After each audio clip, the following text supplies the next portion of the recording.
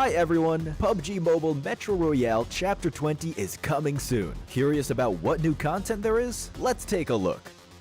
Our focus for this update is on bettering your gaming experience, so we've added a series of improvements. First, we've added quick action functions. Starting now, you can tap to repair all items at once on the loadout page, and you can open multiple gift packs at once in your inventory. We've also improved the firearm status at the start of the match. During the preparation stage, firearms will be reloaded by default and will be set to full auto firing mode. These improvements all aim to save your time while improving efficiency. Additionally, you can now earn EXP from Metro Royale matches. In other words, playing Metro Royale will now contribute towards raising your player level. If you bring a companion into Metro Royale, they will also earn companion EXP. Chapter 20 also brings brand new honor rewards and collectibles. What's different this time is that after you get certain gold collectibles, they can be displayed in your personal space of the main lobby. You also have the chance to unlock home collectible decorations. Place them in your home to show them off to your friends. With the new version update come enemies who've already infiltrated Metro Royale's Arctic base and Misty Port. While you're out exploring, stay vigilant in these areas, as Striders are active there. Oh, and we've also added two new firearms in this update, the P90 Cobra and P90 Steel Front. Don't forget to try them out. That sums up all the new Metro Royale content. Chapter 20 is about to begin. Hop into PUBG Mobile Metro Royale and experience it for yourself. We wish you all successful evacuations and bountiful loot.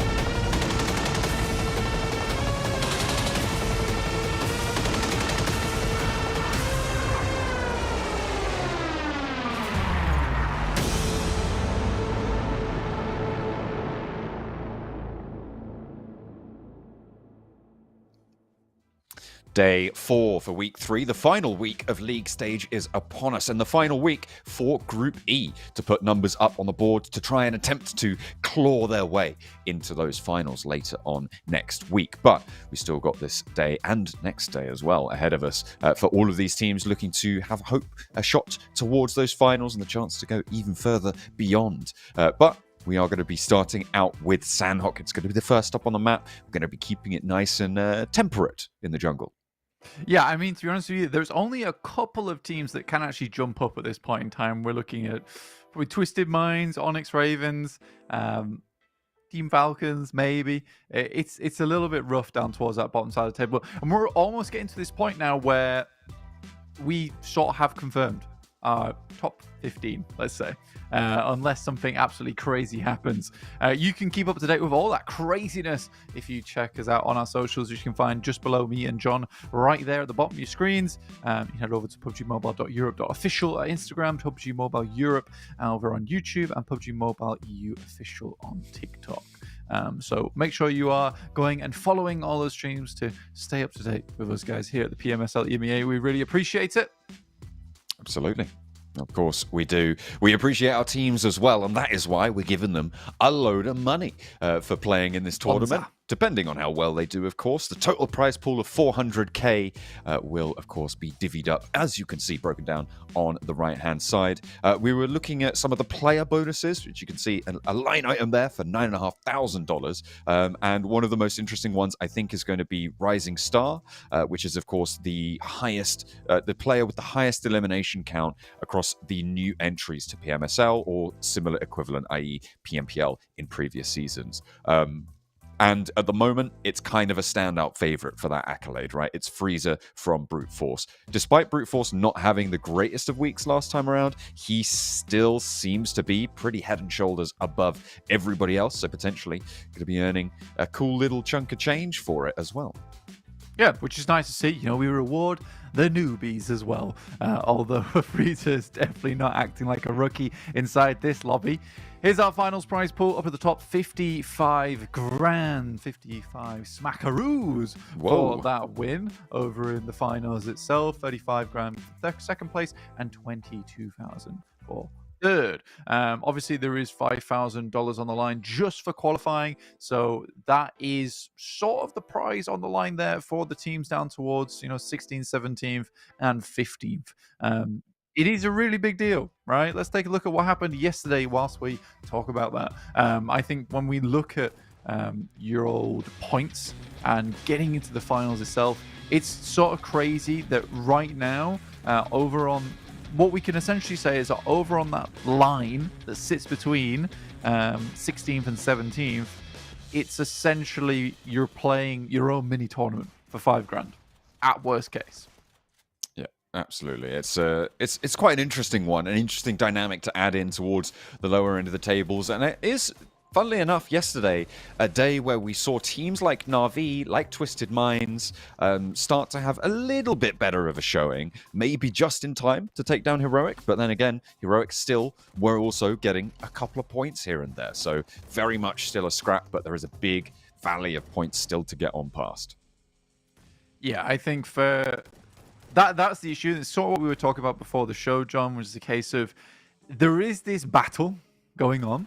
However, it does feel somewhat set in stone. Now, yesterday, there was a bit of a good showing coming from Twisted Minds. We're not the closest team. The closest team to that barrier is Onyx Ravens. But Heroic also were putting up some pretty good matches yesterday, which just sort of make things difficult. And I think that right now, Heroic realizes better than anyone else in this lobby that their position is finite. They will not always be there if they don't continue to put up these points. We are also, of course, thinking about the top of the tables, and given their performance yesterday, it looks like Team Spirit's position at the top is a little bit shaky. They do have a little bit of a disadvantage in that they've already had their day out, so they're 6 matches behind the teams around them, but IWNRX just is firing on all cylinders this time around. They will most likely continue to do so today. We'll have to keep an eye out for that as well as we look at these overall rankings. You can see they were able to get 177 177 points so far on 18 matches. That is an insane scoreline. They've done so much work, and they are far ahead of pretty much everybody else. It's just such a disappointment that they had such a bum of a week too, right? It was not great over in that week, and they really had that drop off. So they're certainly getting their money's worth out of this tournament from coming back through this week strong. Yeah, but salvaging it nicely here in week 3 with that 177 points. And I think at this point in time, it's going to be hard to catch them up. It's going to be very, very hard to catch them up. So far, it feels like they're on a real burner of a week here. So I am unsure if any of these other teams can have themselves their own kind of heater here getting into towards week 3. We're almost at the finish of the league stage. You know, it's coming to a close. I know you guys maybe are sad to see it leave, but you should be happy to know that the finals are right around the corner, and they're going to be absolutely phenomenal. They're going to be a yeehaw moment coming up. Yeah, absolutely. That's what I was going to say as well, actually. A yeehaw moment coming up. Sure, why not? Let's take a look at the bullpen down on the second page as Brute Force tops up there on 12 matches played, 85 points, a really quite solid scoreline. We saw 3D Max as well around the same area at the bottom of that front page. So the teams on 12 matches also looking to try and chase. On 12 matches, when you've got 85 points, you're looking at, I believe that's around a 120 when you scale it up to 18 matches played. So you can see that IWNRX still very much ahead of that on 177. Everybody else setting their sights, but maybe fruitlessly so. Team Spirit, 69 points. It's not that nice this time for them. 12 matches played, and they want to get a little bit more done. Although their bonus points looking pretty healthy overall, and in general, their overall standings, they're definitely getting through. Yeah, I think if you looked at Onyx Ravens up there, they were quite far ahead of where we're seeing Heroic here in 18th place. But then again, it's still that points gap is not closing quick enough right now for the Onyx Ravens versus Heroic.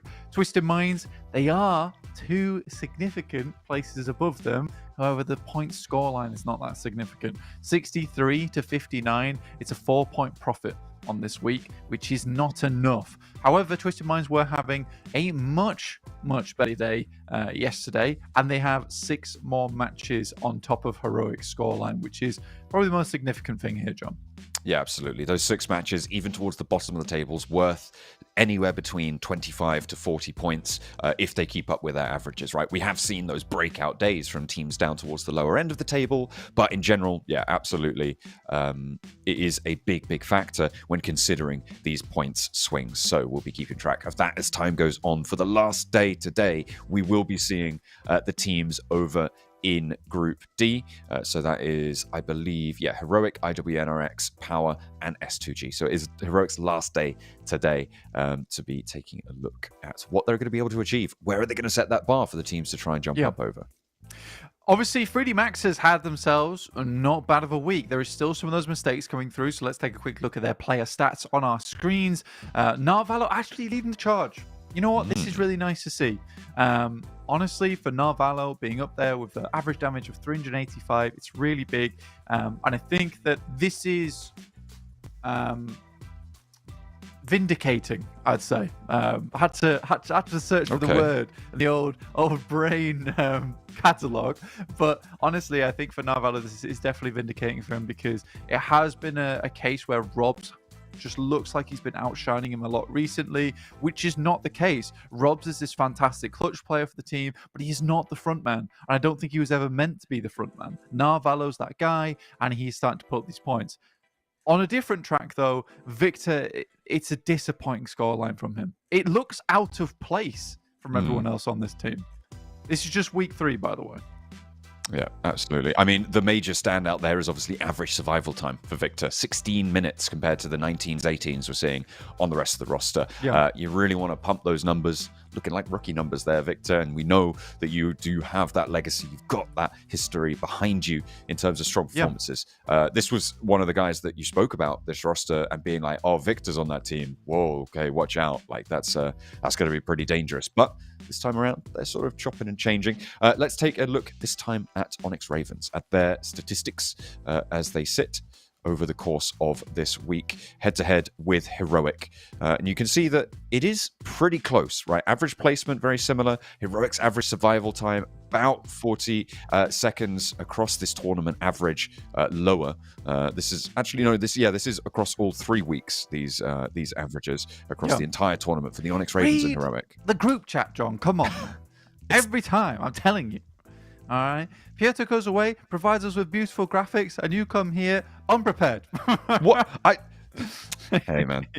Exactly. What a shame. What are you talking about? Oh, my God.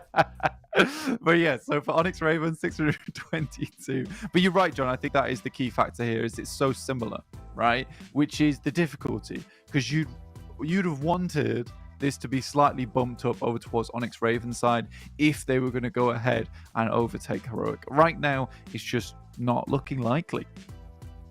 Yeah, it is still quite neck and neck, and obviously over the course of it, it's easy to look quite close. And yeah, Heroic's currently still just about out ahead, but changes in form kind of a little bit deceptively hidden in stats like this.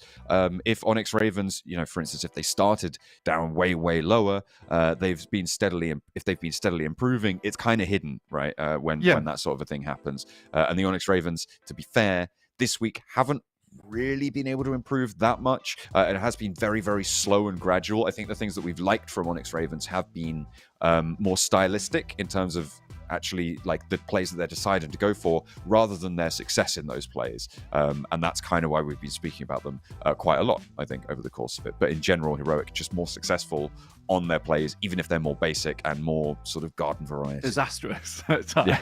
Sometimes very.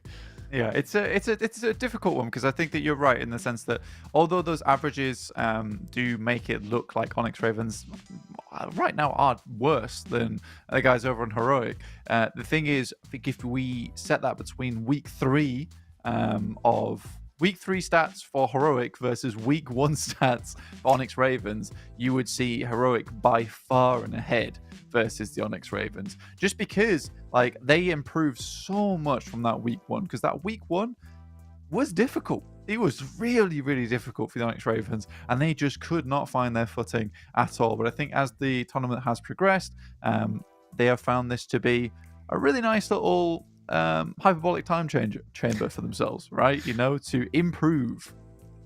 Yeah, hopefully they're going to be able to take those lessons forwards, even if we don't see them in the finals, right? They're not playing today. They are sitting out as part of Group E. So we'll see Heroic put their barrier to entry on the tables in their way, and we'll see what they can do tomorrow. Here are the groups playing. We've got A, B, C, and D all jumping on in. The teams sitting out will be Group E, which is FLUX, Onyx Ravens, Regnum Kaya Bra, and Virtus Pro. Those are the 4 teams not playing today. Everybody else will be taken to the battlefield. Yep, and I think for Heroic, this is, if I'm not mistaken, their last chance today, right? They'll be playing Sandhawk, Arangle, into Miramar. Next tournament, I promise, I'll at least suggest that we mix things up a little bit. Just so that we have something a little bit, different, a bit of different spice every day. But for the time being, we're having, the old classic, you're in university, you don't really know what to cook, so you just have the same pasta every day. Okay? Yeah. That's pasta what we're with having. ketchup, right? Which is nice. It is nice. And it kept me from starving, honestly. We're not going to starve you guys of extra points at home, so take a look at the PMSL pass here with us on the tournament. You can grab yourself the Dark Arts Gentleman set, a Dark Legend UMP 45. These are our PMSL powerhouses. The event time is going to be going through from May 31st to June 30th, so it has begun. But there's a lot time to go, so you can still get involved. So just you wait, because there will be a little voucher, a pass code, if you will, down towards the bottom of the screens very shortly, which you can input to help you redeem yourself some more point vouchers to get the suit and the Dark Arts UMP.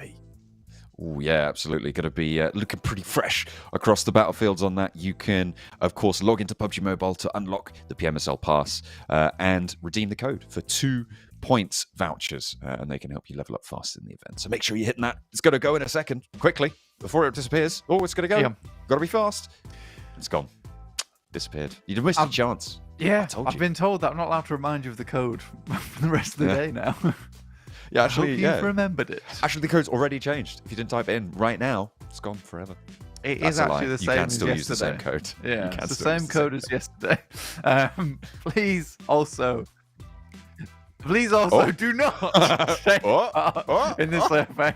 The survey is now over. Thank you so much for joining our survey. I appreciate you all, and it feels like you really got your monster energy and drank that one down to make sure you had the energy to fill in all those surveys that I requested so I could get a pack of Monster Energy for myself. Find out more over at www.monsterenergy.com/gaming.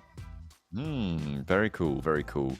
Going to be unleashing the beast in the matches to come, hopefully as well. It's going to be good to see these teams once more. It's always good to see these teams. It feels like this is a very, very high caliber lobby in general. I think we were talking about this before, and how should I put this? We said almost all of our teams are pretty solid for the teams that are fairly certain to go forward to the finals, right? And then there's this battle at the bottom of teams that haven't had as strong of a performance, shall we say, over the course of these last few weeks that are battling for that last spot.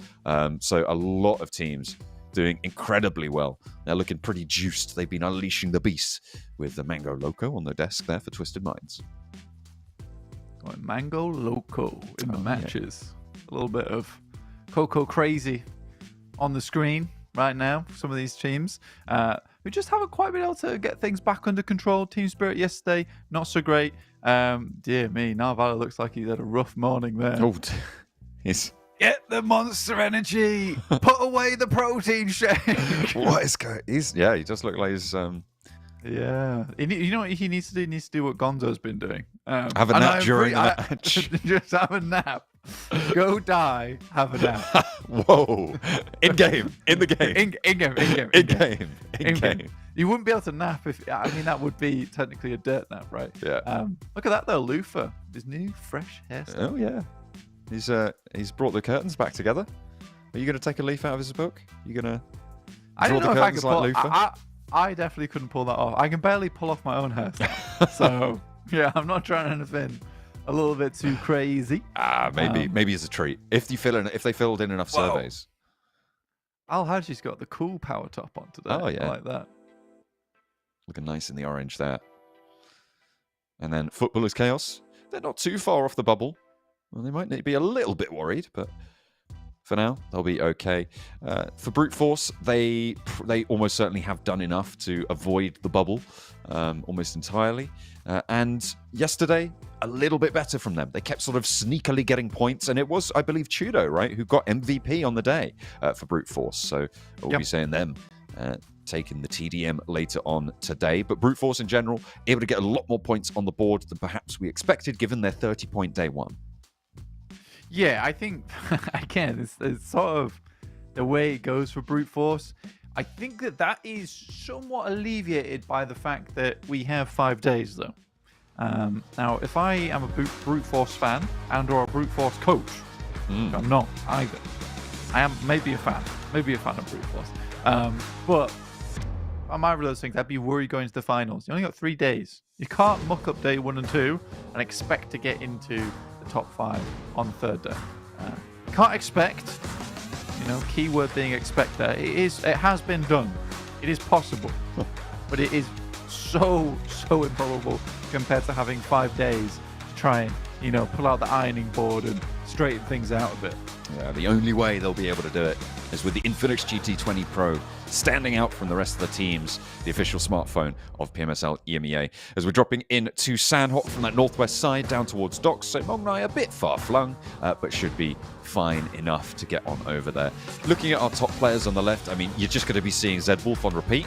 He has been absolutely dominating over the course of this tournament. He has stepped up, I think, in this week more, perhaps, than he had done in previous days, but even before that, he was still a force to be reckoned with, and one of the main reasons why IWNRX had such success over the games that we've seen them in. Yeah, he is a crazy player. Here's DA on our screens. Again, this is the first time in a while we get to see the NIGMA Galaxy crunch. They push far up towards that western side, cause this engagement to happen, and both times this is come through, including this one. DA has not had a good start to it. Already losing one player. Na'Vi will be happy about that. Oof, 2 players knocked too. Just Yekta. I have trouble saying. Hector does go down. He's got trouble staying alive here. And Digital Athletics eliminated very, very quickly, very efficiently by Na'Vi. And that is going to give them a little bit more leeway, a little bit more breathing room with a far north circle. Goodness me. That is quite the shift up to the north side. Yeah. That's what I like to call a yeehaw. Is it? Water lasso. Ah. Yeah. Ah. Okay. Yeah, it's going to constrict around that. Are you becoming a cowboy? Is this what's happening? Is this your new persona? Well, it'd be crazy if we came back to me and I just started having a cowboy hat, and then slowly throughout the day, be wild. I just started adding like jackets with tassels and such. That is what cowboys wear. Yeah. How are you going to get the boots on show, though? That's the question. You have to do some man. contortionist. Swear on my hands. Oh, that would be sick. You should do that. Hand boots, aka hand gloves. Boot glove, maybe? My Yeah. Yeah. I have to wait and see what. I think you could rock a Stetson. Yeah, probably. I probably would go for the so you know, like the ones with the really high hats on them. Like they got Doug Dimmadome. Yeah, Doug Dimmadome. Over the Dimsdale Dimmadome. Yeah, that's the one. Yeah. I couldn't do that. But I reckon I could rock like a, you know, just not sure if I am a cowboy. I'm not cowboy hat. You know, dipping your feet into the culture hat.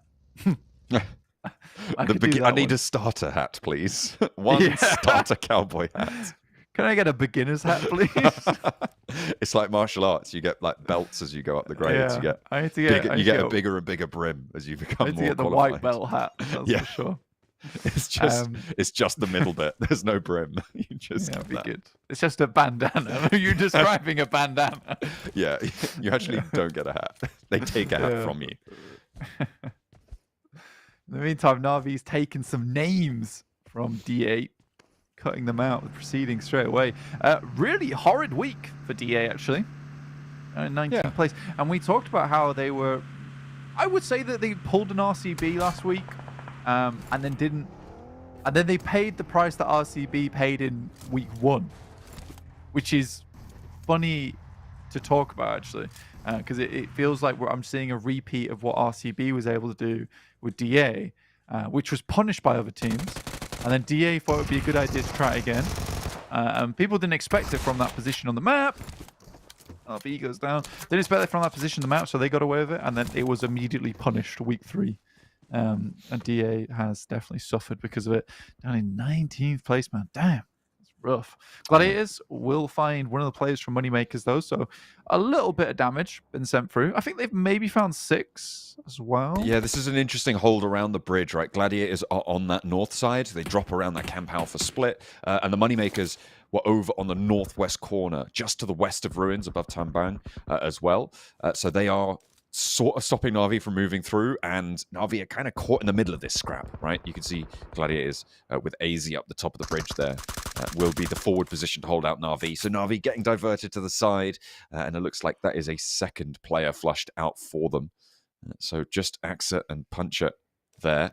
I think he's using the box to be able to get a breath in because it's covering his head.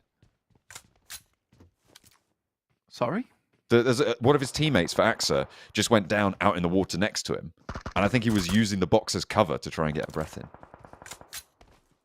It's pretty good, but he gets spotted anyway. Yeah, the box that his teammate left behind when he died. I thought you were talking about gladiators.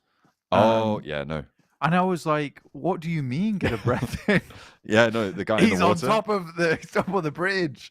Now I get what you're saying. Right, I see. Using the box to get a breath in. Out of context, really baffled me for a second. But I get what you're saying. The death crate was in the water. Yeah. Potentially hid his face a little bit.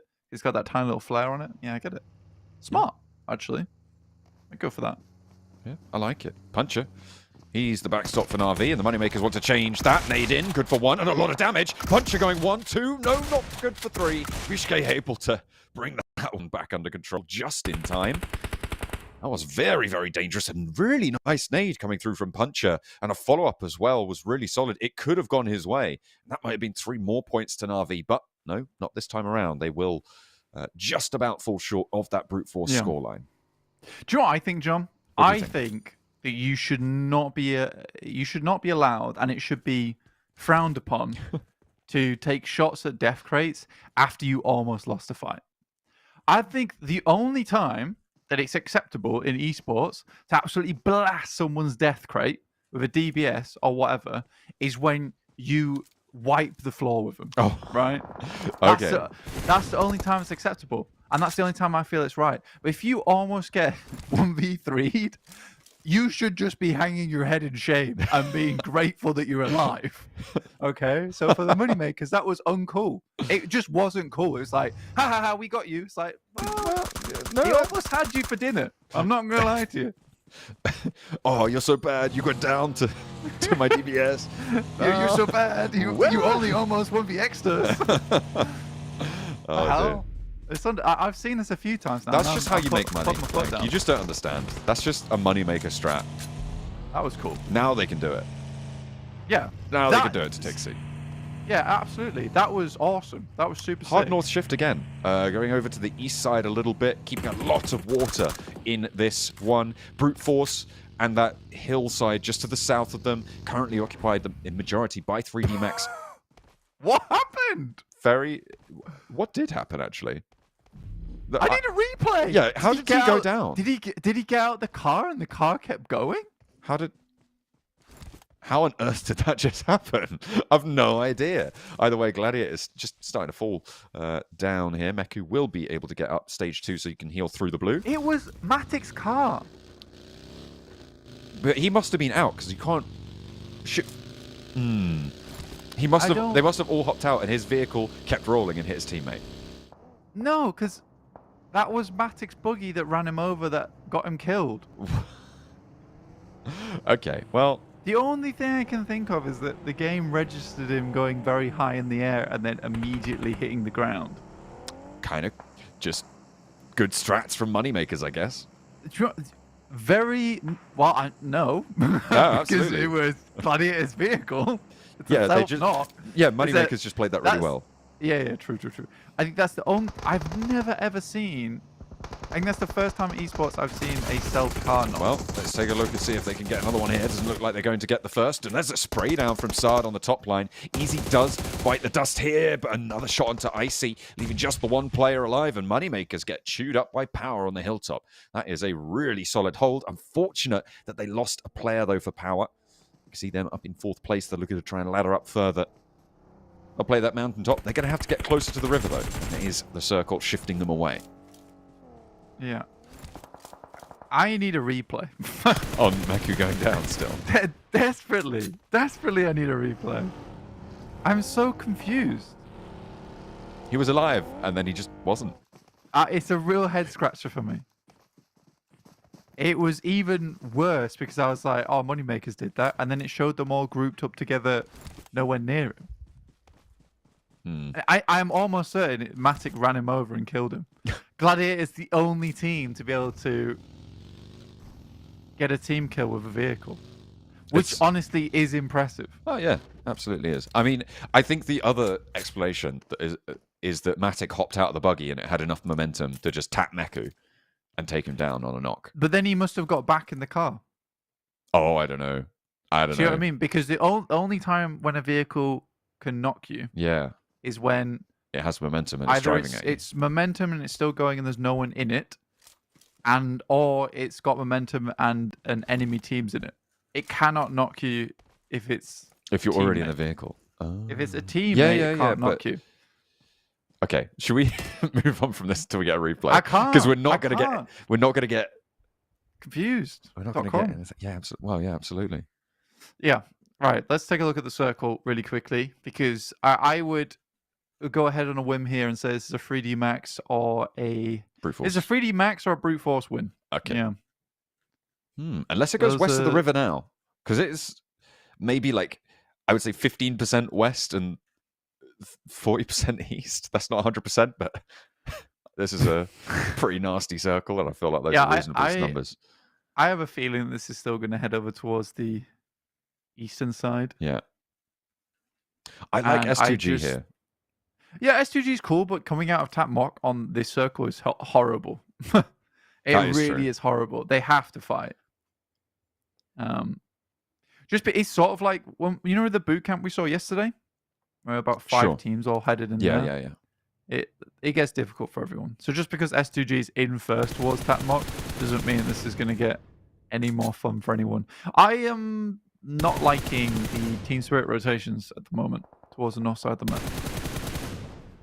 I think they're really timid this week on Sandhawk. Yeah, I mean they're currently odd.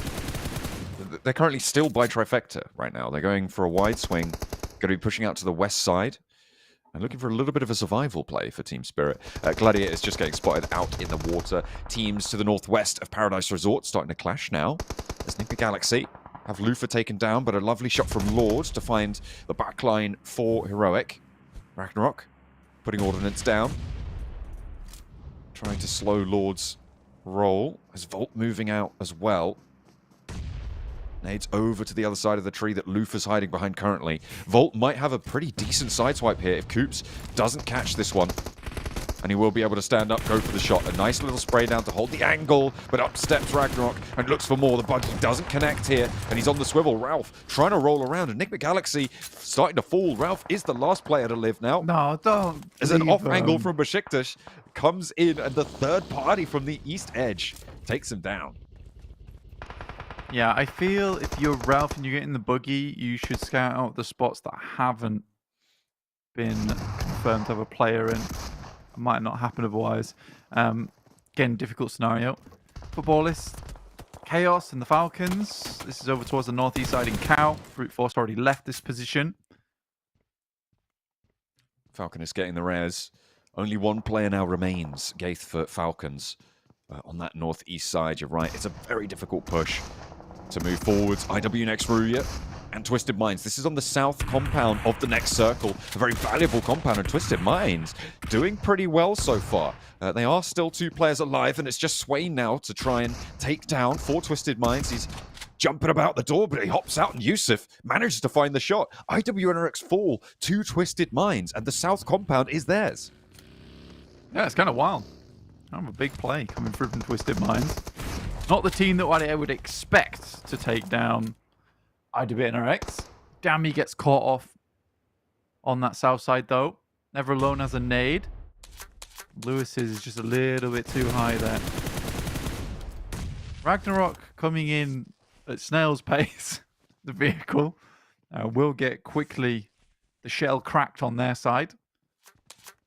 Yeah, just about stepping foot in. S2G starting to leave Tatmok, forcing Brute Force further west. Playing up on the hillside that S2G are looking to try and take is going to be really, really solid for them. If they can get rid of Brute Force, playing up on that northern side is going to have a great oversight towards the 3D Max compound. The difficulty is that 3D Max are just so central. There's so little you can do. Yeah. It is sort of... I think it's pretty lucky so far. Yeah.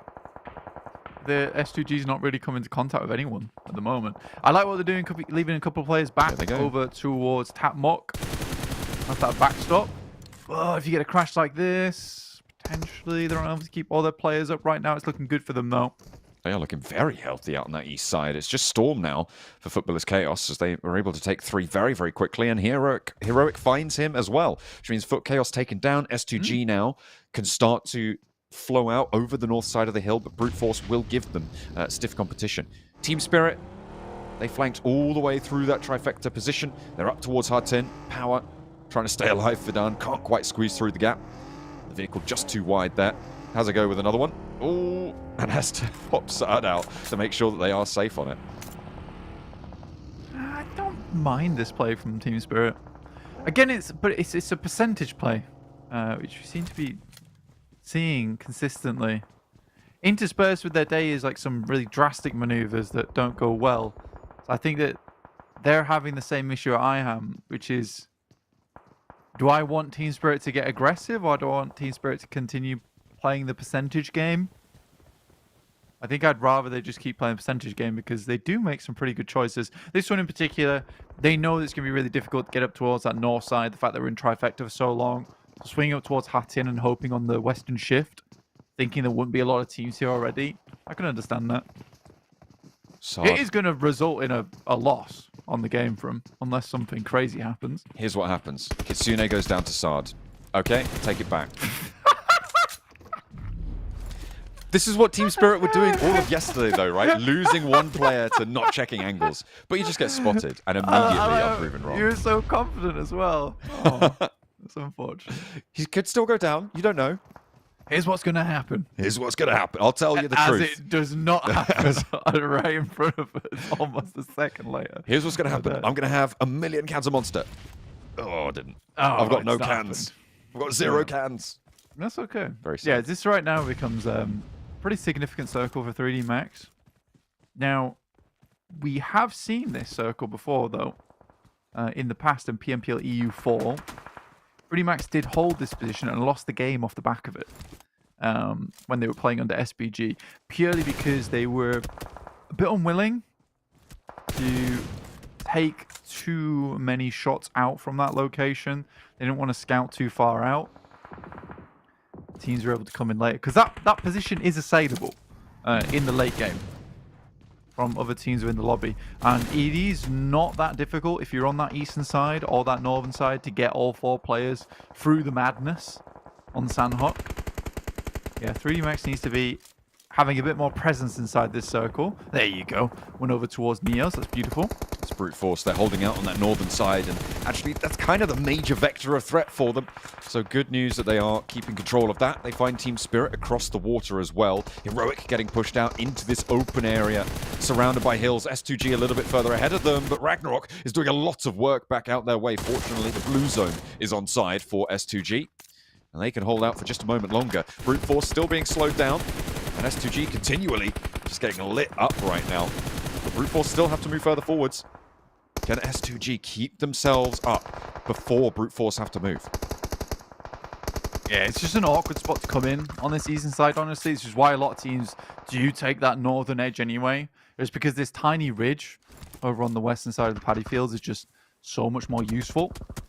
Luckily, KAOS is getting some big work done for him. Despite being in an awkward spot here, HamZG is just going to send in. Should get the double knock here. It's one of them. I think he's almost planted the other one under the front right side. Lord, That's 3D taken. Max. Oh, goodness me. Taken by 3D Max. The point goes over to them. And 3D Max up to 2 eliminations now. With the circle as it is, though, they are still very, very safe and secure. Brute Force with just the solo here. Hamzy wants to try and move in, keep this controlled. S2G, if they can get to these rocks, they might have an okay time, but there are off angles that they have to worry about still over towards the bridge. Yeah, this is exactly why you need to have presence as 3D Max here. And it feels like they have learned their lesson. They've definitely learned their lesson from PMPL EU. And they're taking more shots here, keeping people at bay. Even if it means Narvala takes a little bit of a tickle, all right? You have to make sure teams fight one another. You cause problems. I think their difficulty comes in pretty badly over towards this northeast side because Brute Force weren't really able to do a lot versus S2G. Luckily, they get a knock on the initial engagement, which is fantastic. Hamzy with the challenge. Snoix goes down, looking to maybe get flushed there, but Hamzy has to back off the angle because there's a threat from the off. It's Robs moving in through the back door here. Hamzy wants the challenge, but there's backup. Excellent 1-2 play from Narvalo there. 3D Max hold the line for the time being. S2G rumbled down to 1, just Kelsey on the outskirts. Prepod close by, could nade in. Robs takes damage, but doesn't go down here, and Kelsey spotted, leaves S2G out in 7th place. Prepod gets a knock over towards Snoix again. Tossing these nades crazily. Uh-oh. Team Spirit finds Robs as well, so that's technically 2 players down. I think at this point, if you're Team Spirit, you'd look to try and get off this bridge. Prepod is just confirming here. And 3D Max needs to move their players off. Some great shots from him at the moment. Victor, incredibly low, soloing his way into the compound. Pre-fire from Prepod on that angle as well. Victor steps into it. Unfortunate timing on the pick, but the reses are starting to come through. The bridge yet to sort itself out, gives Prepod some leeway. some time to play with. Victor around the side of the window, but Prepod's dropping nades short, trying to suppress the angle. Narvalo, he seems to see the shot there, but not quite able to do it. Prepod goes down. 3D Max on 3 from the compound. They need to look out south now because Team Spirit have been holding down pretty effectively on top of this bridge. Yeah, they have been very fortunate to get across this because, honestly, 3D Max have been under a lot of pressure during that time. I love Naomi's position here. We'll have to leave, though. Does not keep them in. And there's barely any cover to play around with. Team Spirit has to find a knock. It becomes a little bit more doable because 3D Max is on 3 players, so one knock will put them down to just the one gun. Ooh, and that's the one they were looking for. They have to move off now. Look at that 4 timing. players.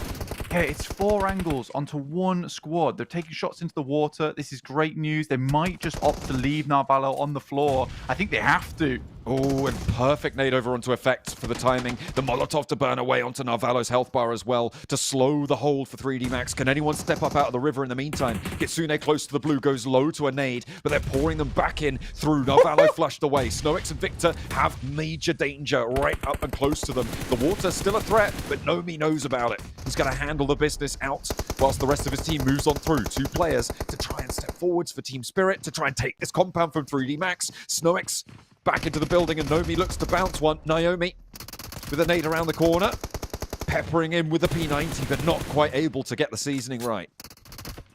They're just stealing the eliminations down towards the water at the moment. One more goes down in Snowix. Victor tries to take the final player down from BEŞİKTAŞ, but it's all Nomi all day.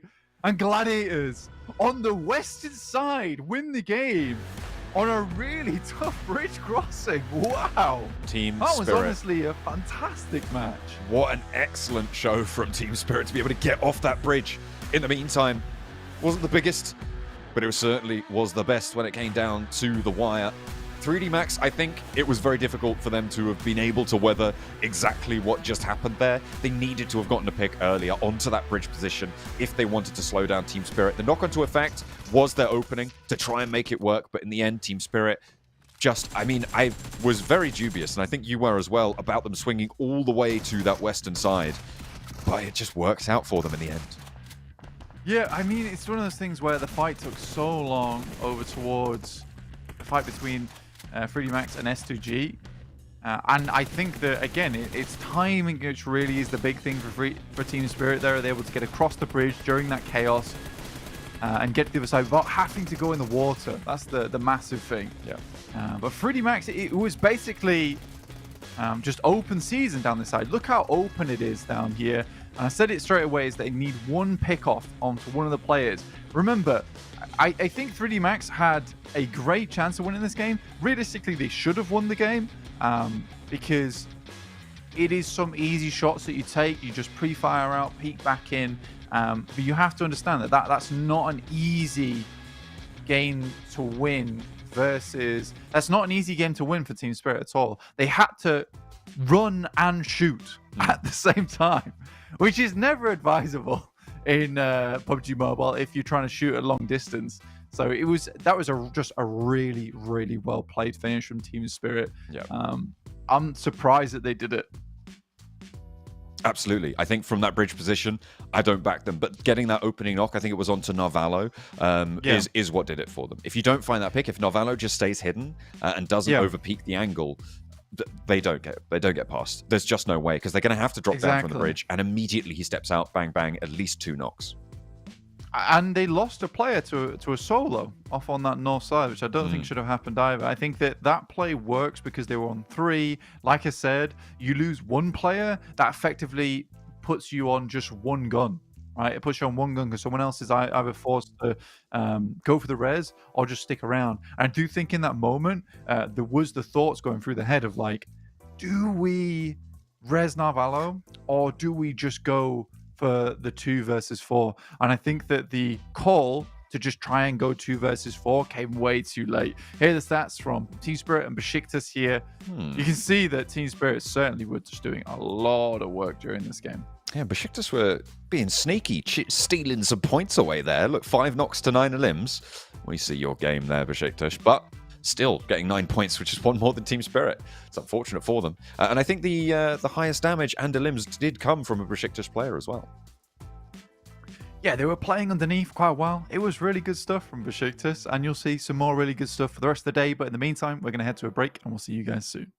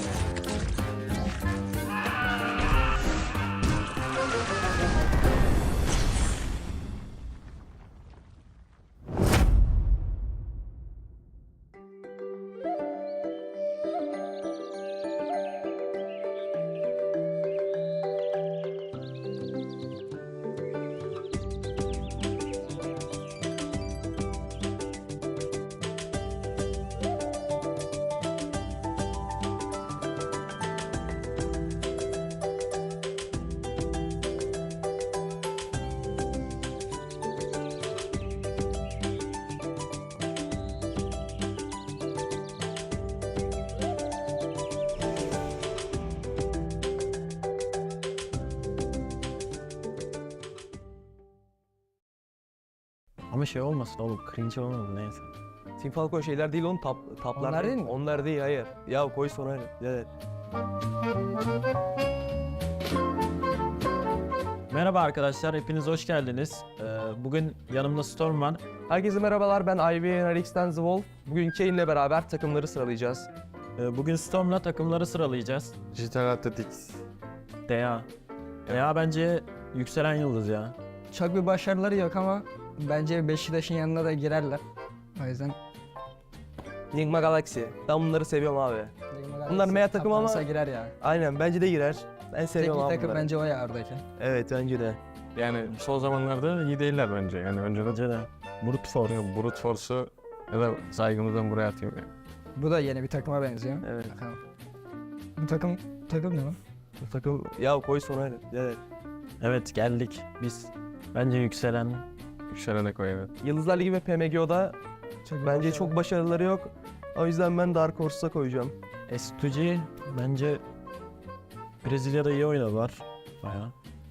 En iyi sıralamada onlardı. Kere bence Top Gun ya. Evet. Bence Top Guns'a girer. Bence de girer. Oyuncuları çok sağlam. Yani GG var. Tecrübeli bir takım ama çok bir başarıları yok son bir senedir. Ya da şuraya koyacağım yani. Gene de ne yapacakları belli değil. GG'yi 1'e koyarım ya. Geçmişine göre. Aynen. Reklam Karebra. Oyuncuları çok sağlam. Bence başarı yakalayacaklar. Bence de. Bence de Top Guns'a girer. Team Spirit. Biz Ha, bence biz onu şuraya koyabiliyor muyuz? Aynen, onu oraya koyalım. Tamam, biz INFINIX. Onlar da iyi oynadılar Brezilya'da. Terden sonra şakaladılar aynen. Tam 1-2 arası da. Bak nasıl yapalım biliyor musun? Nasıl? Bak tam 1-2 arası Tamam, var. Falcon. Ana Falcon iyi mi? Değil Falcon de. benim bildiğim iyi değil. Tamam sonra koyalım. Koy sana. Bunlar boş team. O falan zaman- yani. o şunların yanına koy. Evet. Aynen. Team Spirit. Ha. O Freya değil mi o? 2 ya da 3 diyorum. Bence 3'e koyalım. Team Spirit. Yine oyuncuları sağlam bu takımın. Ama Bence- bence yine başarı yakalayamayacaklar bence. O yüzden ben Dark Horse'a koyuyorum. Beşiktaş. Ya çok Yani- büyük bir başarıları yok. O yüzden Onların ben da ne yapacağı belli ikinci sıraya değil. koyarım. Aynen o yüzden Aynen.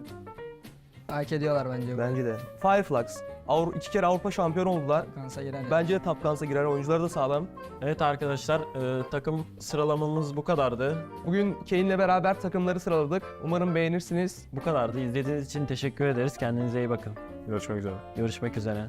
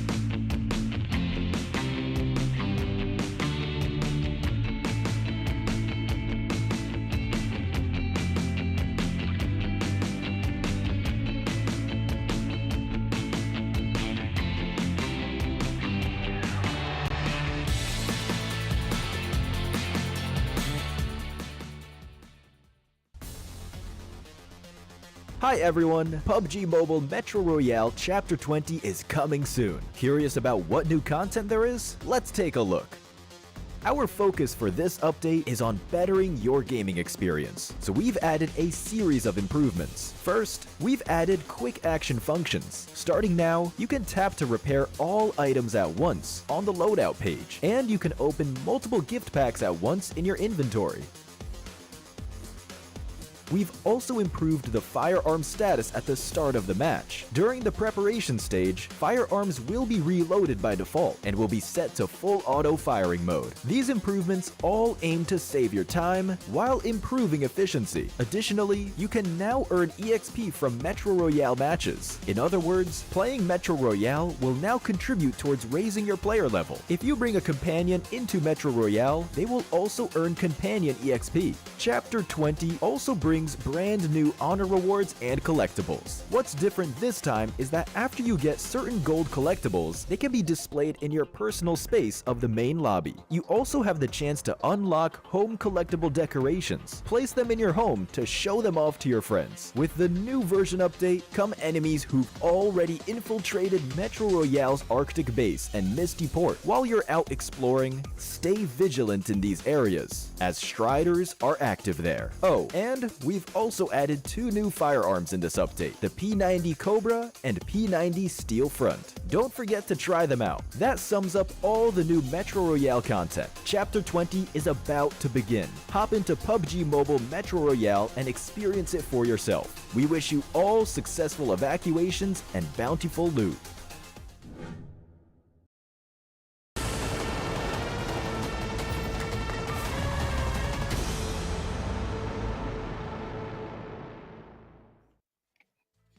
Team Spirit are able to run it back from the bridge to be able to take home the first chicken dinner of the day. And after what we thought was a questionable rotation on Sandhawk, are able to make it work. 3D Max pipped to the post on that front, so maybe they'll be able to try and find something different next time around. But still, decent points earned by 3D Max as well on that last match. So the chase continues towards the top and towards that bubble for the teams with their last day in today.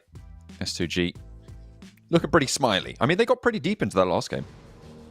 Yeah, I mean, from the position they're in, Tap Mark, it's not an easy spot to be in, and I think that they got much further than they expected themselves to. Again, it was sort of an engagement between them and Brute Force that Brute Force had the advantage on.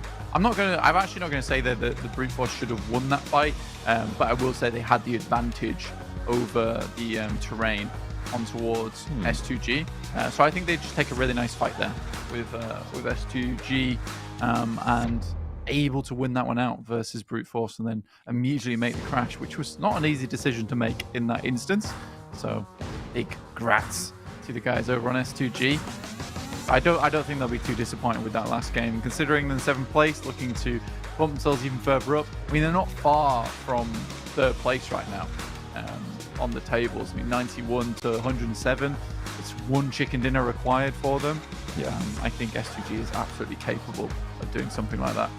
Although today is, of course, their last day, right? They are now going to not have anything left after this day's game. So getting up there, sure, would be good, but they want to surpass it by a decent chunk as well if they want to be in with a shot towards the top of those tables. You're having a giggle. I feel like you spotted some stats or someone hot dropping. I don't think anyone's hot dropping. No, so what have you seen?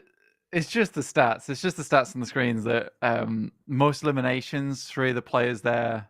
Again, 3 of the players here. So most stats, most eliminations, most damage, and most knockouts are all 3 players from IWNRX, which is sort of crazy. I don't think I've seen something like that. I don't think we've seen a single one of these stat pages on our screens. Wow, okay. On our screens that hasn't had at least one player from IWNRX, and it's been a stonker of a week so far.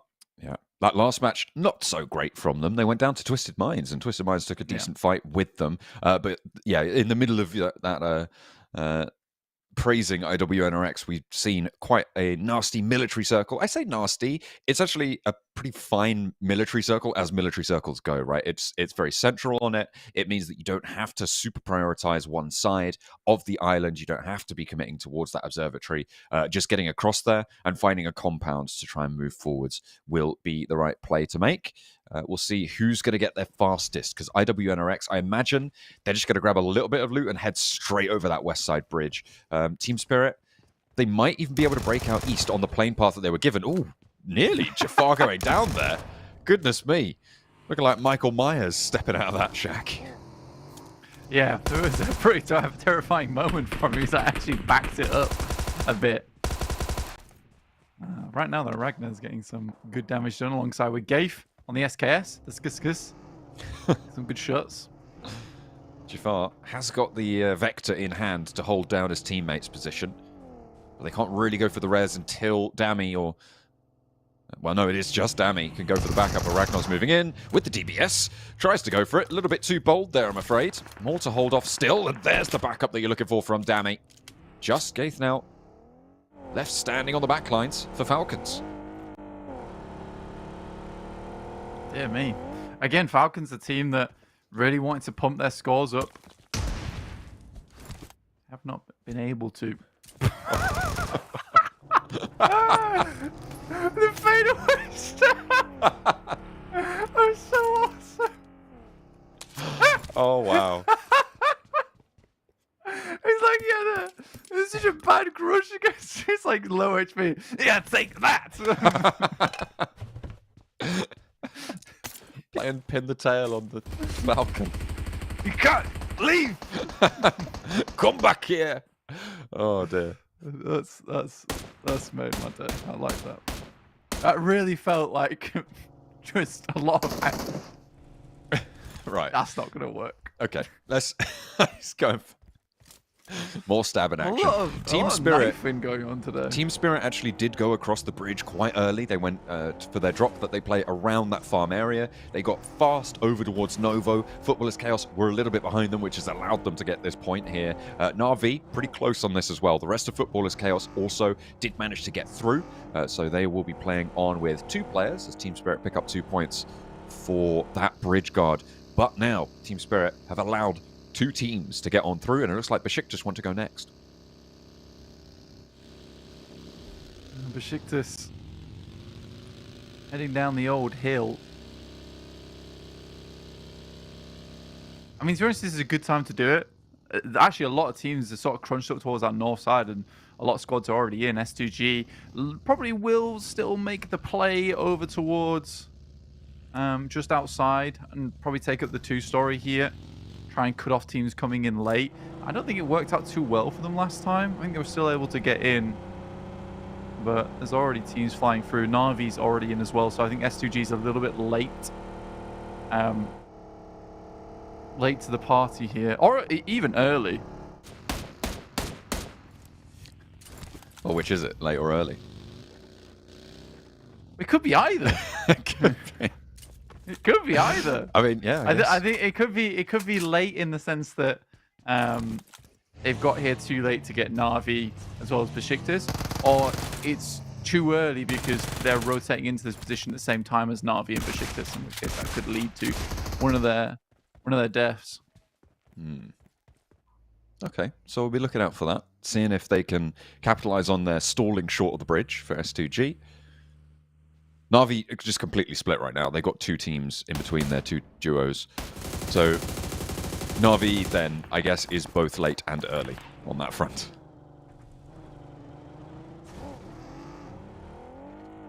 Yeah, sadly. They've got Gonzo and Puncher all the way in military base. And yeah, they're not able to get Axa and 6 is still in Milta. Yeah, this is it's a bit of a struggle. They were kind of like in and out, hokey pokey style for Na'Vi. Not sure if they wanted to move in towards that position or not. I think S2G is even a little bit confused about how they wanted to play this one out. They are finally moving down now. They're like, where is everyone? And I would be asking the same question because Heroic Gladiators, 3D Max, DA, Twisted Minds, all still not moved down yet. And I think they realize they just want to let people get into the circle first.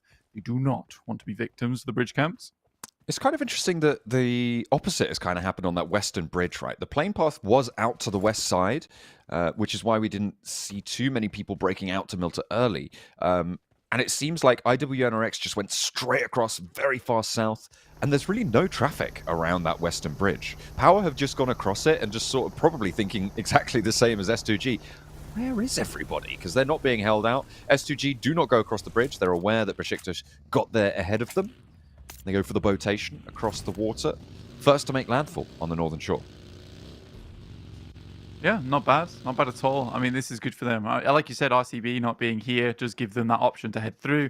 I think we saw a lot of teams making the same rotation. Same rotation quite a few times. BEŞİKTAŞ, I think, also want this spot. We've seen them fight it out for RCB. With the vehicles, though, already in, they probably have a better chance than S2G getting into one of these compounds. I think if S2G can find a shot through, they can expand their play space quite a bit. But I think with this circle, we're almost certainly destined to head down towards Sosnovka. Yeah, I don't think it's reasonable to expect that this circle could go anywhere but the military island. So holding out on the north, I think sometimes has value, right? You get those 5% where it's just guaranteed you win. But this time around, it's not going to be that. It is going to be on that military island. S2G on that northern side have BEŞİKTAŞ hunting them down a little bit, but they're split. So only 2 players to worry about. Potentially valuable, though, for BEŞİKTAŞ once they leave this bridge camp. I think they're potentially looking to mount up. And we're going west. So Power's position around the opening of the bridge, really quite strong. You've also got the moneymakers on that southwest coast. I'm looking at what IWNRX are going to do, right? They're playing on the west side of the military base. They potentially could move up to the hill that sits to the west side of Sosnovka, up to the high ground there. And I think that might be what they're going for. Look at Frozen's position for IWNRX. NIGMA Galaxy looking to scout that as well, but getting that high ground going to be really, really important for IWNRX. I think for IWNRX, getting that ridgeline is going to be nice. I think that they sequestered themselves down towards that southeast side before, John, right? I think you probably would remember that, where they did get crunched in on the late game, sort of weren't able to leave. Though there has been a fair few times now where they've headed up towards that ridge, had an engagement between them, NIGMA Galaxy, who like to take the spot. Moneymakers get involved. I think this is one of the scary positions for a lot of teams to try and handle, just because the Moneymakers are always primed for third party. S2G. It was like the slowest roll down ever. Kind of was. I mean, S2G right now are locked into this compound by BEŞİKTAŞ, who have surrounded them entirely. They moved 2 players out early. S2G didn't take them down, and now they've just completely got every single off angle under control. Sure, Kakali's been knocked, but that's getting rezzed very quickly. And S2G can't leave. There's no way out of this compound, and BEŞİKTAŞ just have some playthings to bat about like a cat and a ball of yarn. Yeah, I feel bad for S2G, and I think that's the best way to put it, is they're getting played around with by BEŞİKTAŞ. I think that it's just come with a case of coming in on the boat and then forced to... You're essentially forced to hold this position because you don't have any vehicles. So, again, it could be early, could be late for S2G. Either way, it's caused their demise here over on Sosnovka. Yeah, it's not going to be good news for them. Could BEŞİKTAŞ fall prey to the same difficulties? If they stay in that compound, Team Spirit are moving in from the east as well. It would be quite the interesting dynamic to see Team Spirit do exactly the same thing to them, right? But I think Team Spirit are a little bit more cautious moving in. They haven't got their scouting done just yet, so they'll have to wait to try and envelop that BEŞİKTAŞ position on the north of Sosnovka. And it's the bridge positions that are a little bit more important here. DA, they have been spotted. And again, potentially a substandard game for them. They have got 4 points already. They've got 4 eliminations. They've had some early fighting, but they're down to 2 players now, and they are swimming about. And not too much opportunity to do much more than that.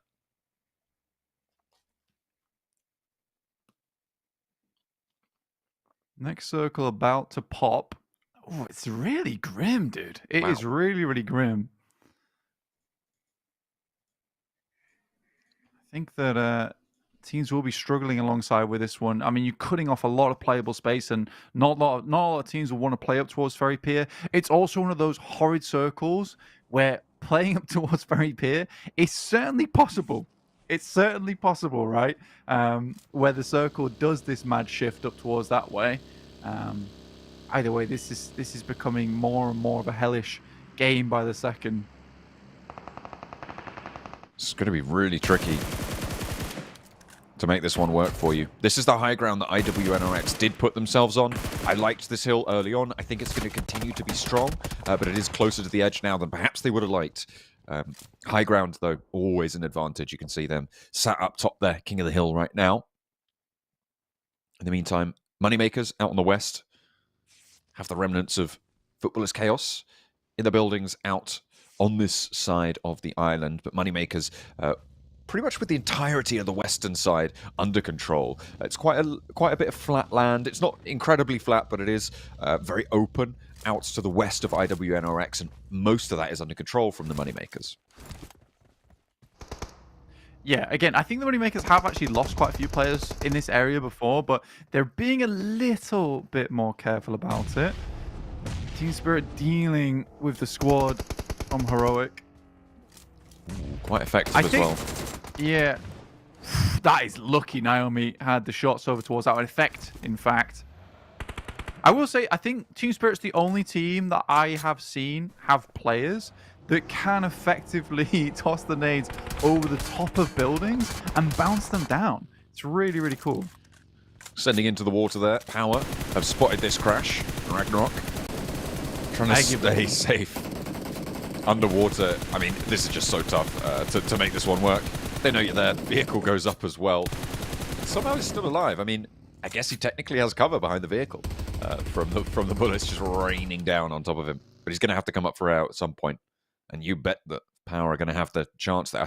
I think he just snagged a breath there. And again, okay, all right. Fidan, I think he's got an angle on it, but he's not down just yet. Ragnarok surviving for maybe 5 more seconds.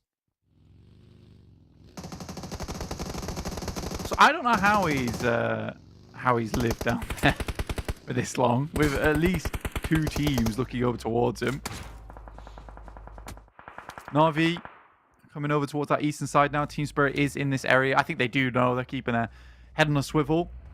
That last game, I don't know if you'd agree with me, John. It feels like it's almost energized them a little bit. Reinvigorated the squad. Yeah, they are. Was needed.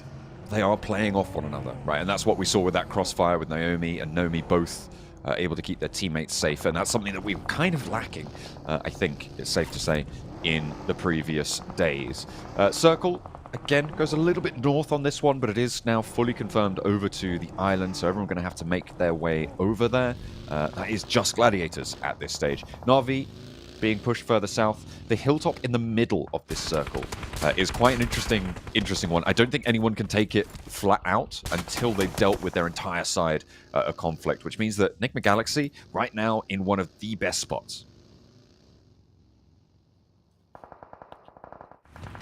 I think NIGMA Galaxy, because they're, like you say, able to isolate a lot of this eastern side off for themselves, they can chill with this one. The only worrisome thing about this position is that it's a little bit easily crashed onto if you're not careful. They are on a slight split. Team Spirit going a bit crazy with the Orm there on the northern side. In the meantime, NIGMA Galaxy will find 3D Max as they try to get over towards this position that they like to play on the south side of the circle. Unfortunately, BEŞİKTAŞ has already got a few players in here. They're up to 3 right now. Kakali just holding on. Na'Vi attempted to make that mad dash over on the northern edge, but were picked up. Nomi gets knocked. I'm not sure if he's flushed as of yet, though. I don't think so. We're still waiting on that one to catch up. But yeah, he's seemingly going to stay alive there as Na'Vi continue to take casualty after casualty. I think 6 is the only player left for them, and he's already forwards. You can see him down in these compounds. Team Spirit should be able to get these reses, and they'll play from the hills again.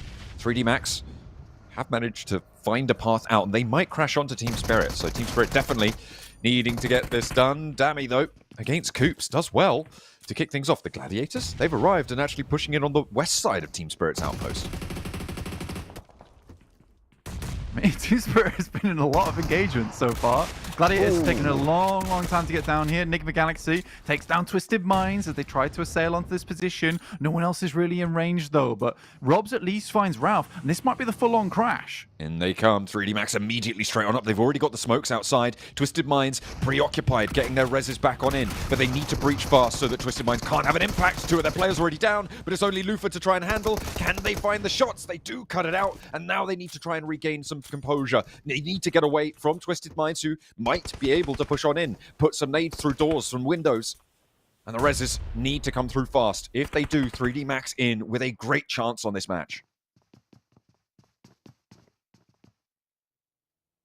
3D Max, yeah, you're right. This is a really good opportunity for them. BEŞİKTAŞ got sent away, Twisted Minds took a lot of casualties, and Six getting the knock over towards Yusuf as they try to get in is so unfortunate. But very pleasing for 3D Max as they're sort of kept at bay here. IWNRX takes down Footballist. KAOS. Naomi has a nade just on the other side of the wall there. Gladiators are putting up a good fight between them. They certainly are. They've both lost a player at this stage. 3 players alive. Everybody going to have to move further south. That hill again. So important. And Gladiators with AZ up in his crow's nest perch. Oh, needs to be careful. Does take a bit of damage. Could have been worse. He will survive it. Naomi. Nade over the wall. Tags some damage as well. And AZ slipping down gives them a little bit more leeway now. That tree giving cover to the bridge position. And Nomi on the roof. Actually spots Meku. Team Spirit keep it going. 3 players are alive. They've got that off angle. Kitsune's broken out very wide. Tixi spotted through the window. And that's 2 knocks now over to Gladiators players. Just AZ over towards the bridge now left. Kitsune will know about it. They'll have heard those shots from earlier. And he's into the buggy. Might just try and send for a scramble play on this one. Meku very much down for this. Kitsune not going to let him get away. Or maybe you will, apparently. They will. Just let him get gone. I mean, I think for Team Spirit, they need to now reassess what's happening within the circle. But up to 9 eliminations, it's already a sort of successful game so far. I think they're happy about this one. Crash. Moneymakers try and move up to power. But immediately they take that knock over to Bishke, and they're diverted towards the beach. There is this little bunker that they can play around. They'll be safe for the time being. Yeah, I think for Moneymakers, this was sort of always the idea. This position on the map is very nice, especially if you can set the vehicle up like that. The difficulty being for the Moneymakers at this point in time, that's almost undoubtedly not going to remain in the circle for too long here, John. So interesting. A lot of teams just basically decided that they didn't want to be part of many engagements. Chose a lot of positions on the map that keep them safe for quite a long time. So the only team that has anyone over towards that high ground is AZ from Gladiators, which is very interesting. IWNRX, though, they've had great success on a circle like this before, even with limited players. I think they were down to 2 last time they won this. You know, you bring up not having anyone in the middle. I know they're not playing today, but I'm surprised that Virtus Pro on there. I feel like that's where they would be. They would just go into the middle and no one would stop them. Yeah, easily. They would just send on him. Everyone would be like, that's Virtus Pro. Oh, guys. They've got immunity. Oh, diplomatic immunity for Virtus Pro. They got the Central Circle visa. They've We got have that, to let them in. They've got that little flag on the front of their buggies. Just be like, you can't park a ticket. You can't give me a parking ticket because I'm actually meant to be here. I'm actually meant to be here, and you giving me a parking ticket is actually really mean. So don't do it. AC racking up the fines right now. Slap bang in the middle. I mean, it is partly because teams haven't wanted to get into conflict potentially, but I also think it is a factor of power.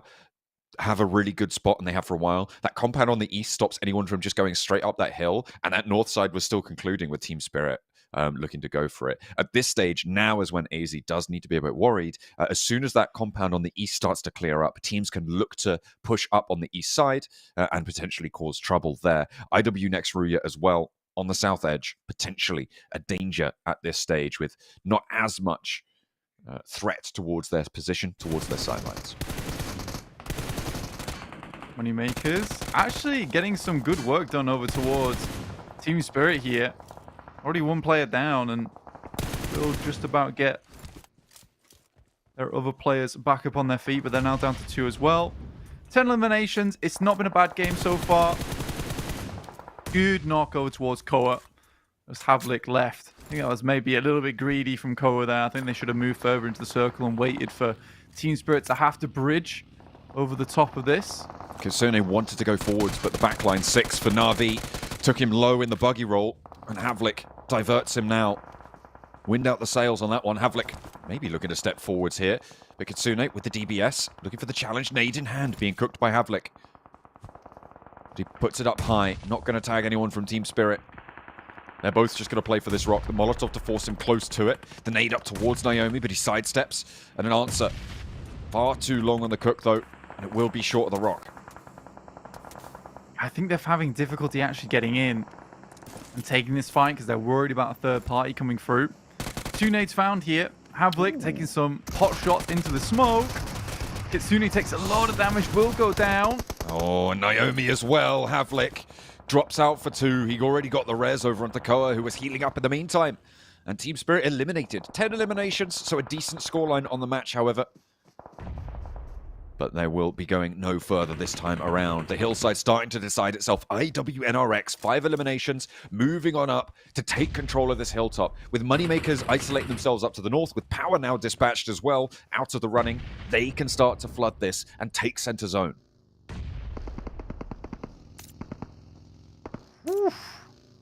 IWNRX in the game back on Frozen with the double rundown on the loop-de-loop. Yeah, I think this is where IWNRX starts to get a little bit out of control. They tend to do this quite frequently. Wait for the opportune moment to peek their head out from the bunker and start to dominate. 3D Max, surrounded by Twisted Minds, would like to get rid of them. I think that's a well-placed grenade up towards the top side on the roof, just in case someone is out there looking for the shots upwards. Jafar does get a little bit done. Robs tries to cross and will be able to get into the ground floor now. Twisted Minds isolated upstairs. You could still put these nades in through the upper floor windows. And Robs is thinking about doing just that. Figuring out exactly where he wants to put it. And there's the shot. Narvalo ascends the staircase. Gets the first over onto the one of them. And it is the second as well. To be able to be converted there. Narvalo can get rezzed. They're playing as 6 elims. Twisted Minds eliminated. And 3D Max still on 4. I mean, 3D Max, like you said, they get what they need to get done there. 6 is still working as well. Doing bits for his team at the moment. He's been so troublesome. And Koa, having trouble handling him. He knows exactly what tree he's on, and this should be a perfect cook. There's very few ways in which 6 gets away from it. Koa misses the nade. Sends it slightly long. And now in with a chance to get another one. That one looks better, but it doesn't get the knock. The vehicle does. Goodness me. Maybe a little bit too much, but the vehicle also takes down Koa's teammate. 7 eliminations for the Moneymakers, but they've only got their one last player left. I mean, for the Moneymakers, it's not a bad game for them. You know, up towards the top 4 here. Playing from that western side, not always easy, and they've done it.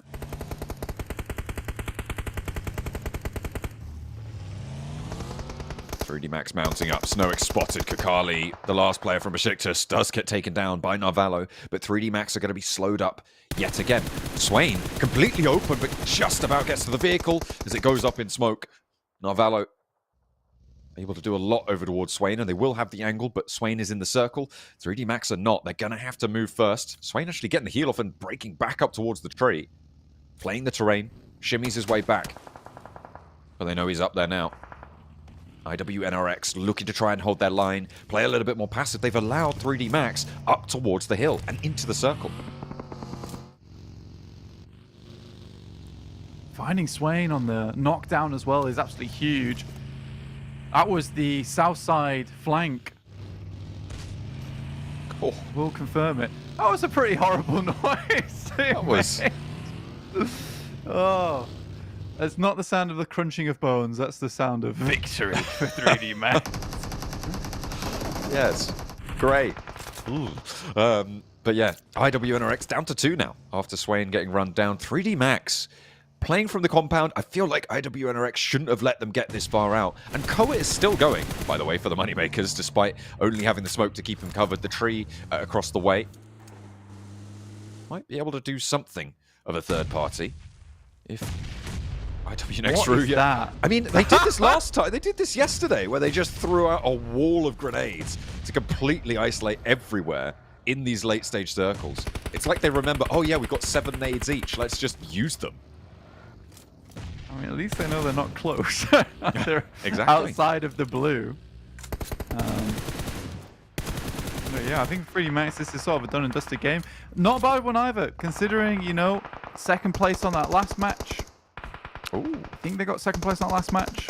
And with Frozen going down, this looks to be a first place. Highlight at the start of the day saying that they started to get some really good work done. Also, Victor isn't dead, which is really good news. Rob's going down though. Zed Wolf with a chance, but Victor again able to stand up to it. That's what we wanted to see. Victor standing strong. And he does just that. 3D Max find a second place and follow it up with a chicken dinner here on Erangel for our first match of it on the day. Great news, as they are looking to try and jump up amongst some of the teams towards the top as well. They have had their resurgence and they continue this pace upwards. Only 2 matches so far today, but both of them have been painted with the French flag. They've made their mark. Yeah. Weren't able to quite get themselves a win on that last match, but they certainly getted themselves a win. Getted, from yeah. this one. Oh dear me. So fantastic work from 3D Max. And I mean, that should see them pretty high up on the tables now. And I think it's even more malleable with the fact that 70 points has just been juiced right now by IWNRX. Another good game for them too, technically, you know, all the way up towards that top 3. Yeah, taking that hillside early. Played very, very well from them, and they were able to get a whole heap of eliminations on it as well, keeping up towards the top there. That was the opener. That's what really allowed 3D Max to move through. That swaying, buggy play from Robs to be able to take down Swain off the off angle.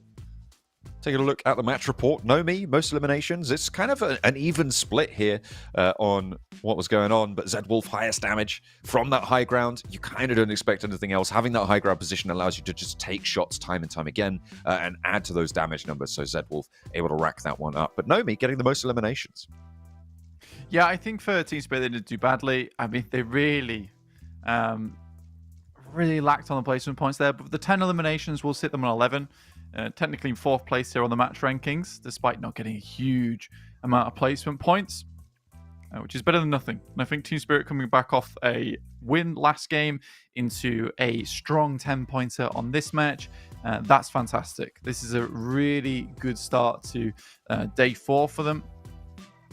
And they need this kind of performance right now if they want to maintain like a really strong lead in terms of the bonus points going towards the finals, because they were on track coming into this week to being a real titan when it came to that advantage that you get in the finals. Yeah, absolutely. I mean, the good news for them is that the teams behind them on the bonus points are Brute Force, S2G, and Virtus Pro. Virtus Pro performing, I think, probably the best right now on this week out of those teams. But Brute Force, they have started to climb back on up on this week, but here is only a 2-point match, sits on their record. S2G as well, 0 points. So Team Spirit just need to keep outpacing them to be able to keep a distinct bonus point advantage. Beneath that, it's DA and NIGMA Galaxy on the bonus points. IWNRX are in there as well, and the Moneymakers, and then we start to get to the general sort of quite flat area on those bonus points. So even getting up towards, say, a 5th place for Team Spirit would still see them very safe, I think, towards the top side of those bonus point tables, and give them maybe a 3-point advantage moving into those finals. Yeah, which is kind of huge, honestly. 3 points can be the difference between 148 points and 151 points. If everyone remembers the crazy tiebreaker that we had last week in week 2. But yeah, honestly, for Team Spirit, I'm glad that they did not end their week horrendously. Here's today's averages between IWNRX and 3D Max. IWNRX still putting up some really solid points here, but it's 3D Max average placement of 2nd place. I mean, it is only 2 games, but the 1500 damage done and 8.5 average eliminations, that is an awesome result to have on an average. Yeah, absolutely. To be able to do that back-to-back is always going to be great news. Let's see how that's impacted the overalls, because now 3D Max with 14 matches ahead of RCB, ahead of Virtus Pro on 122. IWNRX looking to break 200 early today as well, if they've jumped up to 191. 3D Max potentially looking to try and keep up the pace here as well with them, because their averages are looking nice and tidy. They are still a little bit behind on average, but they've got that chicken dinner tiebreaker in the back pocket to try and pull out as a trump card should they be able to draw even. Yeah, absolutely. I think for 3D Max, this has been ginormous week so far, despite some of the shortcomings in the games, which is the weird thing, right, for IWNRX, is there has definitely been some shortcomings, despite that being here in 2nd place, 122 points, 14 matches only played. You think to yourself that the potential for 3D Max really is there, and this is only there. This is not even their final form, John. They've still got another phase to go. They are hopefully looking to try and level up here. 2nd page, S2G, topping that one out, but they have 20 matches played, and being even with Brute Force, not the best news. Na'Vi as well on 89, so they are putting up the best performance that we've seen from Na'Vi over the course of this tournament, that we've seen pretty much any week. Week 1 was their best so far. They got 98 points in week 1 for Na'Vi. So on 89, they're looking to try and cross that threshold. The bottom of the tables here, FLUX and DA, both in this bracket. 2 very surprising teams to see down here. I think DA more surprising than FLUX, given the previous weeks that we've seen. Week 2 for DA, very, very powerful. But with 14 matches played for DA, it's a little bit easier for them to climb out than it is for FLUX on 68. Yeah, I mean, for FLUX, they are in a bit of a troubled situation for themselves here, John, I would like to say. I do think that there is still chance for the bottom of those tables to change, but I think those bonus points to the top right now are the real focus for us. Yeah, if Team Spirit can clamber back up, get up to the 15, 16, 17s on the bonus points, they should be the clear front runner. But they still have more games to play, and we've got to get to them. We'll have a break first, and we'll see you in a few. بس الريجن راح يكون اضعف. انا متاكد انه حيكون اوروبا لانهم صراحه اوفر ريتد. افضل ريجن اللي حيدمج بالبطوله اكيد ريجن الشرق الاوسط.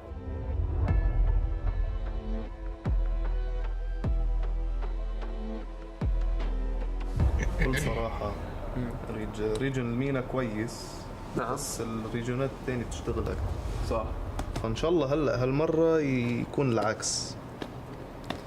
وبنآمن بالمفاجآت. نحن بنآمن بالمعجزات. وانت؟ انت مين؟ مين؟ اوف كورس مين؟ مين ما يدمج؟ ما يدمج يورو. انا اتوقع اكثر ريجن يدمج تركيا، واقل حدا يوروب. تيم سبيريت روستر جديد، لكن اللاعبين يعني كلها خبره. ايه لازم يحاولون يثبتون نفسهم. ما ادري صدق، انا اشوف بي اف والله بي اف يا اخي ساير لعبه مره كويس. عندهم زي المعدنقات كل جيم حيساعدهم يعني. صح. إيه. متعودين على كل الريجنات ترى، اوروبا وسايس لعبوا في سايس ولعبوا عندنا، فحتى فاهمين كل الطرق. حتى الروستر تغير، ويعني جابوا لاعبين يعني جدد اقوياء، اكيد لازم يثبتون نفسهم زي فريد مدري اسمه، بس كويسين والله. وعندهم كوتش كويس هيكسي. صح. وبس لازم يعني يكون بالضبط.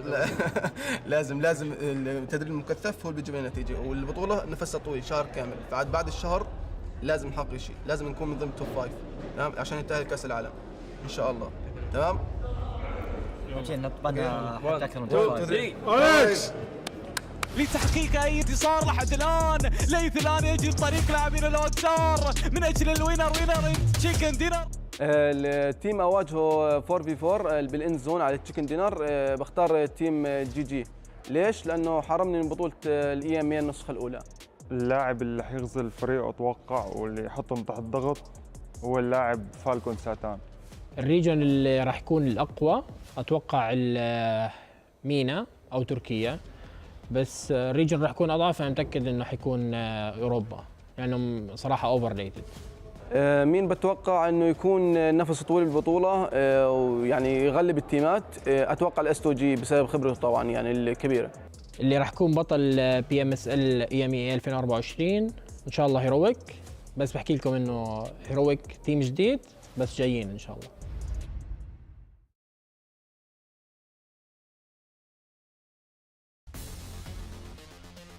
Hi everyone, PUBG Mobile Metro Royale Chapter 20 is coming soon. Curious about what new content there is? Let's take a look. Our focus for this update is on bettering your gaming experience, so we've added a series of improvements. First, we've added quick action functions. Starting now, you can tap to repair all items at once on the loadout page, and you can open multiple gift packs at once in your inventory. We've also improved the firearm status at the start of the match. During the preparation stage, firearms will be reloaded by default and will be set to full auto firing mode. These improvements all aim to save your time while improving efficiency. Additionally, you can now earn EXP from Metro Royale matches. In other words, playing Metro Royale will now contribute towards raising your player level. If you bring a companion into Metro Royale, they will also earn companion EXP. Chapter 20 also brings brand new honor rewards and collectibles. What's different this time is that after you get certain gold collectibles, they can be displayed in your personal space of the main lobby. You also have the chance to unlock home collectible decorations. Place them in your home to show them off to your friends. With the new version update come enemies who've already infiltrated Metro Royale's Arctic base and Misty Port. While you're out exploring, stay vigilant in these areas, as Striders are active there. Oh, and we've also added two new firearms in this update, the P90 Cobra and P90 Steel Front. Don't forget to try them out. That sums up all the new Metro Royale content. Chapter 20 is about to begin. Hop into PUBG Mobile Metro Royale and experience it for yourself. We wish you all successful evacuations and bountiful loot.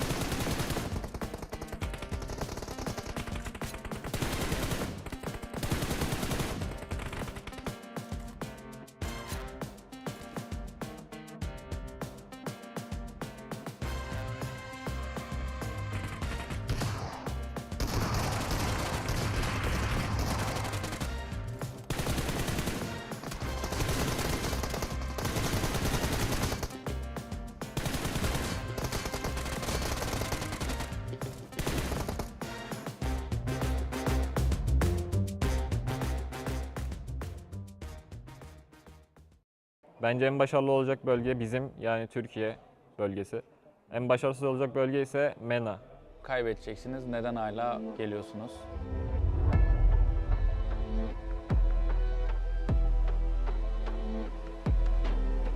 Bu kadar. Alan kapanırken nak yemeyin.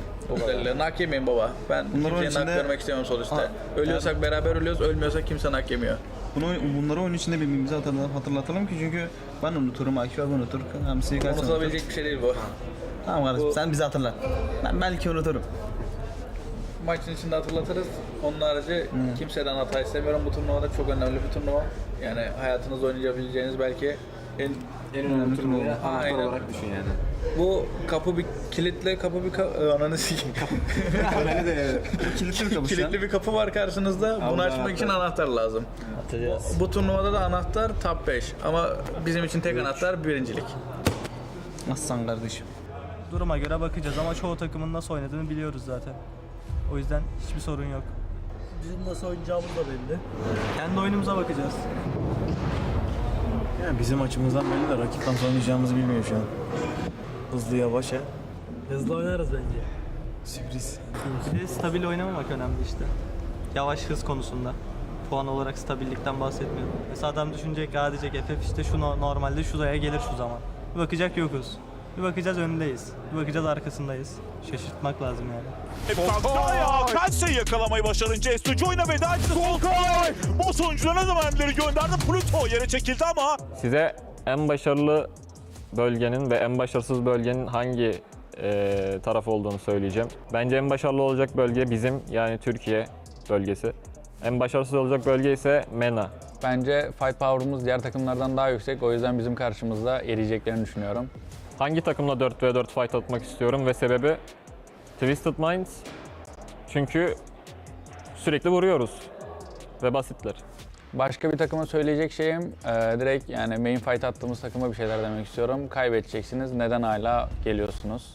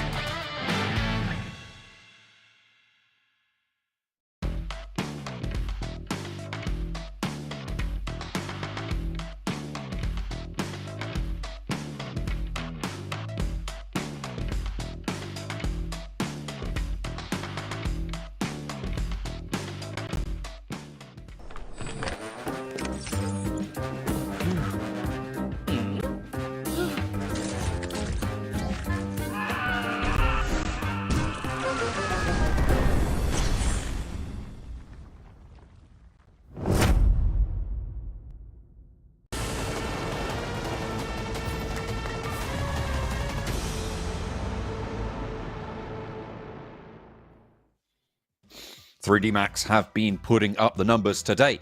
They finish off that last game in the top spot, of course, after being denied that access by Team Spirit in game number 1. But we're up for another Erangel now. We're going to be taking a look at where these teams are going to finish, of course, as well.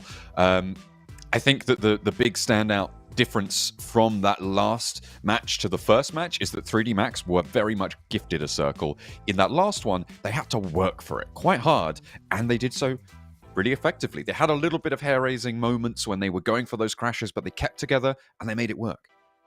Yeah, again, like for 3D Max, they don't drop towards Sosnovka. They're in Milt's power. I think they had slightly better luck than other teams in terms of being able to get there sooner.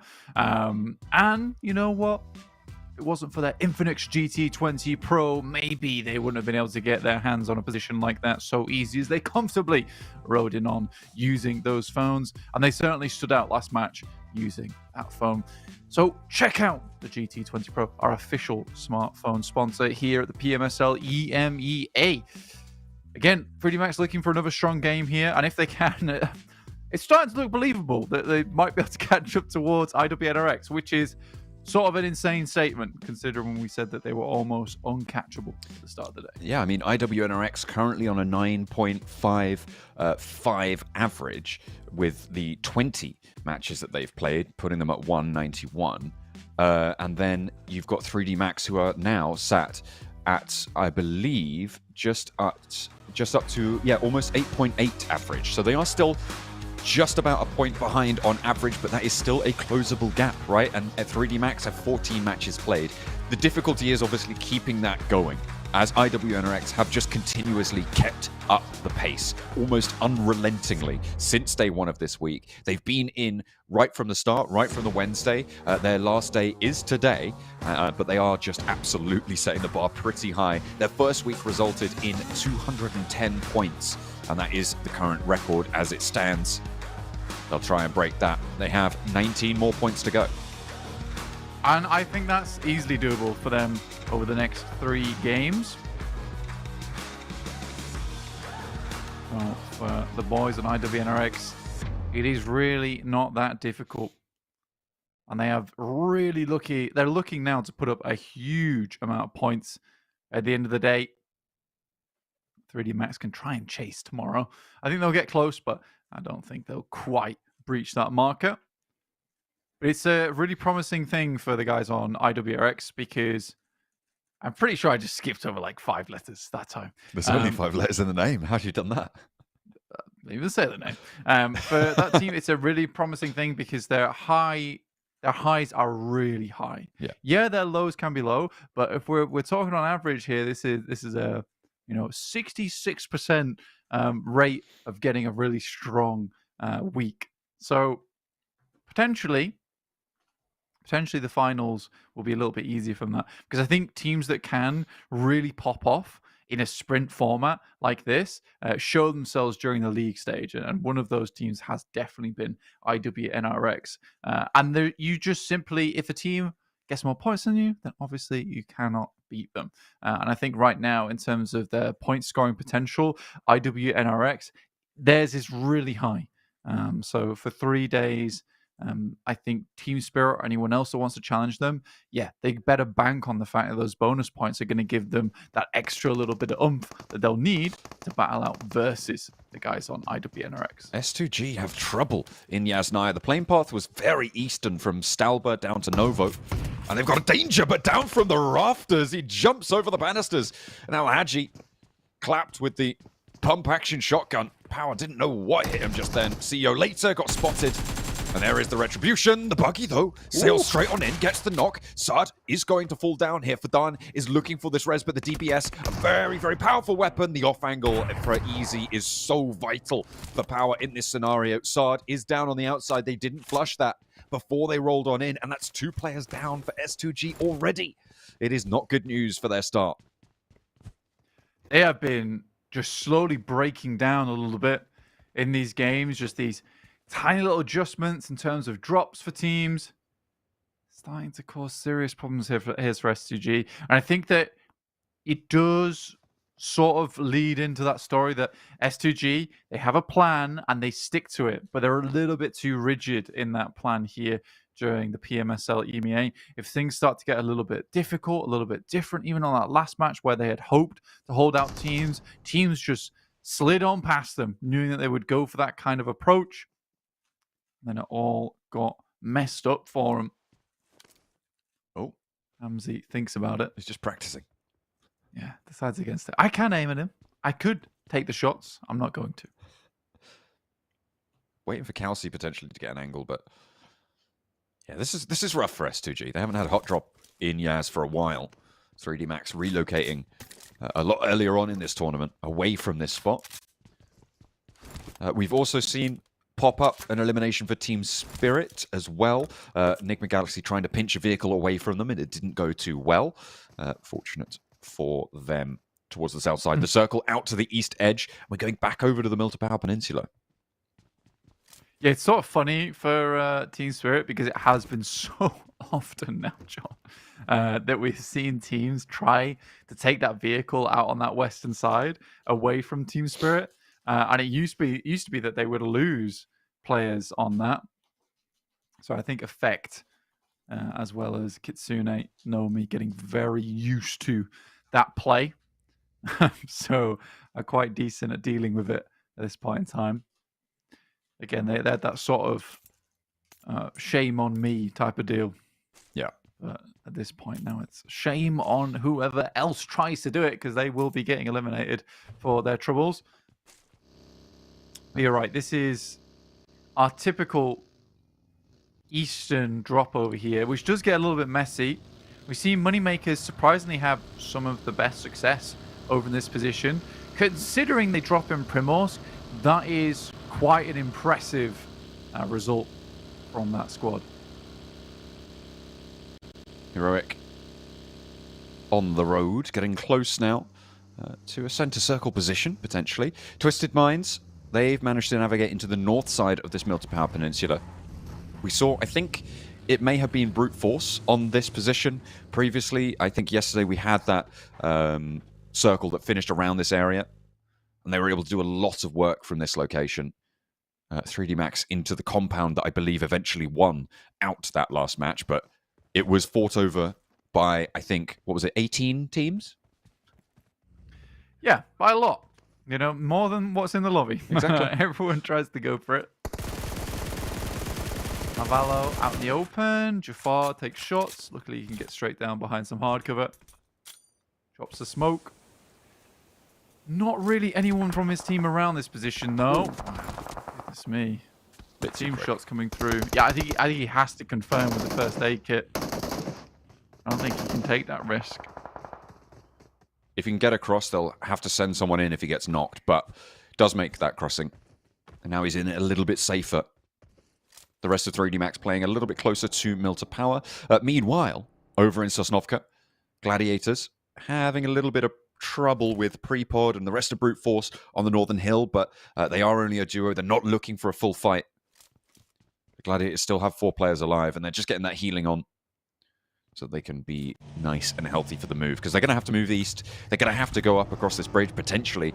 They might go for a botation, try and make landfall on the south side of Milta, if they feel like they're getting guarded too heavily on the bridge. And at this stage, it's probably quite likely that you are getting guarded on this bridge pretty heavily, given that teams will have moved there early from a very eastern plane path, right? Teams won't have gone far. They'll be able to get back there fast. And at this stage, there's got to be someone on this bridge.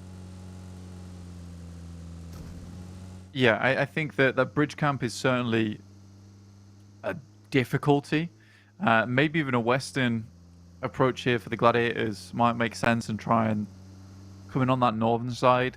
I think teams are currently trying to figure out where the other squads are in this circle. 3D Max specifically, they've scouted out pretty much every single compound over towards Milta Power. Saddled up next to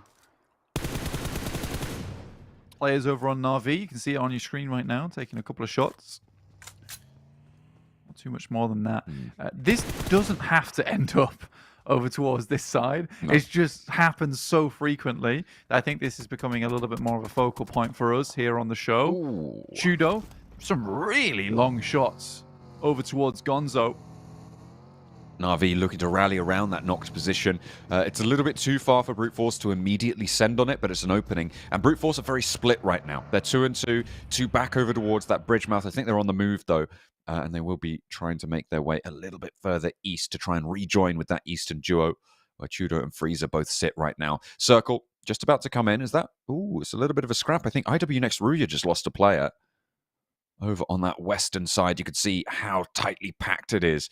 The Moneymaker's still yet to come in. They're all the way out in the blue. Brute Force taking knocks as well. And the circle shifts out. It does center up around Prison Blank. Yeah, this is not an enjoyable position of the map to be playing in. You can see on your screen right now, it does like cut up a lot of space over on this side. Prison, not really where you want to go to. Sort of a last resort option. Team Spirit taking shots over towards Heroic as they try and stab their way in on that southwest edge. IWNext Ruya getting slowed up somewhat here. As only one of their players remains alive. Frozen likely to get flushed. Here's a replay of NIGMA Galaxy finding Swain. So this is the first player to go down from IWNX Ruya. And just gets immediately flushed. Spotted by NIGMA Galaxy on this west edge. And now they've lost 2 more of their players. This is a good opportunity for 3D Max to put a dent in the gap.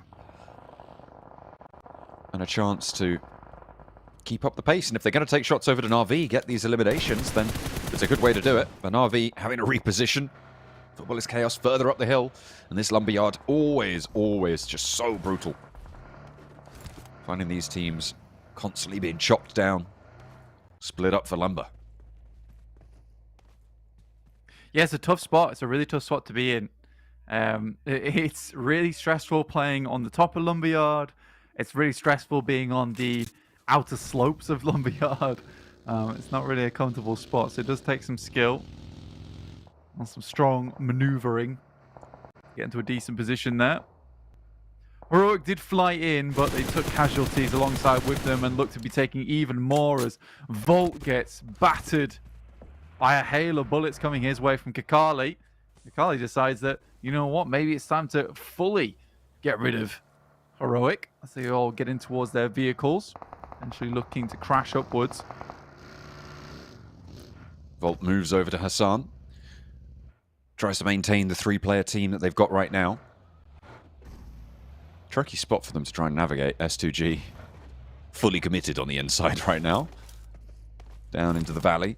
Very difficult to leave. We'll see what they can do. DA, lackluster this week. 60 points so far on the games they've played. Likely to be seeing them in the finals, but if they play like they have this week, not a chance do they make it that high up in the standings. But that's a good pickup from Yekta. Scarface immediately gets the flush. Trying to careen on down. It's quite early to be committing to this position. I mean, it must be a bit of desperation involved, and it goes a little bit further north than this spot. Falcons probably pretty happy. They could shift southeast to the compound that sits there, potentially, but playing around the area they have now, also very, very strong.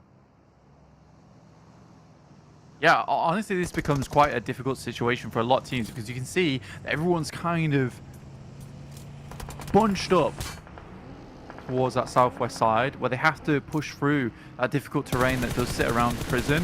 And at this point in time, it's going to be difficult to make that northern rotate to get up towards those compounds that sit on the north side of this circle. Effect will be fully knocked out there, and Team Spirit just have to go on without him. Didn't really have too much of a choice in that situation. NIGMA Galaxy taking shots over towards Moneymakers as they attempted to get in towards that northwest side, sorry. Nomi bringing up the rear of the Team Spirit rotational path. Breaching wide of BEŞİKTAŞ. Actually getting past fairly safely now. A stretch out rotation, and they're going to crash one by one into potentially a Falcons position or a third party onto a Power and Falcons spot in Mansion. All the way up on the north side. But they're drawing short at the moment as they find a small regroup here. They've slunk into the northern edge of this circle, and I feel like this is pretty decent as a result for Team Spirit on their rotation. Moving through, I think, about 7 to 8 teams, all with sightlines on it. Staying nice and safe on the terrain. They've used it nicely to keep their vehicles in. Brute Force. Losing a player to 3D Max there. 3D Max are on a bit of a split at the moment. 2 players still sat over towards the western side, just outside of the dead wood. I think they made a pretty good choice as well, actually, John. I was just watching their rotations. They were looking to attempt to cut off one of the players from Twisted Minds, as Robs had scouted that out earlier on, that they were on the coastal side, assuming that they'd make that rotate up towards the Povka. They took some pretty good shots over towards Twisted Minds, but weren't able to quite pop anyone out of the vehicle. But I'm almost certain that if they had done that, they might have tried to crash over towards Twisted Minds on that northern side towards the Povka. Damar trying to get closer, but the rest of his team's in trouble. They're actually moving forward with the SK-12, and Ragnar goes down. Nade to try and find response, but it's not going to land in the appropriate location to find the knock. Low HP for Satan up the top here, and Alhaji maybe looking to launch a nade, but steps in, wants to be the explosive himself. Leaves Badan to do that. Bobbles it back, clears the top of the stairs, and potentially an opportunity to move up, but they don't take it. They don't want to go for it just yet. They don't want to step out and overcommit to it. Power still on the downstairs, and Satan goes down. That's an off angle. It's actually a Molotov, actually, coming through from Fidan. Launched on up, and he stayed on it. A flash from the nade, bounces off the ceiling. Plonked straight back down at his feet. Gaith now wanting to nade out the staircase and slow it down. He launches it forwards, doesn't get a knock. Steps up, and a pump action from Fidan. Has the opportunity, but doesn't quite find the knock. Gaith wants to put pressure on and flies back up the stairs. This is an odd one, though, because I feel like they are giving him a lot of opportunities to get good engagement between them all. So I think Power are a bit scared to approach towards the stairs, and they are losing a lot of their resource in terms of medkits, etc. Finally, they poke their way in, and that is a really good read on the window. Damar, last one remaining. Fidan flies down. Looks more like the Falcons than Falcons do as they embed towards the floor. Beak first. Pretty effective stuff coming through from Power to drop down. Able to flush that one out, but the circle's away from them. They're going to have to move south. For me, this match is a chance for DA to prove that they haven't lost all of their power from week 2 into this match. They're on the northern side of this next circle. They've got a strong compound in a bit of a valley between 2 hills, so potential down shots from south or from up north, but that north got to be pretty protected by the next circle. And that south side more heavily fought over by other teams, which means that they are quite safe from it. A chance to try and keep people at bay, which is their signature style. Just making sure that people can't really get anywhere close to them. Holding people up to fight against one another. That is what they're going to be looking for. Hopefully they're going to be able to achieve that here. But I'm not holding my breath given their performances so far this week. Yeah, like you say, it's difficult to have faith in them at the moment with the way they've played. Again, though, this is a strong spot. That's a nasty nade coming through from Al-Hadji. Second one goes through. There's only so many spots you can play towards those trenches. Another big bit of damage. Fidan sending more over the top, making it difficult for Kitsune to hold on. Nice shot's been sent back. An air burst comes through too, but DA. That's Coldex to find Kitsune. And that's exactly what they wanted to do. Just keep these third-party long-range engagements going. You can see they've got the Mini 14 in on side as well. And this fight is pretty much concluded. I don't think that Power get out of this either, but Nomi goes down early, and actually they might be able to do so, but immediately they step into the line of fire from DA. Al-Hadji down, and in comes a potential crash from BEŞİKTAŞ, actually moving in behind. You could see them starting to put their feelers out this direction and look to push through, but it's a very unsafe ground with DA taking shots out this way. Yeah, again, I think for BEŞİKTAŞ, though, this would not be a bad time for them to go for something like this. They are squeezed in this corridor that sits between the circle wall and cliff face down towards Prism. Potentially clearing out Power if they did get shifted up on by a team that's underneath them. At least they have space towards that northern side, but you're right, with the angles that DA currently holds, that position is losing potential quite quickly. Power will struggle to leave it, if nothing else. They will stay alive for a moment longer, but DA are flanking out with Scarface.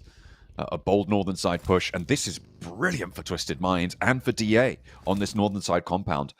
What this is going to do is force the prison teams to move, and they've been hiding here for a long, long time. IWNRX with their last remaining solo, Zedwolf, pretty fearsome, even on his own. S2G carrying on with 2. They've been hiding out there as well, and 2 from Heroic, all been waiting, biding their time, and now they're going to be forced to move out. Are BEŞİKTAŞ just going to pick up the points, or is a team going to be able to move out and make the prison break work? Honestly, Twisted Mind's spot over towards this eastern side, John, is really good. I think I've seen plenty of teams win from that position on this kind of circle, just because it isolates a lot of those sight lines towards their side. All you really have to do is just hold down towards the south a little bit, and all is well. But you're right, this is now 100% the prison break for a lot of teams. Getting out from that arena. S2G, Heroic, Zedwolf from IWNRX. It's not easy. It really is not easy. Scarface up to 600 damage. This guy was doing a lot of work for DA in the past. I think even picking up one of the MVP slots for them.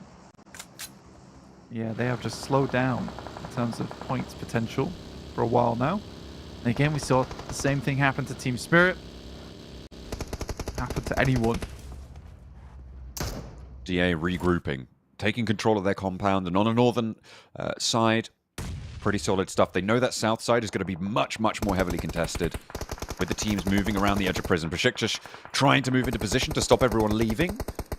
Right now, acting wardens of the prison.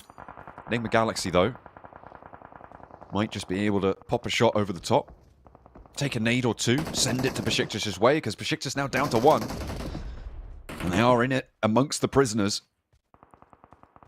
See what point they can extract here. The nades nearly find Ragnarok. S2G have fallen down, with KAOS falling away. Lewis up top still, with more nades to go. Ragnarok has gotten that first aid off. It was the last one he was able to find. Scrambles up the rock. And potentially Lewis is caught unawares here. Goes for 1, goes for 2 flushes. Jumps out, and the TBS for 3. How do you allow that to happen? Lewis, it felt like it was asleep at the wheel there. I don't know what was going through his mind. He didn't imagine that there could be a player there, but my, was he wrong. And that is brutal news for BEŞİKTAŞ. I think for Lewis, it's sort of understandable because the nade pops off the side but doesn't do any damage despite Ragnarok being so close to it. So I don't think he had any idea how close he was. So when he primed the second grenade, it was all but over. Respect the fact that he went for the flushes onto the 2 players first, though. Just in case he went down, Ragnarok wants to get as many elimination points as possible. I think they understand that they are on the bubble right now. Do not want to get further away from it. Shots coming through over towards NIGMA Galaxy. Gladiators trying to force their way on in from this south side, but the blue zone forcing them into the sightlines of NIGMA Galaxy and FUT KAOS. 3D Max all the while playing as 3, kind of ahead of the curve on this, but the circle just wants DA to win. It's trying to throw him a bone, saying, "Oh, come on, you guys are pretty good. I know you are. Come on, have a good game. Here you go." Throwing him a bone.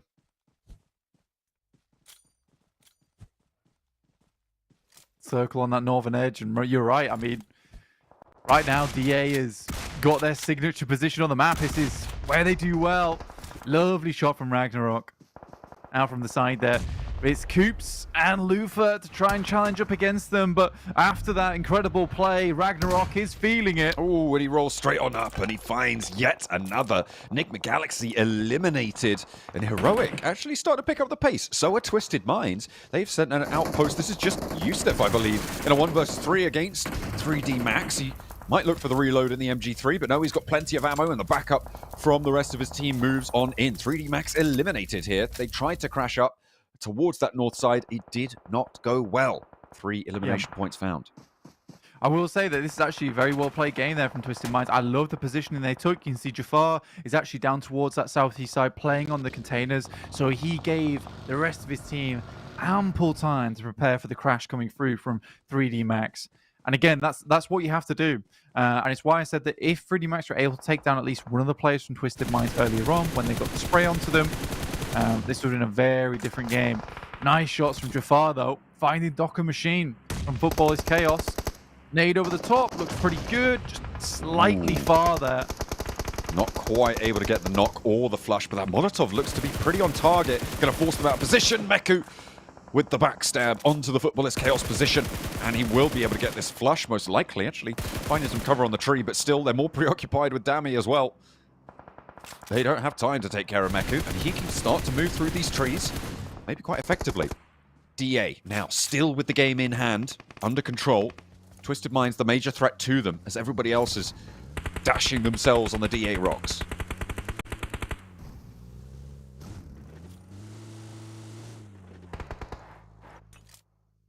Twisted Minds. Like I said, this is certainly a position that they can win from.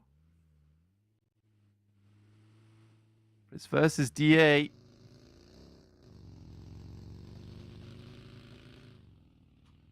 Do have a perfect position on side. Meku dispatched. The Gladiators down. 3rd place, 6 elims. Solid result. But Twisted Minds, I mean, we said that it's unlikely that a team can catch up towards that bubble that Heroic have, but they are giving it their all. Unfortunately for them, Heroic got 9 points this match already. So They might have had that a little bit downturned, but they will still be glad for the points if they can get them. DA. Actually, probably gladder still than Twisted Minds if they can find this one. They have 8 elims already. They might be able to rack up to 12 here.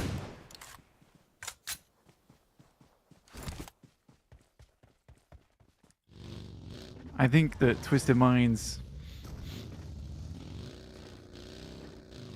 It sort of depends on the circle. The circle moves over towards them. They do have that ridge to play around.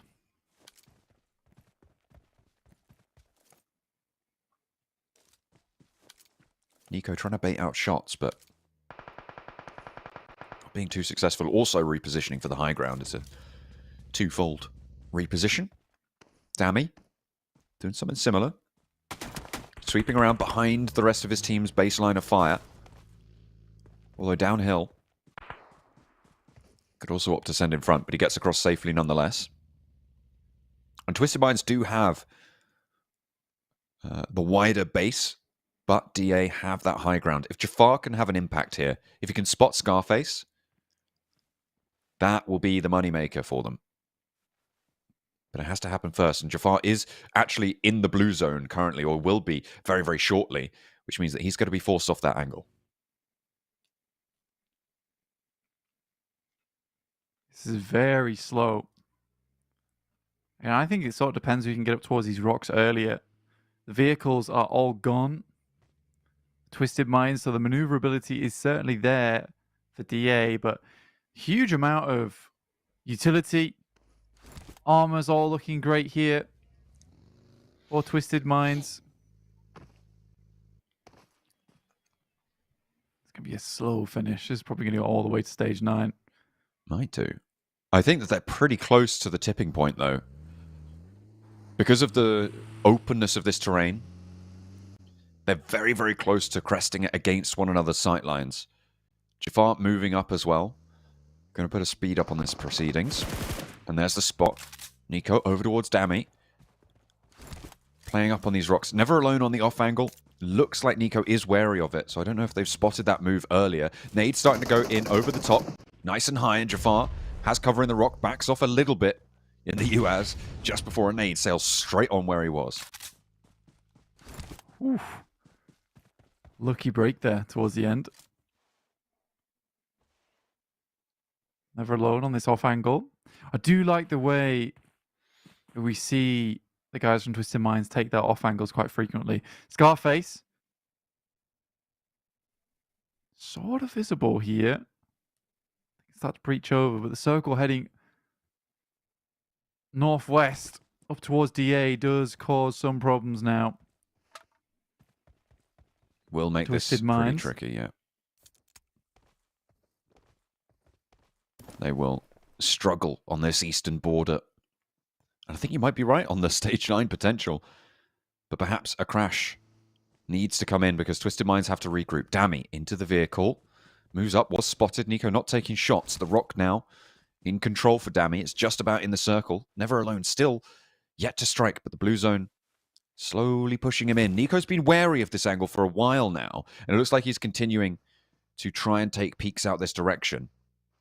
But Never Alone is just behind that ridge. Trying to keep each other at distance. Puts the smoke forwards. This is going to cut off Nico's sightlines, but it's also going to draw their attention out this way. So the DA players further up the hill might take a look out. Scarface spots Yusuf. Not going to pull the trigger just yet. Waiting for more people to have the angle. Scarface up close and personal, like you say. Again, Jafar, if I was him, I'd be clearing out this tree, but Scarface knows. It's directly on target. There's no way he's not going down to that. Again, I feel like this is a tree that you should be clearing with a nade here. If you are Twisted Minds, it's like an obvious position to be sending grenades over into. Stage 9. Yusuf remains. It will close all the way. DA have the inside. Onus on Twisted Minds to make this one work. Very slow and protracted finish here. And these advantages being given and taken by DA. Nice shot onto Never Alone here, and this should just be clean up at this stage. They can break out wide. They know where these other players are going to be playing from. And this is just slow control. The shots onto Yusuf should be coming through. Yekta dances with death a little bit, but Dami's next up on the menu. They know exactly where he is down in the grass, but he's good for one. Maybe lining up for a second as well. Dami's still on the warpath, but it's not going to matter. He doesn't have any more in the chamber, and Digital Athletics able to find something that they've been denied so far this week, a chicken dinner and real points on the board. Yeah, I think for DA, this is a good result for them, but you're right. Twisted Minds have been consistently getting up towards those endgame finishes. I also respect the decision of where they headed over to on that eastern side of the map. I think DA could have gone absolutely for that play. They just delayed it a lot. Not a lot of teams head there either, and with Virtus Pro out of the lobby, again, this is something that Twisted Minds does very, very frequently, as they just are really good at identifying when teams are not in the lobby and how to get a bit of a better read on it with that kind of situation. So lovely to see on the Twisted Minds. Nice to see from DA as well, proving that they actually can get a win. I mean, they did sort of get a gimme there on the game, but they did their best with it and cleaned it out fairly comfortably. It felt like a very DA style finish as well, right? They just kept everyone at distance, stopped anyone from really getting in and amongst them, and just found those sight lines, found those profitable angles, and were able to make it work. It did get a little bit hairy, as it always does when Dami's in a clutch, but in the end, it was DA to take it down. Scarface, highest damage, most eliminations, and getting that nade towards the end as well. Great stuff coming on through from DA, and this is what we've been waiting to see. This is what I've wanted for so long now, and it's good to see that they are back here to play. On the overalls in general, they're looking fairly safe to qualify, right? It's not really up for question whether or not they get to the finals. The question is how many bonus points they're able to take with them. Yeah, absolutely. And I think for DA, it's not going to be a disgusting amount of bonus points going with them through to those finals, but they have confirmed their spot, at least I would say. Twisted Minds with 13. They are catching up, and I would be curious to see the overalls of all 3 weeks so far, just where everyone's sat, because although Onyx Ravens certainly seem to be the team that would challenge out versus Heroic, Twisted Minds is putting up consistent 10 points per game, 7 to 10 points per match over the recent days. And that can quickly change how things look towards the bottom of the tables, John. Yeah, getting some consistent even middling scoring, you're right, it can really, really start to shape things. IWNRX and Team Spirit both having low scoring games, and again, Brute Force not having a good start to the day. So it's unfortunate. We thought Brute Force might be able to find some resurgence over the course of today's games, given what they were able to do yesterday, but it's not been back to form for them, which is kind of unfortunate, given that Chudo was able to get that MVP yesterday. They had a great day, but it's just not been borne through in today's results. It's more of a case of how often can you do it, and they need to do it more often than this. We're going to head to a quick break, and we'll be back very shortly.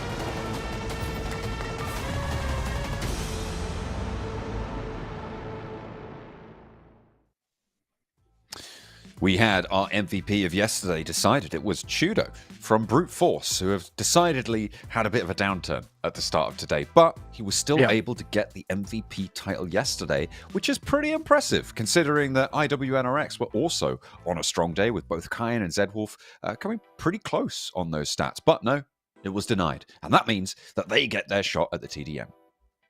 They do get their shot at the TDM here, which I'm excited for, honestly. Let's see exactly how it's going to go down in a little bit, because TDM is always very exciting, we like to see. But here are our current results. The most dominant game so far. It's going to be hard to top this one between IWNRX and FLUX. 21 points, almost half coming through from FLUX there. It was such a fast game. It was really, really quick stuff from IWNRX to be able to take that scoreline. I mean, it's devastation. It's the lowest scoreline that we've seen across all of it. And we thought we were going to get IWNRX again today. At the end of yesterday, we were discussing, is it Zedwolf, is it Kine for MVP? But it is funny. Tudo kind of snuck it through. It is funny that they had 3 in a row. Yeah. Like, on the trot. That's pretty crazy, yeah. And it was all Zedwolf. And I think on match number 4 as well, it was Zedwolf as well. But they were denied that opportunity, and they will take on the Onyx Ravens here. Brute Force challenging the Onyx Ravens. A little bit of rivalry coming through from their qualifying stage, potentially. The Onyx Ravens, a little bit lower performing on average on the battlefields, but will it be the same here in the Warehouse Challenge? That is the question on everybody's minds. Onyx Ravens attempting to get stuff done. Our resident low-man team, we like to really cheer for and support. I think they've done their best during this one. There's no lights on the trophy. Where's the lights on the trophy? I need lights on the trophy. The only thing we ask for, the only thing, we just need one thing. It's the lights on the trophy. That's all. But no, denied that. Do you know what the lights on the trophy are? The player's skill. It's true. Shining ever so brightly. Brute Force, though, up against the guys from Onyx Ravens, who are looking, once again, be the underdog team to be able to take down the challenger. Ooh, looks like we've got nades on side for a couple of these players, potentially. And 249 on the off angle as well. Spray downs going even for the moment, for the time being. Neos nearly finding the shot over to Arley, who pre-fires the angle.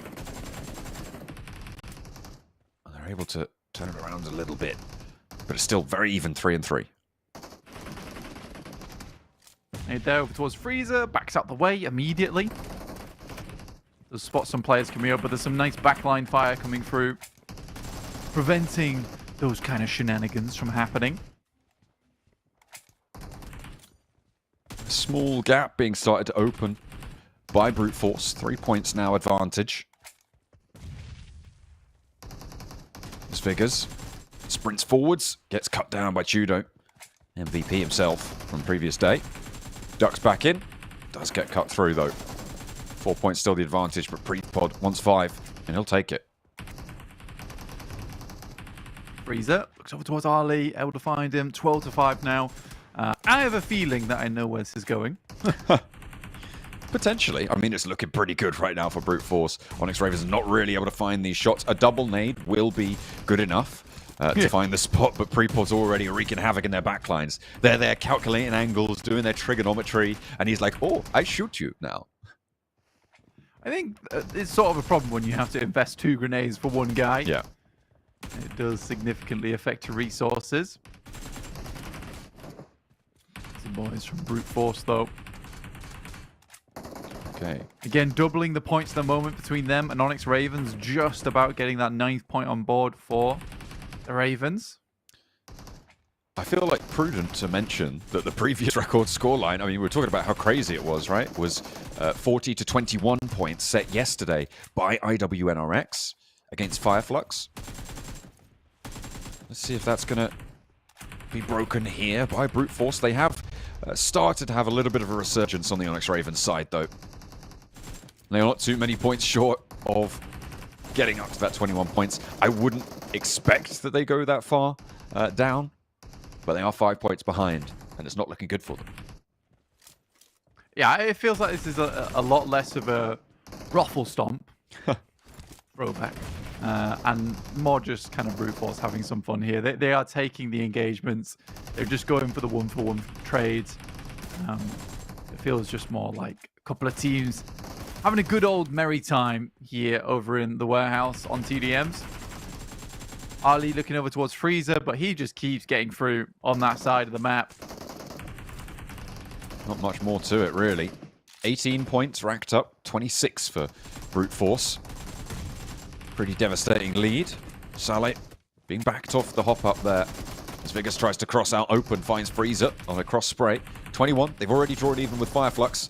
I don't think they're going to be going down all the way for 11 eliminations without getting one in response. So likely that FLUX's record of catastrophe will remain standing. As Lath lines it up and Prepod goes down, confirming that. Lath done. 32-22 right now. Freezer finally stopped from just hopping up on that side every single time. Must be so frustrating for the Onyx Ravens. Vigas around the side. Looks to put a stop to Neos, but the flying shots through the air. Prepod will be found, but I think Lath's in a pretty tough spot. 5 more eliminations needed, and this will be game over. That's all it's going to take. Neos nearly around the edge. 27 now on the cards. Will they break 30? That's the question now. Onyx Ravens with a challenge. They're looking to stand up and meet it, but it's only trades needed. Prepod has the Orm from the middle of the warehouse there. Managed to get one, but it's turned around and traded off. 39 now, and it's just a matter of finding a trade. They're not even going to need that. It's 40 points to 29. Still a very convincing scoreline and a very quick win for Brute Force, the MVP team from yesterday. Getting 40 points to 29. You can see, if you look further on up, that is one of only 3 results, I believe. No, actually 2 results that were in the 20s. So still a very, very convincing win for them. The other 2, both IWNRX. Yeah, I think for Brute Force, that was a pretty decent game.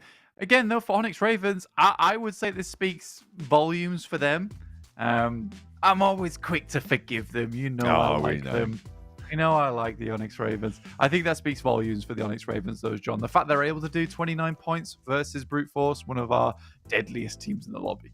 Yeah, absolutely. Well, they weren't able to take home the TDM, but they do have still another day to play. They've been taking a breather for today, so they were able to keep their skills fresh for tomorrow. But we are going to have to say goodbye for them for now, because we've got the rest of our day to play. We've got a short break before we go back to our third Erangel of the day. So make sure you stay tuned, because we'll be coming right at you with that in just a moment.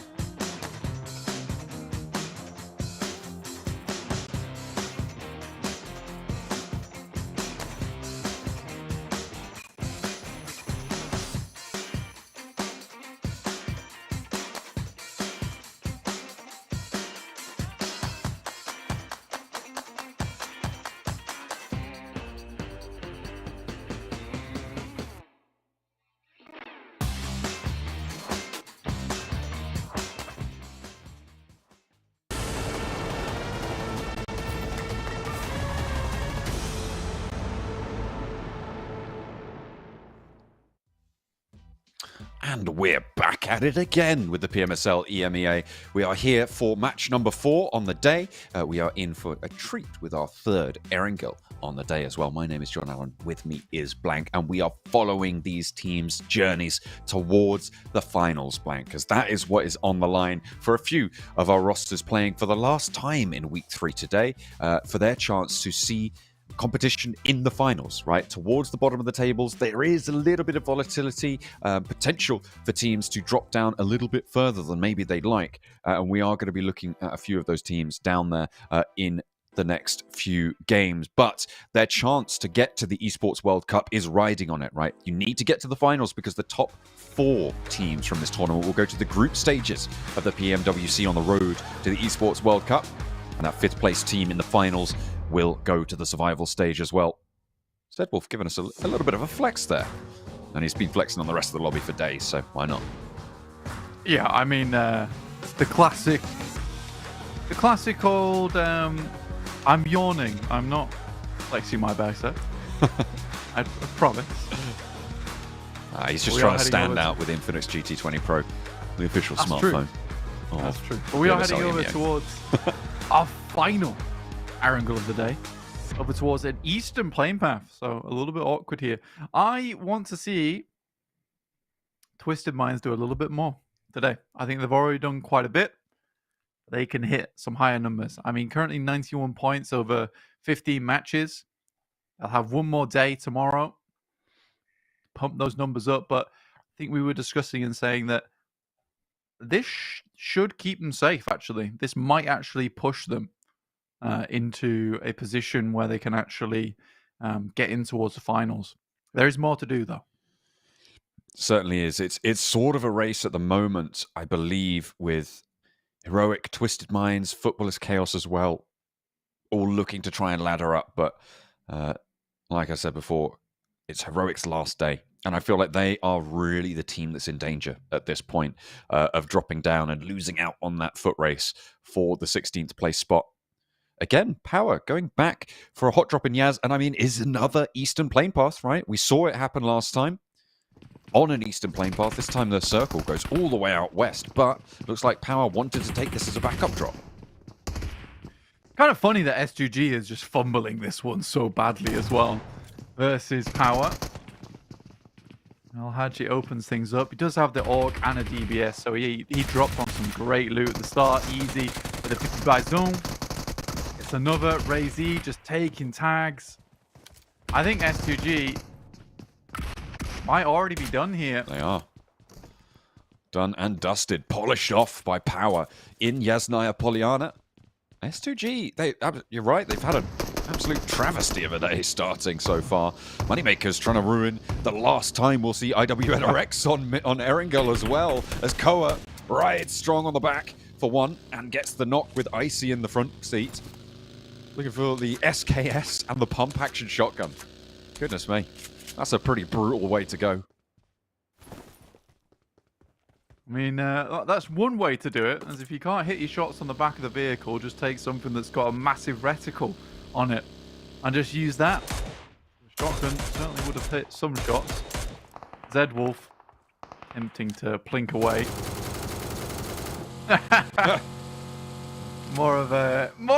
Less of a that's going to hit anyone and more of a ha ha ha, you can't catch us. He's just like, look, I'm going to spray at you and just see where these bullets land. That's what's happening to us right now. Just save your ammo, stay away from us, we'll take your point, and you can do one. That's what's going on right now over near the Gatka fields. Circle to shift out over towards that western side.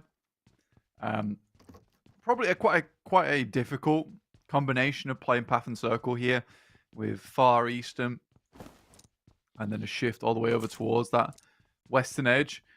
It's frustrating, I would say, for IWNRX because Moneymakers has to dip short on the plane path, grab some vehicles. They find some loot as well and are able to take down one of the players from IWNRX.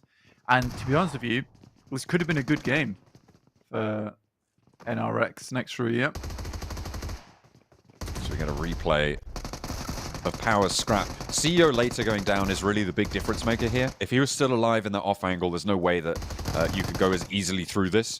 Hamzy tries to get in a position for the flush, but got taken down far too quickly. Power, I mean, they just played that perfectly, right? There's not too much more to say about that. They took out the off angle, they surrounded, and they had the trades. Not to mention, like you brought up, dropping straight onto a DBS and an AUG, it kind of gives you that little bit of an advantage, right? Yeah, it's huge. And if I'm thinking about this a little bit deeper, you know, Power is by no means a slouch in terms of the hot drop, because they've been hot dropping over on arguably one of the most fearsome squads in the lobby every single game on Miramar, onto next through, yeah. So going up against S2G, maybe a little bit of an easier task there for Power after challenging themselves in the ring. The Wildcats.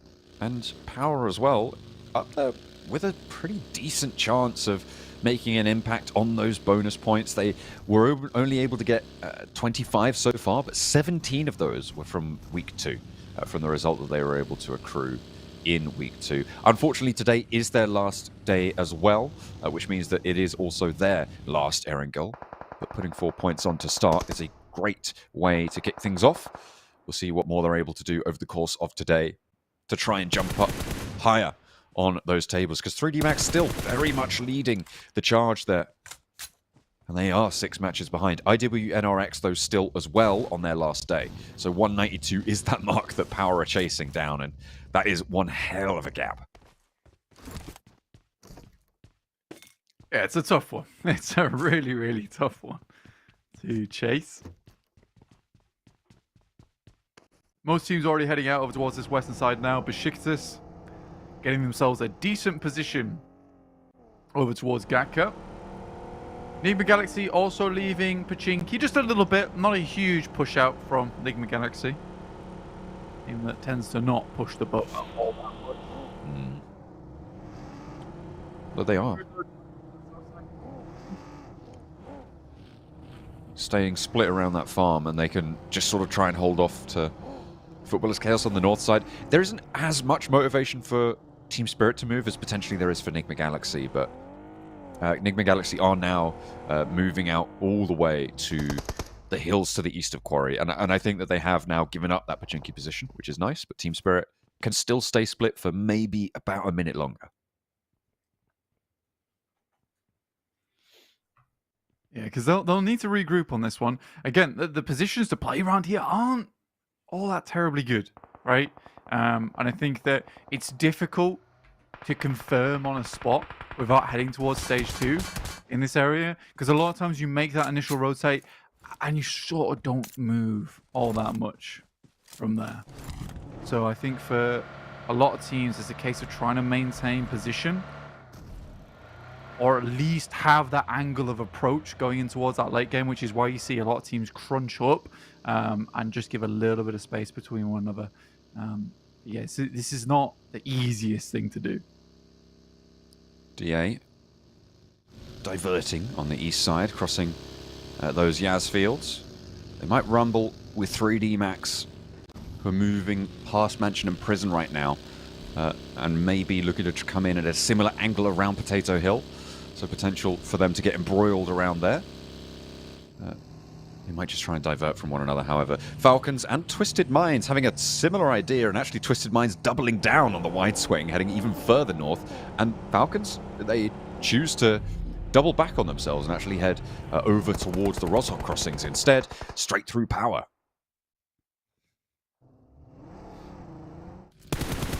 This is always going to be a little bit of a difficult rotation for Power. Starting in Yasnaya, having to switch things up just a little bit. I think a lot of times S2G actually waits quite a long time before they make their first rotate into the circle. It's a bit more of a navigation rotate because, again, plans are laid very early into the game for S2G, but Power is a bit more freeform, right? So I don't think Falcons actually expected to see anyone in this position at this point in time. Twisted Minds similarly also have to rotate through here. Circle. The circle does head down towards that southwest side. Sorry, Joe. Oh, no, I was going to say exactly the same. It does head down to that southwestern side. The circle popping out there. I want to see teams starting to try and take control of the hill at the mouth of Quarry. Some of the compounds around there as well. Could be very, very valuable. I think Team Spirit in a pretty prime location there. BEŞİKTAŞ as well, having a pretty decent spot into the middle as they hop on in towards the middle of this circle. It's a very hard southwest shift, which means that teams that might not have had a good spot previously can start to establish, but it's about the speed at which they do that. I'm surprised that Team Spirit are still so split, though, given that there's a lot of teams going to be crunching in fairly soon. Yeah, and I think it's a tough one, right? Because I think for Team Spirit at the moment, it's just a question of not being entirely sure of where they want to stay. I think they also do need to get that necessary information on whilst they still can, right? At stage 2, not every single team's already in the circle. So if Team Spirit can hold at least a couple of angles, be like, right, we've got DA on our north side, we have NIGMA Galaxy down towards our south, or towards our west, BEŞİKTAŞ is taking a split. That's going to give them some necessary knowledge for late game. Since they get themselves a really strong central spot, actually, which I don't think they particularly were expecting to be able to pick up this early on either. With that rotation from Power, it sends all sorts of rippling chaos through the game. With Twisted Minds and Falcons even getting into a bit of a bar brawl over towards this north side. Luckily, they're right next to the hospital. So if they do need to get patched up, it's not far to go. But they have to be alive to get there. That's the thing. So one of our teams might not be so lucky. I think, yeah, this Twisted Minds just fully disengaging. They know Dammy's done for. They are out of there. Twisted Minds trying to get away. I mean, it is quite interesting. Like you said, Power being on this rotation, the Falcons wanted to cross near Rozhok. You could see that they were driving out towards that direction, and then they were like, oh, no, Power's here. Just turned straight back around, and Twisted Minds had already diverted north after seeing and hearing the rotation from the Falcons going back that way. So it's quite unexpected to find Falcons here for Twisted Minds. But sometimes that's just how it goes. You need to be prepared for everything, and they'll be pushing in on the western edge for Twisted Minds, maybe a little bit more on the northern side for the Falcons. Yeah, it's taken quite a while for these teams to actually get down here. We're already into stage 3. This is not the most difficult of circles to get into. Ooh. That's an interesting one. Down towards the south side, in fact. There is a ridgeline over towards the northern edge of Brute Force, but again, not a huge amount of compounds here. I think if you are any teams towards that east and west side on the south, you're looking to try and post up towards Ferry Pier. NIGMA Galaxy actually has a pretty solid compound to play in on the eastern side of that ridge that runs down. They've got themselves, yeah, you're right, they've got themselves right in the center as well. Team Spirit with the compound further north, that's sort of around the other side of that ridge to the north of NIGMA Galaxy. But it looks like they're actually pushing a little bit further up towards the top of the hill, so trying to play the high ground instead. As we see. Okay. Nice little spray down there from Power. I personally do not like the scout over towards the high ground coming from NIGMA Galaxy. They have returned back to base now with Heroic instantly looking to get the crash on. Ooh. This does send them into a little bit of disarray.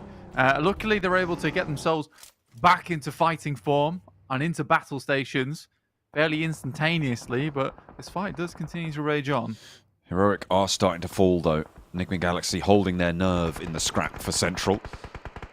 San going down. Lufa, the only one to get knocked right now for NIGMA Galaxy. And I think Ralph is close enough to keep this one under control. That's from Team Spirit, though, John. Shots potentially coming in as a third party.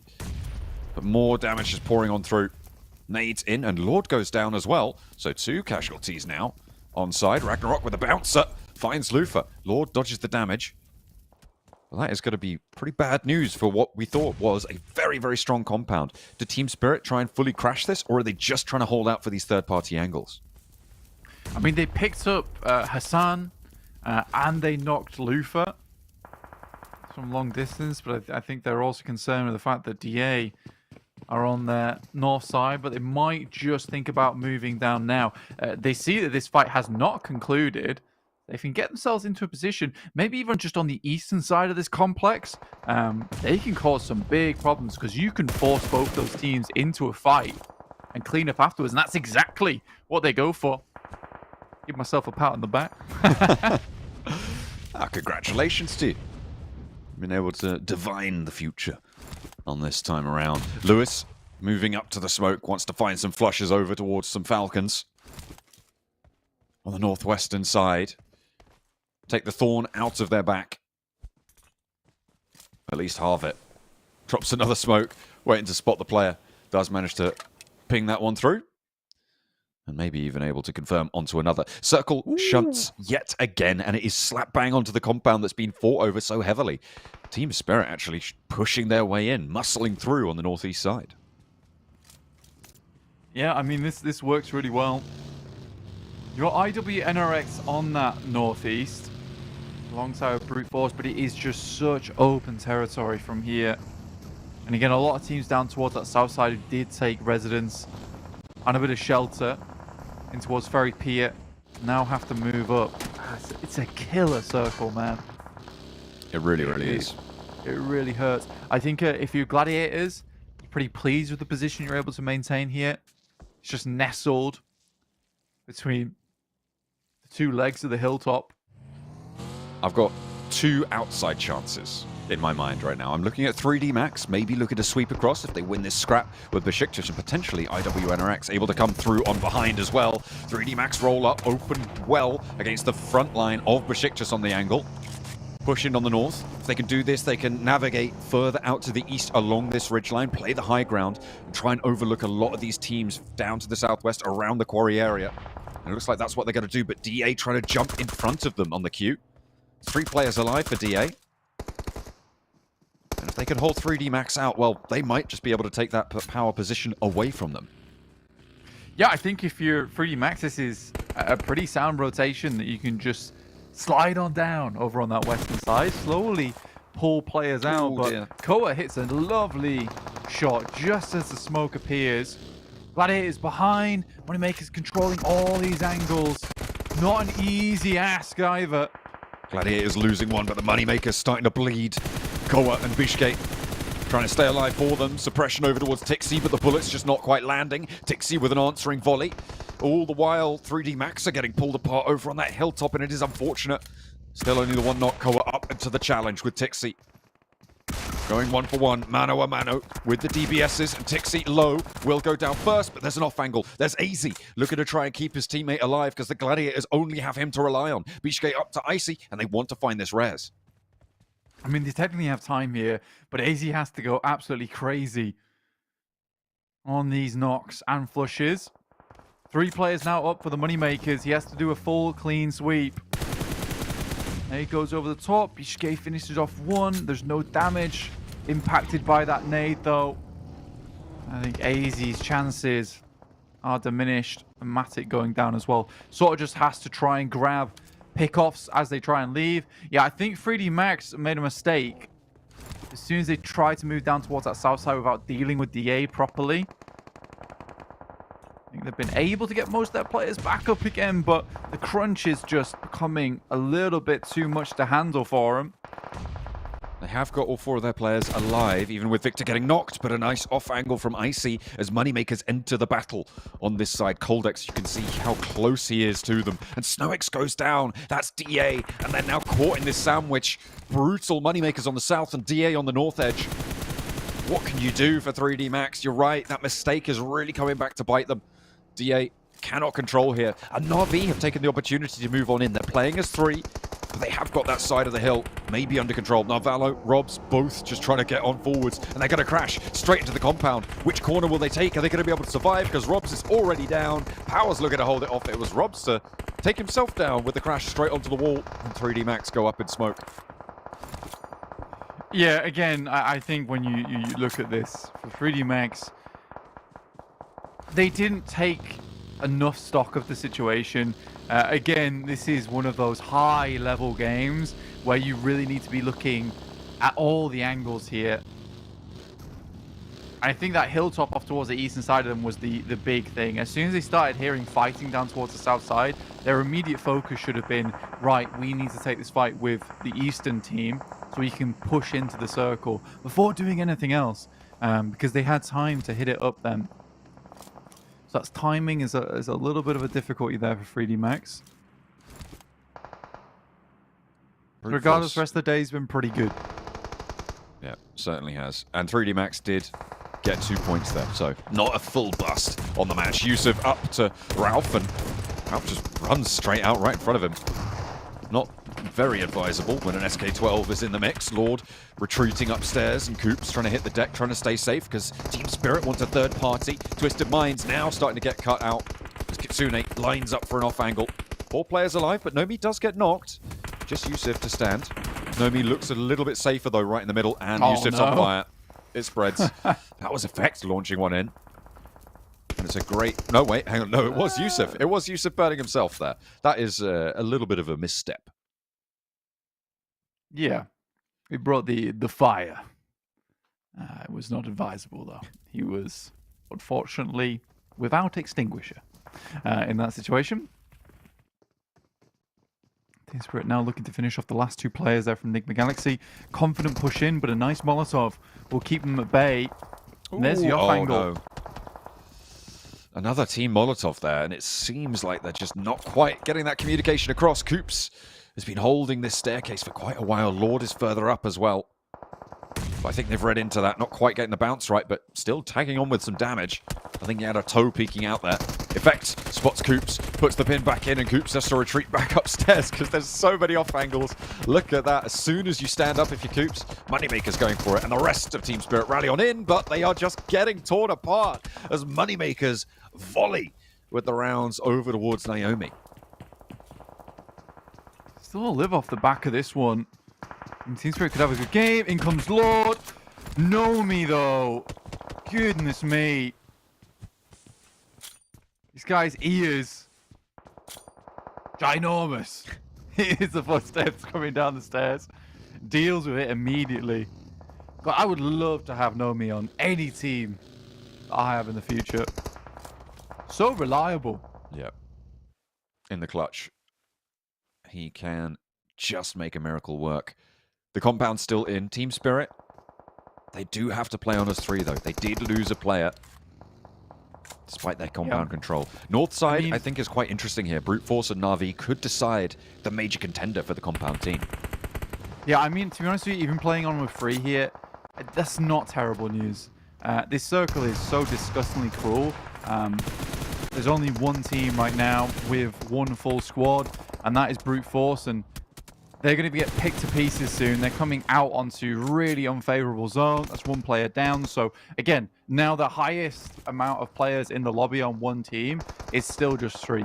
So, Team Spirit pretty happy about this one. They could have certainly been still up at 4, and they can even move up towards the compound on their north side. So, they control a lot of space. And with this eastern shift on the circle, I'd be upset if I was Team Spirit and they didn't get the first place on this game.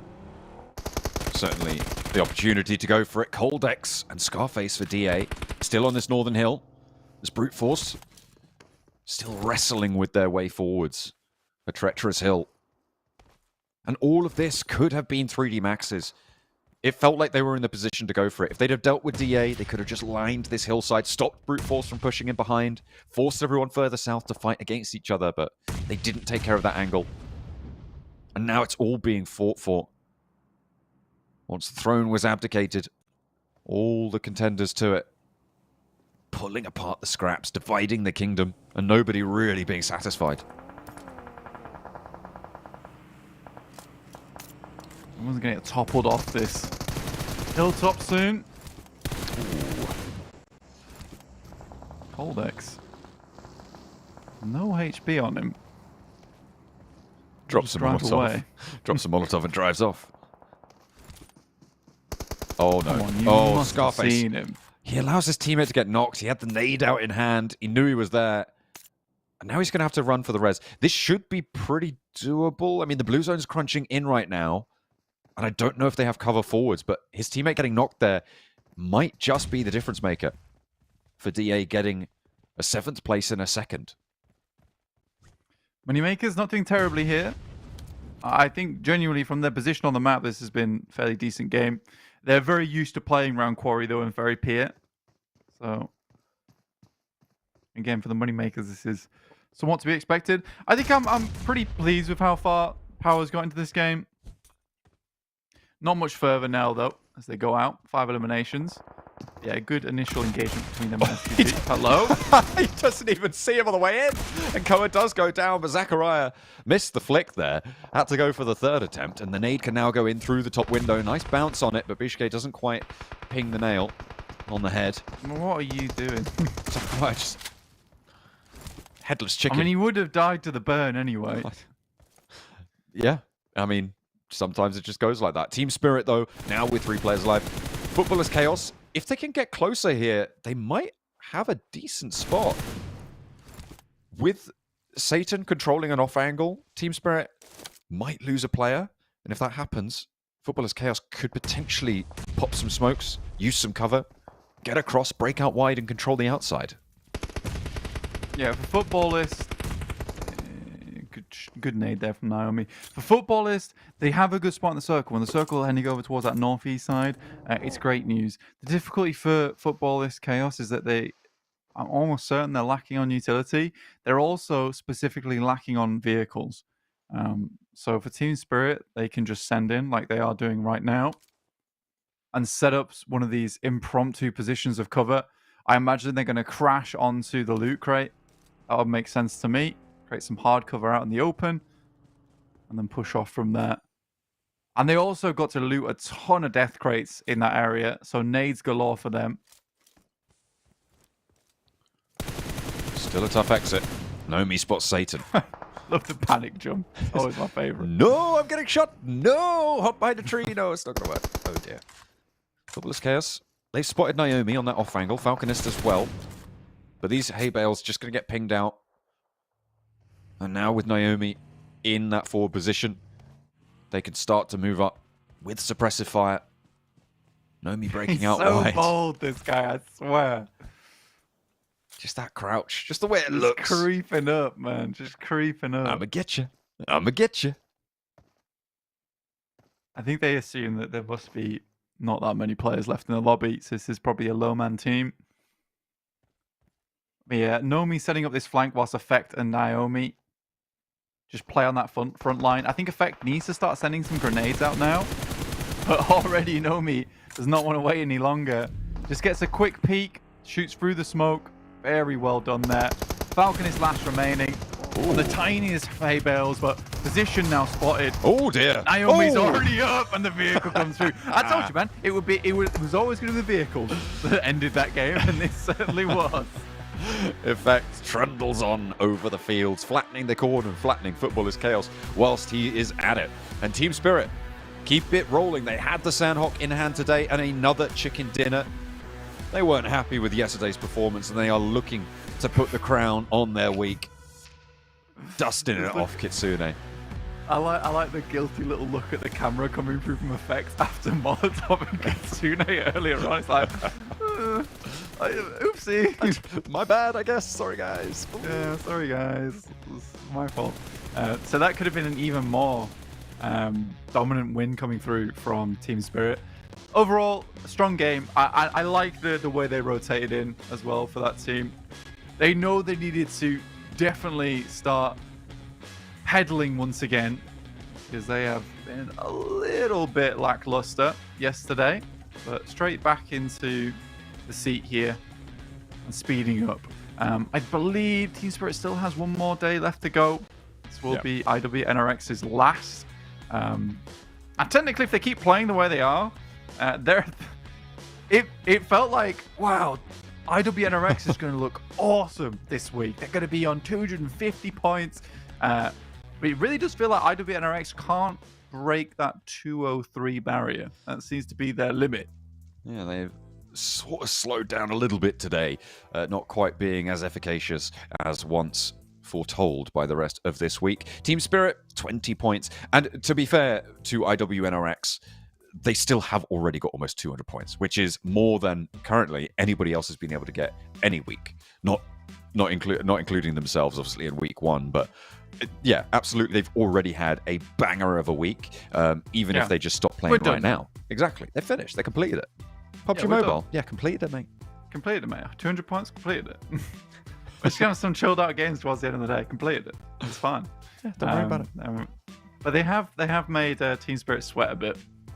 Just fair enough. And I think at this stage, I too would feel really comfy in my position, because I think for the guys over on Next Row, you're just like, look, even if someone does take over our position, it will have to be a crazy week from them, and in a second place is not the end of the world.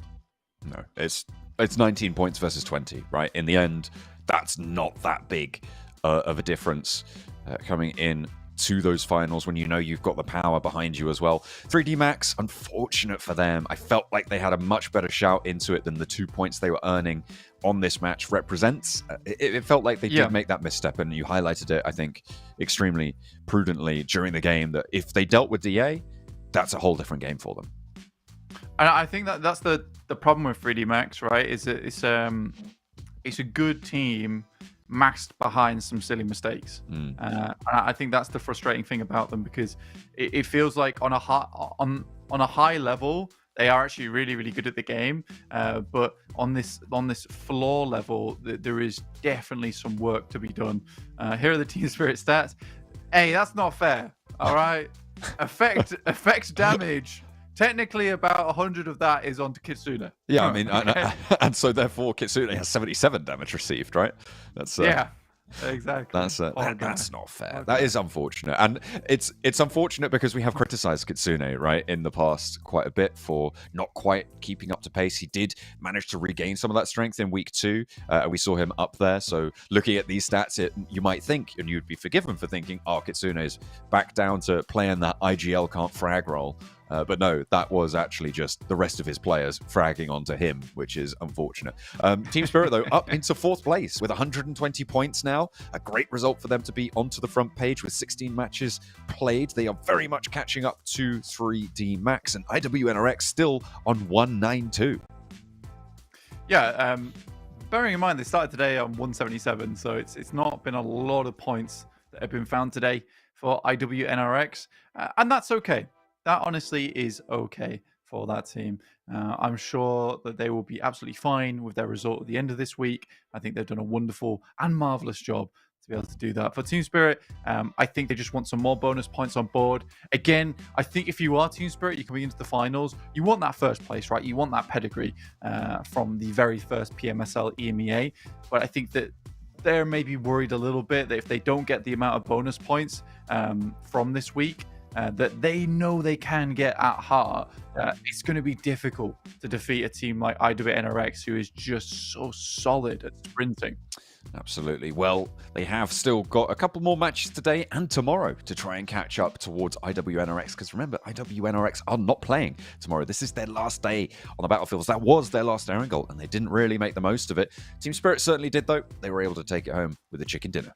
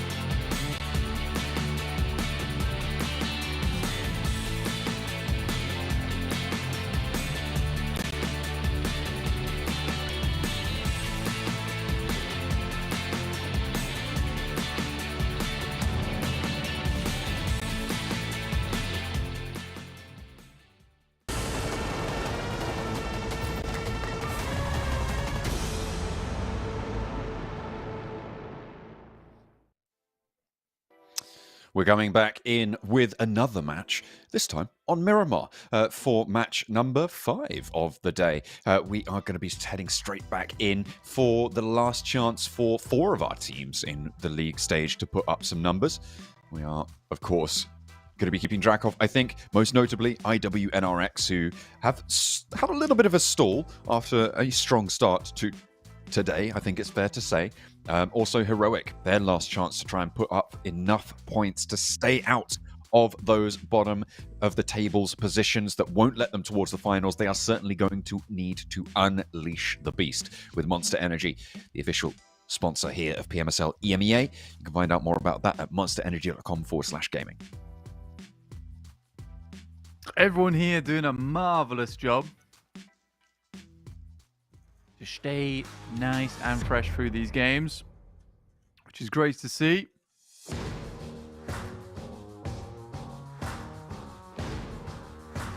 Final NRX, they are definitely leaving some room for teams to catch up to them here. Again, it would be very, very difficult, but I think if it was IWNRX and I've had the week that I've had, it would be a shame to finish out their final couple of games without a big point scorer to really solidify that first place position and sort of lock the door on a lot of teams behind them. Nice and fair playing path, though, so this would be a great game to do it in. Yeah, and look at that. They are 192 points on the board. Sat a clean chunk, almost... You're looking at 63, I think they're 63 points ahead of 3D Max. Obviously, there is that little asterisk of the fact that they are on 22 matches. They're 6 matches ahead of 3D Max and a lot of the rest of the lobby as well, apart from the other teams in Group D. But it is still quite a hefty chunk of points because, of course, I think the next highest score on a single week was Team Spirit with 201 in week 2. They're able to get up just over that 200-point barrier. And that's the only other team that's been able to beat 192. No, wait, no, Brute Force had a week 3 of 193, and so did Moneymakers in week 1. But it's been only about 4 teams who have been able to break the barrier that IWNRX currently have, even if they get 0 points in the rest of these matches. Yep. Up towards that northeastern side, so there is still a chance to do it. But like I said, this is a game for IWNRX to just stop that from happening before it can even begin. And with this circle heading up towards Al Azhar, it's a good place to do it again. With the fair playing path, circle in their favor, I think this is certainly a game that IWNRX can get themselves a big game, especially with the fact that their playstyle really does favor Miramar.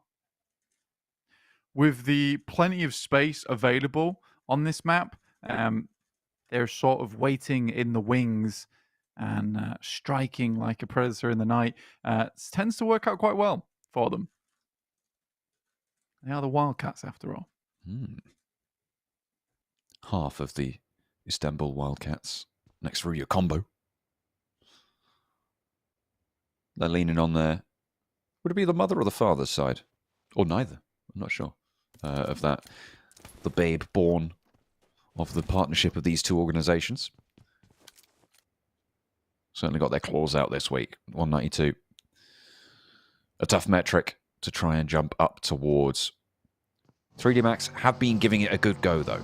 They're up on that 129. They are still outperforming Team Spirit over the course of this week, which is a pretty tough task to do. I think that, you know, we've seen Team Spirit just be so consistent that yesterday's games have kind of changed their tune a little bit, right? But you see they've just come back in today. They've got 2 chicken dinners already. They've been able to get an insane amount of points in 4 matches, actually. They started the day, I think, on 69 points, if I'm not mistaken. So the fact that they've jumped up to 120 means that they put 51 points up on the boards in 4 matches, which is really quite something.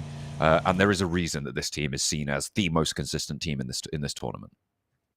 Yeah, they had that one bad day and they immediately bring it back together. Again, I think that when we talk about players, I think Kisune might not be up there in terms of eliminations and just fragging power like Zed Wolf, but in terms of getting his team under control and making adjustments alongside with the rest of the squad, he's certainly the king of it. And I think that does really show here, specifically with the fact that, when this team was under the banner of Major Pride, there was just this case of they would get themselves into a bad streak, and then that would be it. The bad streak would just continue and continue and continue, despite knowing that there was some insanely good players on the team. So it kind of has just taken a little bit of a veteran's guiding hand from Kitsune to get them back on the better track. Volt spotting out towards Beşiktaş. Bows are taking a little bit of damage, but not too much here. Can just back off behind the rock. Tough, though, because the rest of the team is plowing in, and a nice shot from Ragnarok will put him to bed. A nice high ground punch from Heroic to play off the approaching force to try and bait those peaks out, and they did so perfectly. Power trying to move in with Al-Haji.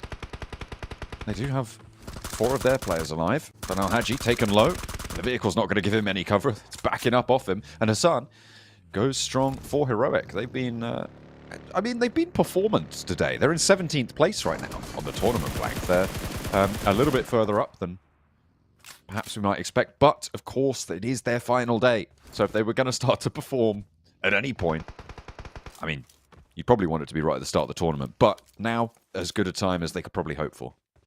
Yeah, just to try and confirm that position for themselves in the finals. Twisted Minds have profited on them today.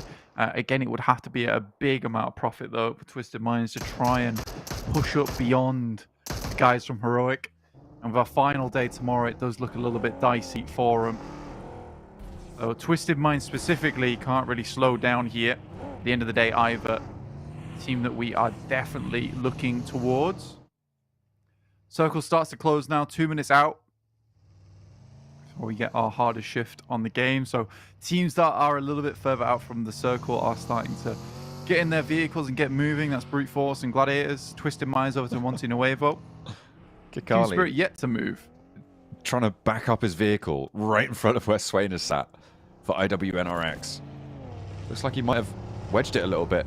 If they're kerfuffling around with these vehicles, is Swain just going to drop down? Oh, they're both going inside with him, but they don't know. They have no idea. He's got the perfect weapon for it. He's going to bide his time. He's not taking the shots. I mean, he's waiting for them to feel more secure, I suppose, but this is crazy. This is, I mean, they're right slap bang in the center of this circle for the most part for IWNRX. They're very far away. Consider this. IWNRX start to poke their noses towards this compound. Swain is inside. As soon as they start taking shots out towards the rest of his team, he steps in, 1-2 knock very, very quickly. Oh, come on. This is so tempting for him to go for it. But he still just bides his time. Oh, my God. Yeah, I mean, with the M249, it's definitely tempting, but the rest of the team over in El Azhar, it does make it a little bit more difficult. The fact they haven't really scoured it. I mean, to be fair, I wouldn't even look up there, so I can see why Beşiktaş haven't gone for it just yet. It's not something you can clear either without putting effort into it and scaling up those boxes. And you need a reason to do that as well, right? You don't expect someone to be holding there. There we go. There he goes. And immediately gets the flush, gives it a little swivel. And now Beşiktaş know. But a lot of them have moved on. They've split. I think, yeah, that call must have come from the players over in El Azhar. He would have heard them leave. They would have said, okay, they're over close to us. You're probably in a 1v1 or a 1v2. Go for something. Try and make it work. And he's now locked into a 1 versus 1. The rest of IWNX Furuya can start to move in potentially as well to this location. Will the time biding be effective? It looks like Kakali actually just completely evaporated from that compound as well. So Beşiktaş not even wanting to take Swain on. No, and why would you really? I think for Beşiktaş, they realize that they just need to get out of dodge. Left him behind. A lot of teams already crunching in. We're just about to hit stage 2. They want to be in a position where they're all together outside of danger, where they can move to a new spot. But IWNRX have sniffed them out. Finds Kakali. I'll speak up on high. There's 2 players here from Beşiktaş. Next circle heads further out towards that eastern side. A lot of high ground here with El Azhar. with that peak that sits just underneath it. There's going to be a big focus on a lot of teams' minds here, getting around that position. You can even hide out over towards the eastern side if you really wanted to. And to be honest, it wouldn't be a bad idea, considering the amount of teams that are going to flood that western edge. See who's able to get out to the east early. Looks like S2G is struggling just to power again. Oh, goodness me. S2G have had a real tough time of it in these last couple of matches. The hot drops from power, and again, losing a player to them. Heroic have got high ground against this. This is all sort of trapped out to the western side of this circle. Over towards, yeah, just to the east of Hacienda. Up on that high ground here. And S2G, they lose Calci, but they're still playing on us 3. Power. Giving them what for. But they are staying at a distance for the time being. Heroic do have sightlines.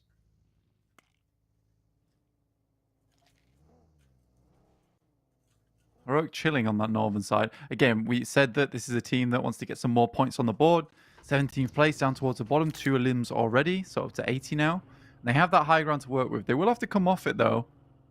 With this circle, looks very much like it's going to shift away from them. Could be a hard west shift, but very little chance of that happening.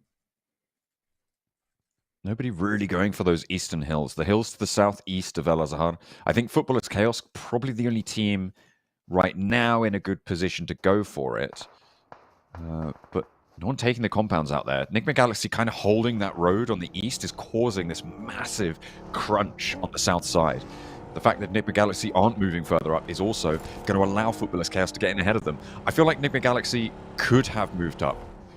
And I think it would have been a slightly safer bet to try and take control of some of the buildings, maybe a compound on those hills that sit on the eastern side of this current circle. But they've opted to hedge their bets on that eastern road. Team Spirit spot Moneymakers, and Moneymakers spot Falcons. It's a little bit of rock, paper, scissors going on. Yeah, a bit of an awkward engagement, actually, and this is something the Team Spirit could maybe take advantage of here. There isn't a lot of teams around this area, but they've got to be careful about this. This fight is still going, and this could quickly turn around. We've only one knock over towards Falcons. This is a dangerous third party to go for. So, in the meantime, I think, honestly, for Team Spirit, it's a case of they're going to sit out on the outer edges and just look for flushes. They know that if they can confirm 1 or 2 of these knocks, they can be sure that teams are going to be much worse for wear before they start to move in. And look at that, Gafe already knocked. We have Team Spirit now as a consideration, but DA, in fact, over from that western side. Branching out, clapping the shots over towards effects, and actually NIGMA Galaxy finding the shots through. In the meantime, look at what Footballers KAOS have been able to do on the minimap. You can see they now have a lot of control over to that road on the east. They've taken the compound that sits in the crook of that road. They've got that outpost up to the north on the higher ground as well. This is a really solid spot, and it's all born off the fact that NIGMA Galaxy have been holding on that eastern road, not pushing him further. That's what causes all of this fight that we're currently watching. It's Falconists, it's Moneymakers, it's Team Spirit, it's DA branching out that wide as well.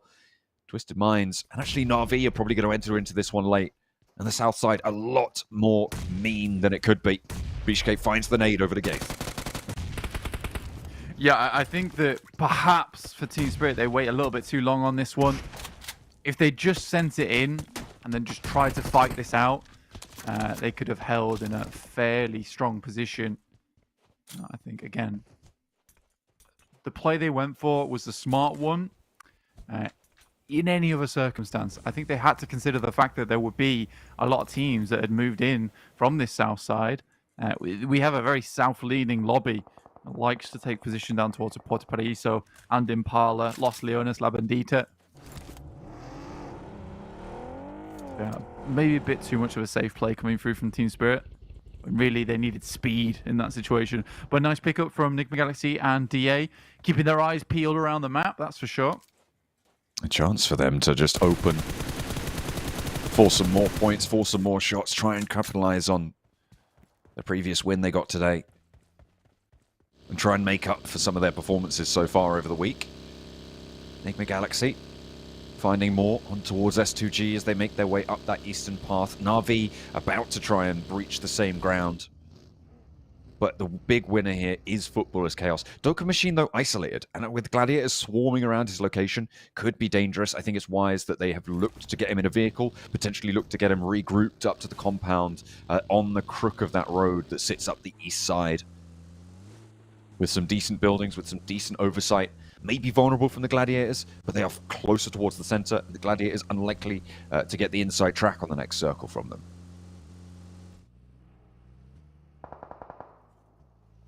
Sort of a tough circle to play in, honestly. You got Truck Stop, bit of a new addition to Miramar.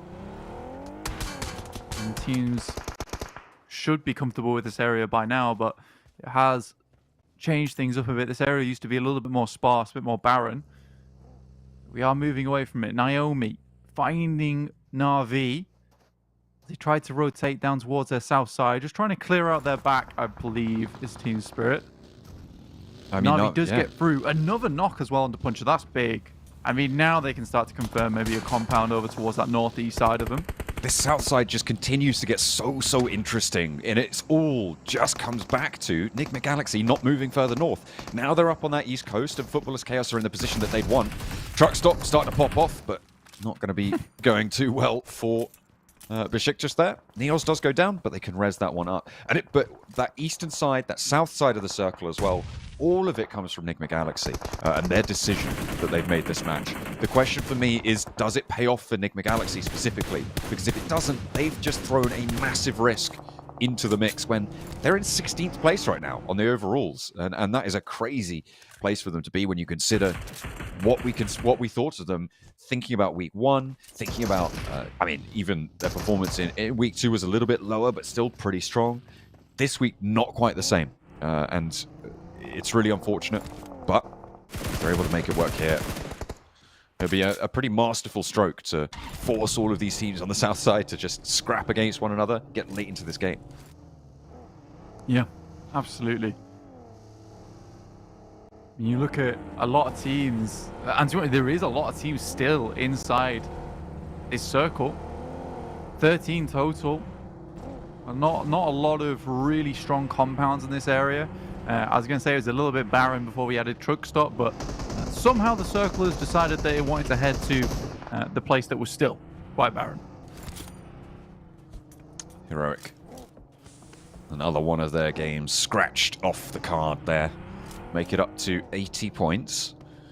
They're still going to be pretty low down on the tables, unfortunately. Staying in that 17th place for now. Not where you want to be when you're chasing for the bubble, and teams like Twisted Minds are having good days. When teams like Footballers Chaos as well, around that area, also keeping up a little bit of the pace on that fight for the bubble.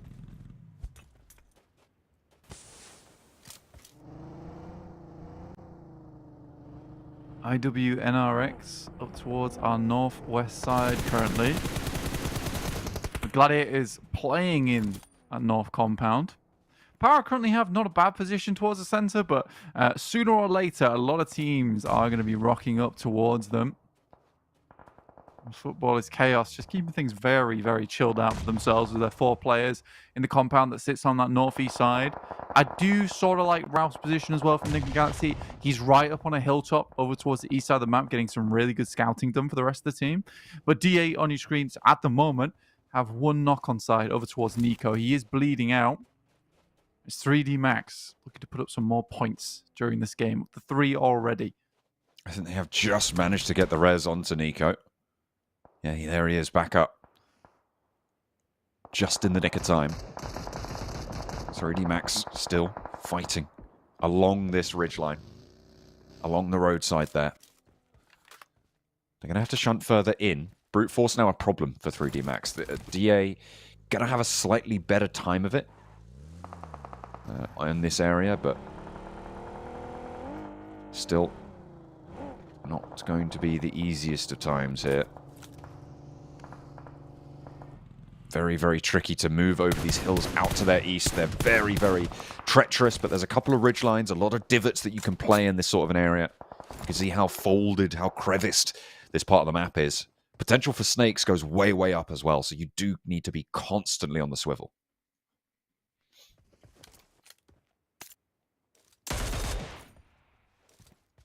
Like you said, Johnny, it's one of those parts of the map where there is so many little dips and divots that a 4-man team could easily go down to a 2 just off some unfortunate circumstances. Here is Twisted Minds playing their usual strategy here on Miramar, which is quite similar to how IWNRX likes to play their games out on Miramar, which is to stay out the way for a long, long time and then slowly move their way in. They do lose Dami, though, on the backside. And this could lead to a bit of a crash coming through from NIGMA Galaxy in the future. That's all the way off in the back, so no chance of a res there. They hop around the corner. Don't take any more knocks here. So they will play as 3, a position in the south side of the circle with a building. More than most can say for this circle now. But Moneymakers heard all of this go on, and you're right, NIGMA Galaxy trying to move in behind. They've got 5 points so far on this match. I was looking at their roadblock from earlier, seeing what they can get done. Rob's over onto Kind and Swain as well. Zedwolf tries to roll on in with the buggy. There's off angles pushing 3D Max back down the hill, and I don't think they're going to be able to confirm the flush onto Swain just yet. Now Valo in danger. Frozen only has the 1 nade. Snoix is there. He steps out. The pin is pulled on Snoix's nade, and there's the knock. Is there an answer from Narvalo? Is there an answer from Victor on the backlines? Because they just can't quite find the angle. Zedwolf up high as well, suppressing Narvalo, and he wants the shots. Breaking out wide for Zedwolf. Narvalo, you've got to hit this. No. You have to go for the spray. You have to make this work, but Frozen's now allowed to move in to encroach onto enemy territory. Finally, Rob deals with Zedwolf, but that was an absolute ball dropper from the backlines. Fortunately, they've got backup from the off angle, and a third-party position takes down IWNRX. 3D Max thrown a lifeline by the Gladiators. Yeah, I mean, that fight was interesting. Meku even sending in now over towards this way to potentially clean up. They have to be really quick on this res because the blue is coming in. Stage 5 already. Ooh. Naomi knocked and short to be flushed, I'd imagine. Just Nomi left remaining. Has a nade in hand. Looks to get some value off the back of it. I just do not know how far they'll go. Yekta does go down here. Another nade won't confirm it. Naomi flushed by Coldex, pushing in with the UMP. Now 2 versus 1 for Naomi, but is probably unlikely to be looking to go for it. Steps out into the blue. Stage 5, you can out-heal this for a little bit longer, so tries to bide his time. Yekta under threat. Naomi moving forwards, tries to crash down into the divot. DA, they're just going to see this. They're just going to take him down. Surely Naomi doesn't get away with this. Surely he doesn't know. Okay, over the back line. He's fine, but the Moneymakers, they've got the angle. They've got the shots. Coldex goes down next. Yekta kind of trapped right now, but 3D Max trying to get down, clashing with the Gladiators on the north side. Yeah, a lot of damage went through to 3D Max quite quickly. A bit of a botch fight there between them and IWNRX, and now it's Victor having to show up versus the Gladiators. Whilst Robs desperately heals. Matic finds 1. I can't imagine Victor's too long for this world. Slow HP for Matic, but goodness me. All right, makes it scary, but Meku might just be able to get rezzed here. The Gladiators on the north side. NIGMA Galaxy on the southeast edge. I'm waiting for their gamble to pay off, and it seems like it's starting to now. Footballers Chaos' compound, a bit sequestered, a bit isolated towards that east edge, and they can start to move over the terrain, playing the outside game. Moneymakers holding off DA, and they fall short. DA down. Yeah, DA out there. Again, it was fight after fight for them. A bit difficult. Heading towards that central position. Bit of a difficult area to play now. Again, this is the sort of map that does go to Zone 9 as well. So many teams were able to stay outside on the edge, and so many teams are going to have many stages to play with all these ridges. The circle's not going to force anyone out into open plains engagements. Right until those final moments.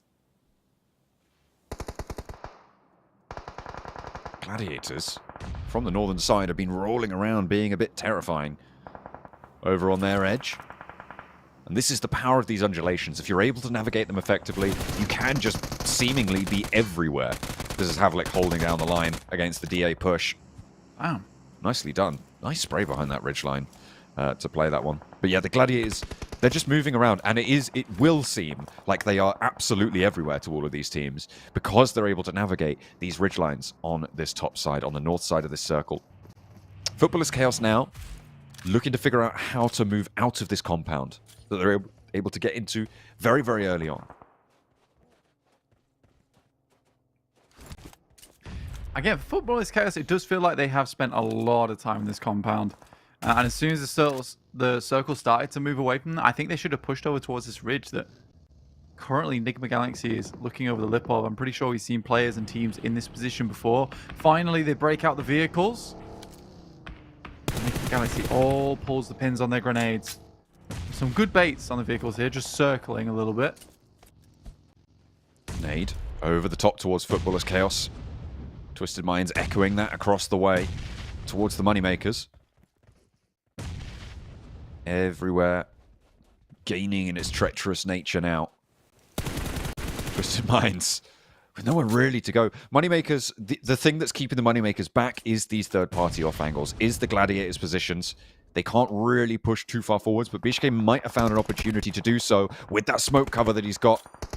And Gladiators are taking a look out towards NIGMA Galaxy in the meantime. They're more concerned with that angle. But you can see Meku, Matic, both still with a chance to take shots out this way, should the opportunity arise. The smoke to BEŞİKTAŞ's left, keeping him safe.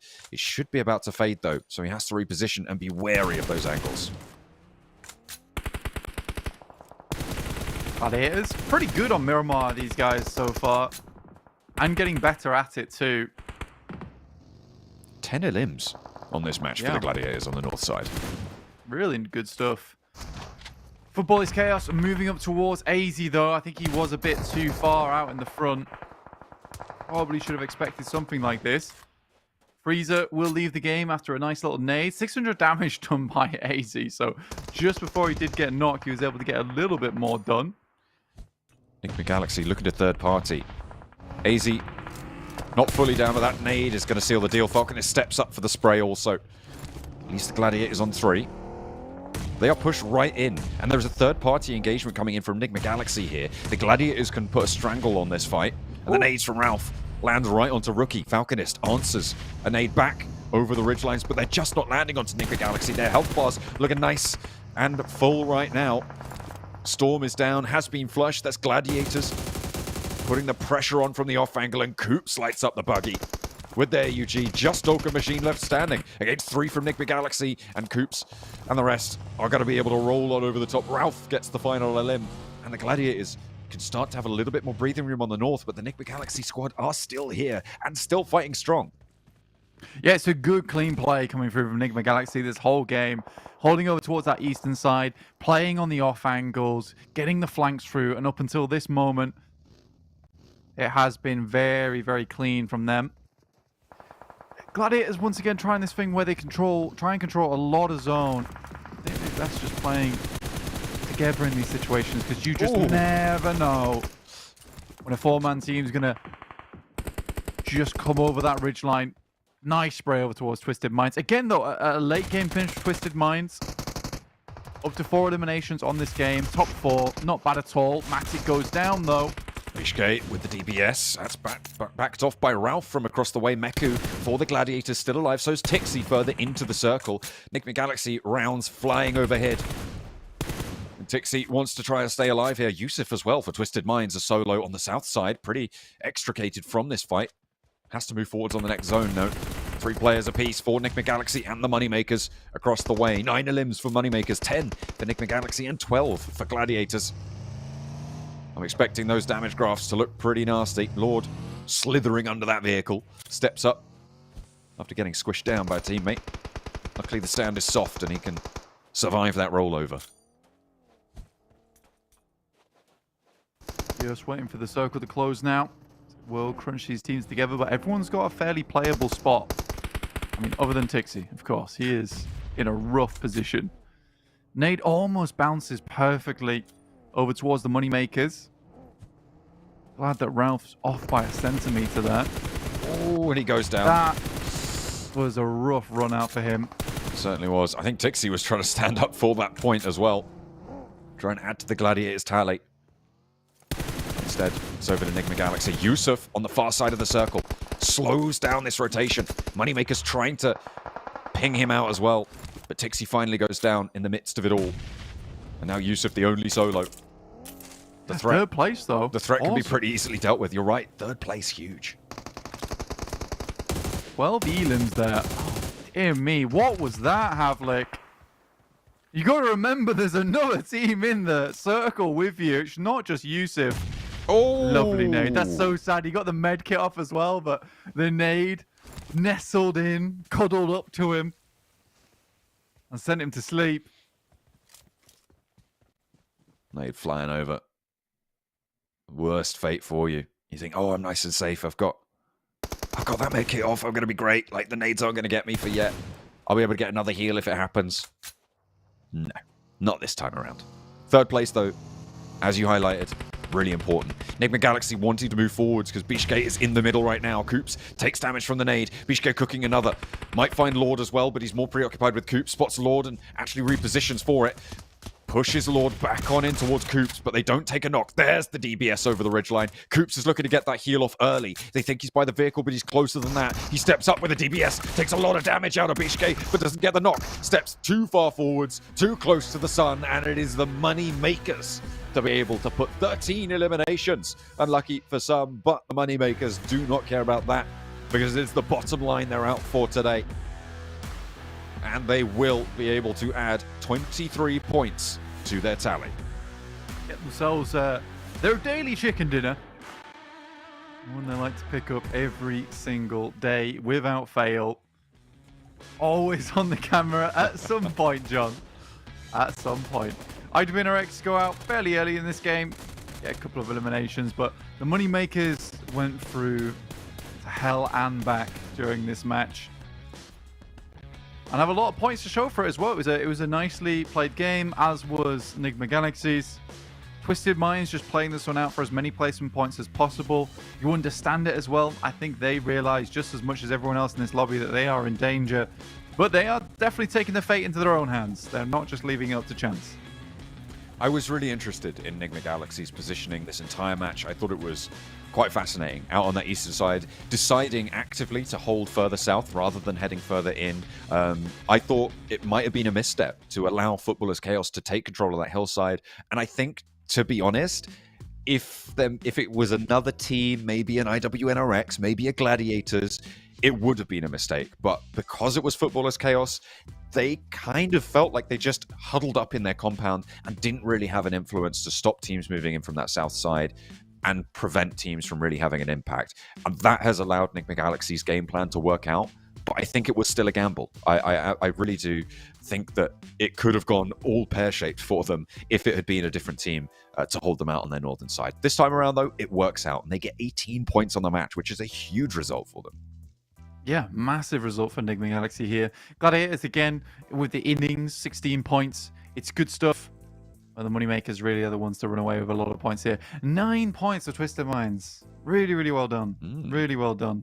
3D Max, again, just these little slip-ups here and there. We know they are a good team, but these little slip-ups are costing them. You know, that fight between them and IWNRX could have gone a lot smoother, a whole lot smoother. And it was one of those fights they had to finish quickly. Which is difficult. It's difficult to do because I think what they've been suffering from is trying to finish fights too quickly here, John, and then getting caught up in the madness and then going down. Here in this engagement, it's one of the rare scenarios where you do have to finish the fight quickly. You can't mess around. Yeah. It's tough. It's really tough. I mean, it's one of those things where it's like 5 seconds either way. It's too fast. It's too slow. And finding that sweet spot is what separates the teams at the top from everybody else. Taking a look at the head-to-head from this match, it was 12 limbs apiece for NIGMA Galaxy and the Gladiators. The Gladiators doing more knocks, though. Absolutely. NIGMA Galaxy pinging away at people who are already down. In general, it's fairly even, and that kind of plays into what I was talking about during the game, right? With the Gladiators feeling like they were just everywhere, every place on that northern side, going for those fights. And the Moneymakers are in second. Yeah. Huh. I'm not sure how that happened. They've snuck up on me there. They were, I mean... They really have. Where did they start today? I think they started today, in 6th place, to be fair. They did start in 6th.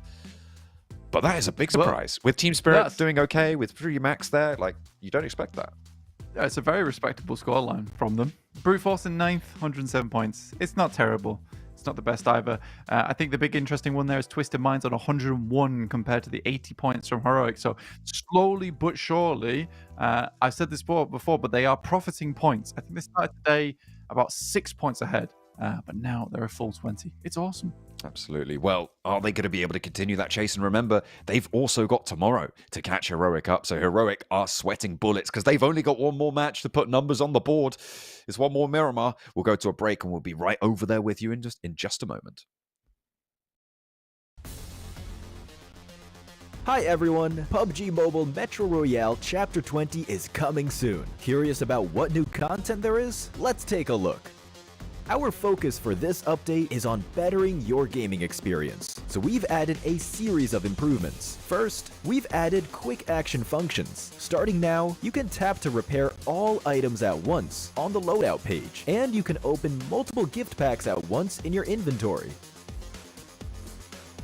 We've also improved the firearm status at the start of the match. During the preparation stage, firearms will be reloaded by default and will be set to full auto firing mode. These improvements all aim to save your time while improving efficiency. Additionally, you can now earn EXP from Metro Royale matches. In other words, playing Metro Royale will now contribute towards raising your player level. If you bring a companion into Metro Royale, they will also earn companion EXP. Chapter 20 also brings brand new honor rewards and collectibles. What's different this time is that after you get certain gold collectibles, they can be displayed in your personal space of the main lobby. You also have the chance to unlock home collectible decorations. Place them in your home to show them off to your friends. With the new version update come enemies who've already infiltrated Metro Royale's Arctic base and Misty Port. While you're out exploring, stay vigilant in these areas, as Striders are active there. Oh, and we've also added 2 new firearms in this update, the P90 Cobra and P90 Steel Front. Don't forget to try them out. That sums up all the new Metro Royale content. Chapter 20 is about to begin. Hop into PUBG Mobile Metro Royale and experience it for yourself. We wish you all successful evacuations and bountiful loot. Elimde logosunu bilmediğim bir takım var. Bakayım bir. O yüzden Allah kahretsin. Aha, bekle.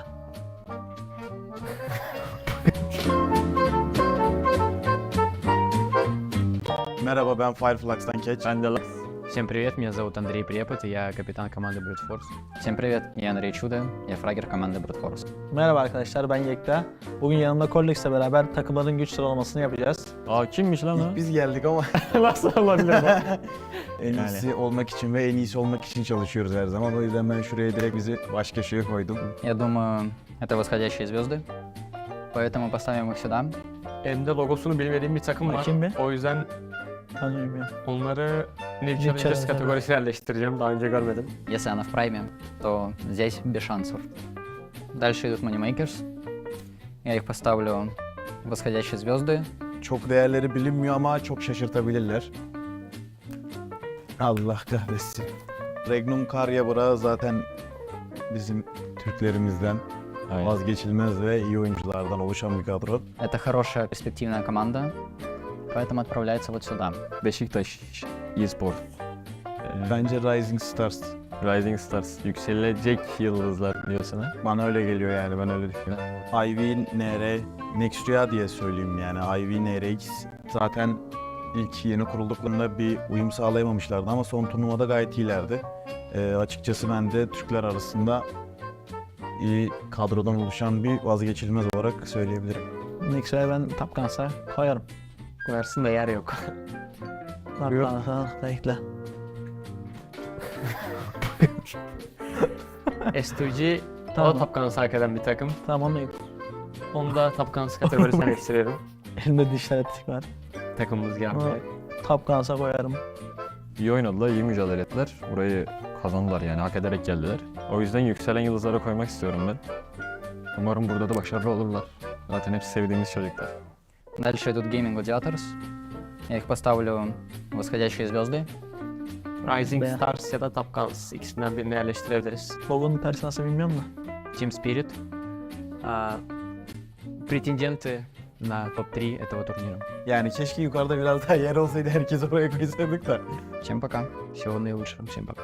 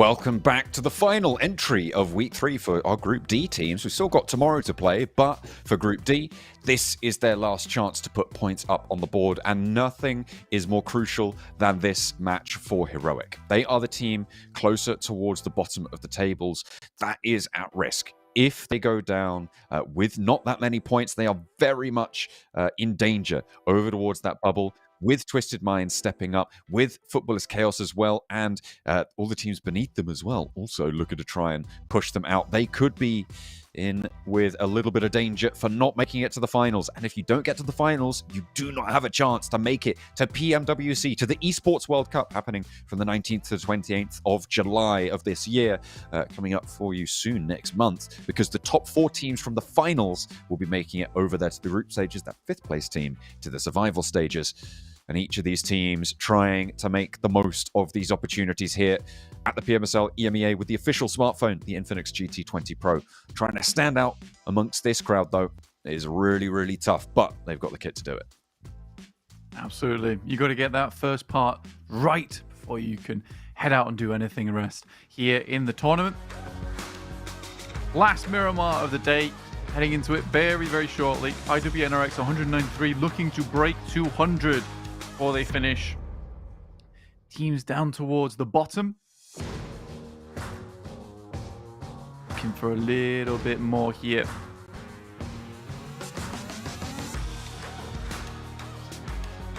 Miramar, final time for IWNRX, for Power, for Heroic, and for S2G as well. Who've had a bit of a tough time of it. Power certainly been giving them the run around. You can see where they are on the standings there. The teams with 23 matches, only 24 to play on a week. It's the last chance for IWNRX to break 200. If they don't, well, that's an opportunity for teams like Moneymakers, like 3D Max, to jump up and beat them. With a good match here, with a good day tomorrow. A good match here, a good match there. Little match here, little match there. Here a good match, everywhere a good match. That's right. They could maybe get themselves up towards the top of the tables. I think Gladiators are looking for another good game here because I think they would desperately like these bonus points to stick around. They still have quite a few more matches to play. You can see their Power, 116 points, but 23 matches. So they will be finishing today. And likely jumped up on, I think, to be honest with you. It looks okay, but the fact that so many more teams inside this lobby have more matches to play on top of them does make things a little bit more difficult here. Circle down towards that south side. I'm praying for a Picardo finish. I haven't seen one of those in a while. I quite like them. Back over to those apartments. I don't like the days where we had those Picardo hot drops, though. Those 2 apartment blocks being pretty treacherous.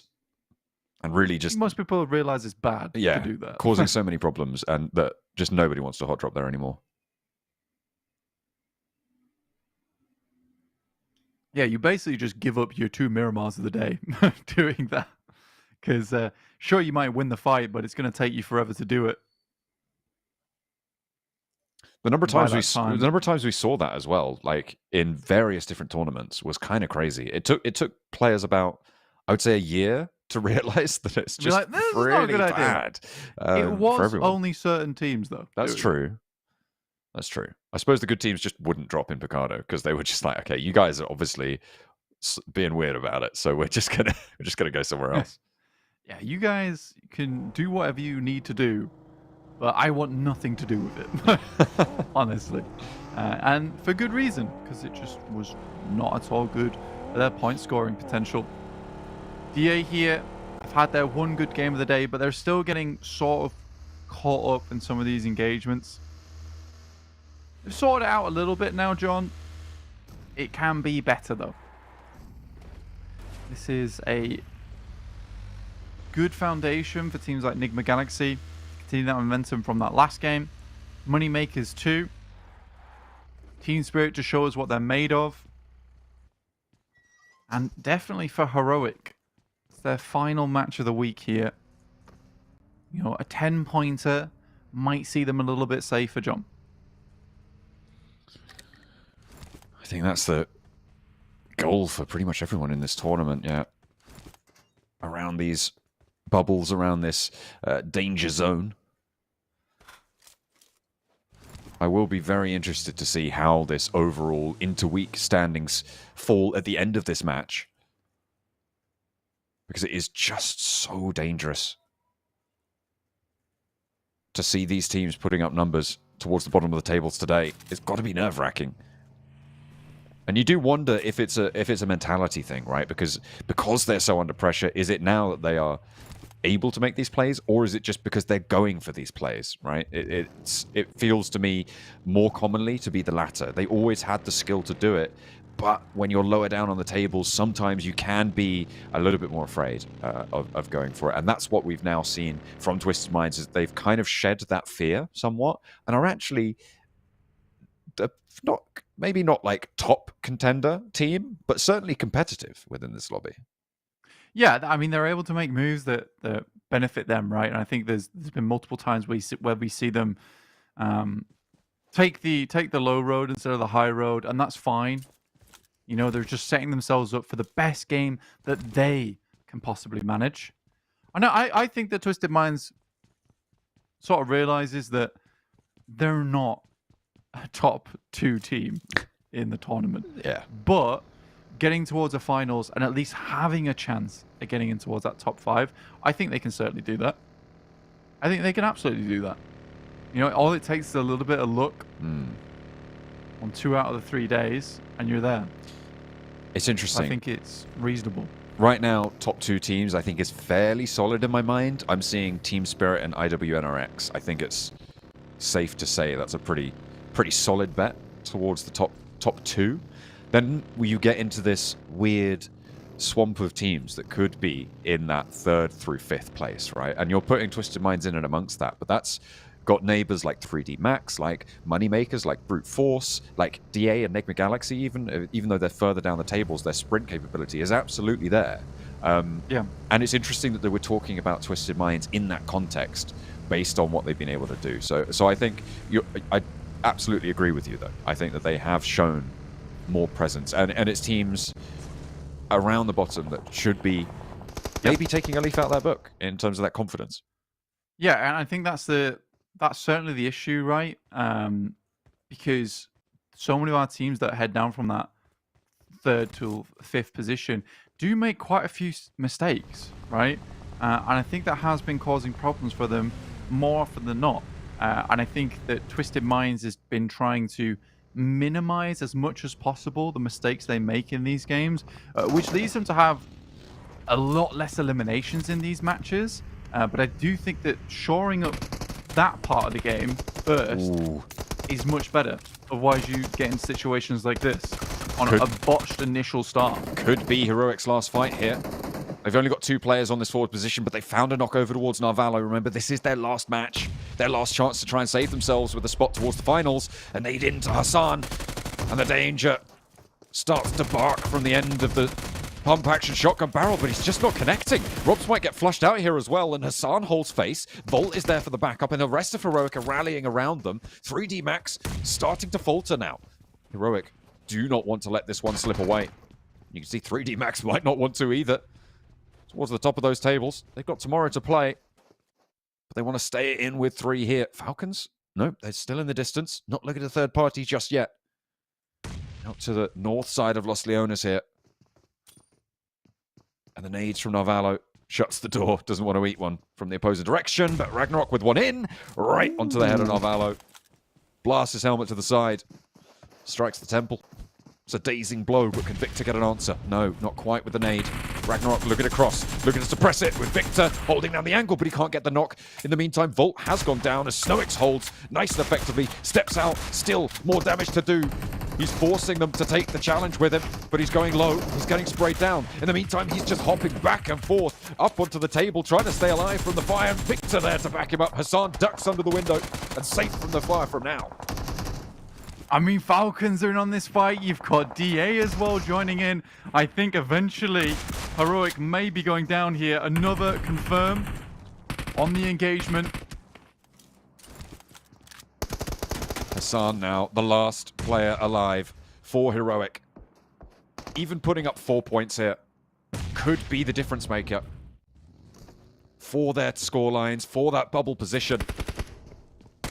And you can bet that Twisted Minds are happy about this. Hassan steps in and Victor shuts it down. That is them out. Heroic are done for the league stage. Have they done enough? Only 2 points earned here. Without Twisted Minds, look at that. Pulling up some more points for themselves. They do lose a player.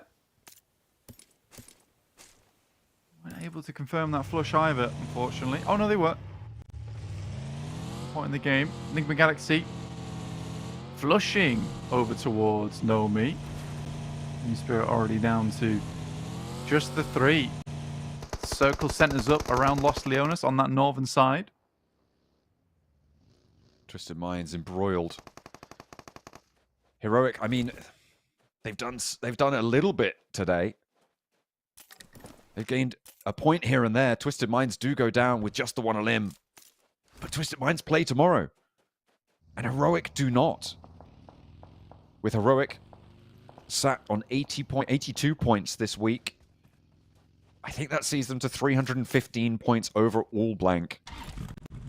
Which is really quite close by for Twisted Minds. They are, I believe, going to be sat on 307 after this match. And so tomorrow... Oh, dear. They're just going to have to jump up a little bit. The kicker here, though, the real kicker, is that Twisted Minds and Heroic are currently in 15th and 16th. They are above FUT KAOS. So we are now going to look over a little bit more to FUT KAOS in 17th position. At the start of this match, their overall sits at 302. With 315 now being the barrier that's set by Heroic, can Footballers KAOS jump up over that and force Twisted Minds to try and leap that same hurdle tomorrow? I mean, it's weird. Like, we talk about both these teams so much, and then suddenly it's a case of, oh, they're both in not bad stead. Though I don't think Footballers KAOS is a bad team by any stretch of the word. I think they've got pretty decent players on side. It's just odd that they've not been able to show us that. I think they're under pressure, though, tomorrow. I believe this is a situation 100% where they might be able to pull something out of the bag, John. It is quite small points differences at the bottom of the tables. Ooh, I like a competitive finish. Yeah, absolutely. But you're looking at the potential of needing to put up, like, if you put up a 3-point average, that's enough for Twisted Minds tomorrow. You just need 3 points a match to see the finals.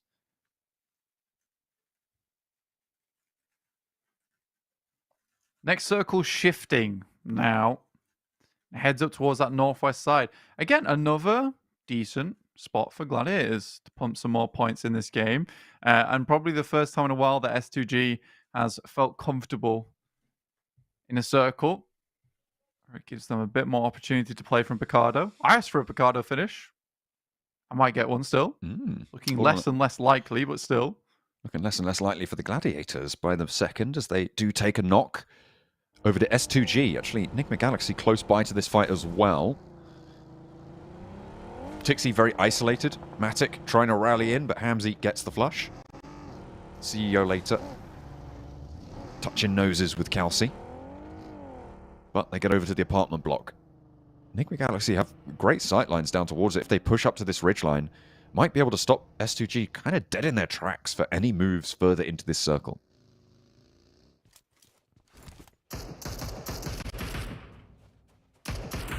It's actually a really tough eastern side of the map right now. Power, 3D Max, Falcons, and D8 all having a bit of a chokehold over this location. IWNRX would like to come in. So would Moneymakers. Footballers KAOS. Just all knocking on the door politely. Hearing no response from inside the house. Moneymakers taking a knock. IWNRX creeping forwards towards Icy. Can they break 200 points? This is their last match as well. It's like, don't go for that peak. Come on. Be reasonable. As he rolls on past. And there's the flush. 2 players now for the Moneymakers. Smashing on up to second place, but getting a little bit garbled in the course of things between D8 and IWNRX. 2 players left for them. for their campaign on the last Miramar today. IWNRX looking to get ahead of the curve, but Power on the north side might try and stop that. 100%. Might be able to go for something here. BEŞİKTAŞ and Power both surrounding Football is Chaos as they attempt to get themselves in on that northern side. Here's DA versus Bishke. Does hit some marvelous shots, does this guy. Right through the side. Awesome play. Yekta low actually makes it to the wall, but it's likely that Bishke gets this flush here. I don't think Yekta's got too much of a chance. He does get that heal off. Could find a nade, but the DPS from Bishke has been pretty brutal. He's going to have to step out. The nade, obviously, being on that right hand, means that he does need to full peek into it. Bishke has the angle, has the control, gives up the building, but there's the shots from Naomi up the top of the hill, and Yekta now cowered behind this wall, and Bishke able to take down 3. DA crumble at his feet, and they will be the residents of the middle of the tables now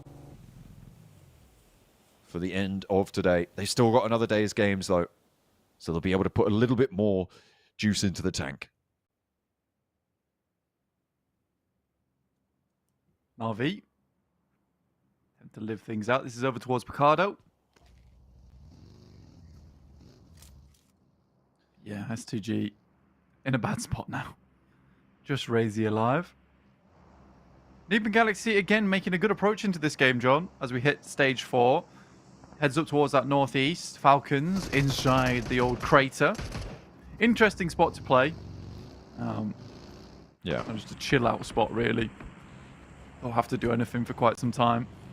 It feels like a 4th place spot for Falcons. Nice nade for Frozen there. Over the top facade. Lovely. And Kine wants more, but they're only going to get that point for now.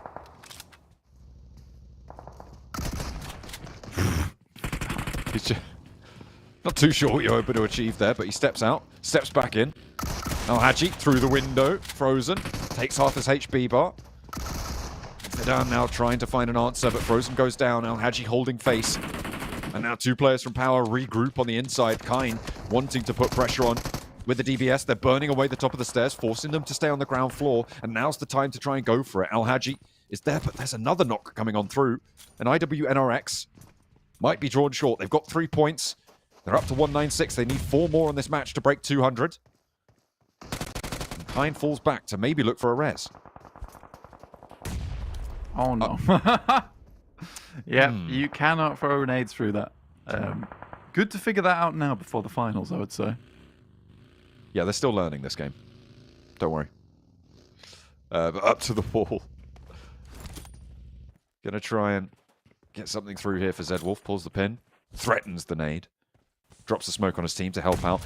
Team Spirit have a position out to the west of this that has excellent high ground. They're only playing as 2, though. They're on the edge of that crater. Zedwolf. Oh, dear. These nades. Oh, Fidan. I think he didn't expect to see him as much as Kine didn't expect to see him there, honestly. They were both just surprised. A nade right at his feet, but Fidan repositions. Kine pushes forwards, takes the opportunity. Still on the east side, still in this circle. It is just about to pop for the next. And Kine can take that high ground, can take that top floor, but he pushes in around the side. Fidan is down. They find the knock and immediately they descend. A pack of hyenas. IWNRX move in for Alhaji. And it is the final blow dealt by Kine. The DBS around the side, and finally Power dispatched. Their last game today as well. Their last game of the league stage. We'll see them up to 116 points. Good stuff. I mean, is he going to take them all the way in terms of the bonus points? Probably not, but I think Power has been one of our most consistent middling teams within this tournament. You know, every single week they've put up some good points. And to be honest with you, John, I don't think we've had too much bad to say about them, right? I think that's the really big positive thing here for them, is that we haven't had too many bad words for Power. I think they've just been very reasonable and have remained in their lane. They haven't drawn the ire of old Statler and Wardorf on the casting desk. They've managed to remain ungrumped firmly. For the time being, anyway. It's definitely a feat and a half. Northwest Shift, Beşiktaş right now have a winning position on the game. It's such a nice spot to be playing in.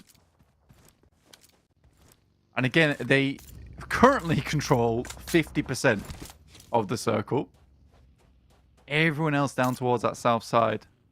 And getting through that position that currently Falcons hold in the crater, yeah, not easy. So, honestly, right now in the circle, the playable space, not including the area that Beşiktaş holds, is about 20%. It's area off towards the southeast side and the southwest. It's pretty tough. I think Gladiators have a decent chunk out on that west to stay safe for the time being. Yeah, I'd agree. And the Team Spirit high ground is also controlling quite a lot of that position out to that north. I maybe wouldn't go as far as 20%, but it is sort of in that order of magnitude, right? It's pretty crazy how difficult this is going to be. So maybe crashes onto Falcons, maybe crashes onto everywhere. That crater that Team Spirit sit in right now just eats nades over towards it. Frozen. Hello? Doesn't want to hop out the buggy. His teammate down, and everybody's just trading off. Not before Frozen goes down. IWNRX, they are up to 6 elims. I think they have got a placement point, which means they do have confirmed 200 points so far on this league stage. A return to form for them, but they are right up against it. Just Swain to get Zedwolf back up. The nade goes up, goes high for Victor, goes long. Is it on to Swain? Bursts high in the air, drops down. Doesn't find the damage. Narvalo close now. They find the flush onto Zedwolf. Narvalo with the DBS. The cook is there. Doesn't take damage from it. Just ducks behind the headland. And that is putting it to bed. IWNRX full with 6 elims and 1 placement point. Exactly on the money. 2-0-0. And that's all they wanted. That'll do. That'll absolutely do. That is the scoreline for everyone else to beat here. To be quite honest with you, it is funny that 200 feels like such a big number right now in this tournament, considering in the past, through similar play days, it's been, what, like 300 points we've seen up towards that top side before? We've had very, very crazy. I mean, we've had the averages steadily drop, I think, over time as the skill levels in these lobbies even out. When we don't have just dominating performances from 1, 2, 3 teams, we're getting strong performances from 12 teams at this stage. And so you can't confirm those 13-point, 14-point averages that we're used to see because of the sheer volume of strong players, strong teams fighting it out. Beşiktaş looking to do just that this time around, using that north side control, but that ridgeline against NIGMA Galaxy, they are unaware of Poser's threat here, and Ralph goes down to it. But the rest of Beşiktaş can't really do too much on this angle. They are going to launch nades. They haven't stepped close enough, and now they can start to move in with effect. They're going to have to push out of the circle if they want to get this angle to take down NIGMA Galaxy. But do they want to do that now? Do they want to try and confirm it when they can just play on the inside, play a little bit safer? Yeah, I think for Beşiktaş, they have so much decent room to play around NGX at the moment. So, honestly, they can just chill this one out. And again, it would be a 3D max play to try and push down towards NIGMA Galaxy here. It's not worth it. I've spotted Lord with a K9 in the back. You need to be careful. Everybody trying to step on in. You peek your head, you lose it. He is just trying to line up those shots. Kakali playing up on that high ground, should be able to see a few of these NIGMA Galaxy players running around here. He's cooking the nade, sees Ralph completely. Knows Coops is there as well. That looks to be on target and takes him straight down, immediately dispatching the IGL for NIGMA Galaxy. As Kakali pulls back, Lufa launches one high, goes right on top of him, but doesn't quite find the knock. Kakali's going to have to back off here now, though. NIGMA Galaxy might have time for this res, might have time to push up and get something done. Yeah, I think at the end of the day, Beşiktaş, sort of a case where they have to back this one off now. They can't really afford to take any more knocks because it's giving time and position for NIGMA Galaxy to get up towards them. Good flush there for them. Kakali also flushed in the process. I'm surprised Team Spirit's actually still going in this lobby. I thought that they'd lost a lot of players. They have. NIGMA Galaxy seemingly starting to lose players as well. Beşiktaş Can't quite find Lord, who is the last to stand for them. Poser is there, but do they have the off angle? That nade over the top, that should be able to find something. It just falls short, doesn't quite get the bubble. He drops down, and Lord is sprayed away. Lewis eliminated. Team Spirit also were eliminated. They were playing in that little divot over on the east side, Blank, that just funnels nades towards you. So as soon as a team actually committed to going for that with the safety of not having BEŞİKTAŞ to worry about, it was just going to be curtains for them. And 3D Max for the team to get that done. 7 eliminations for 3D Max, and they are currently the top performing chaser, I think, behind the top spot. If they can leapfrog Moneymakers after this match, which I think they might be able to do. Just maybe. Falcons getting far into this game as well. They really did need a good game today. That is an awesome long nade. Just short. Just short. Damn. I wanted that to hit so badly. Yeah, that nade was a blusher because it was just shy. Can't believe it did not hit onto the brute force there. Dear me. Brute force, though, still in a pretty dire situation here.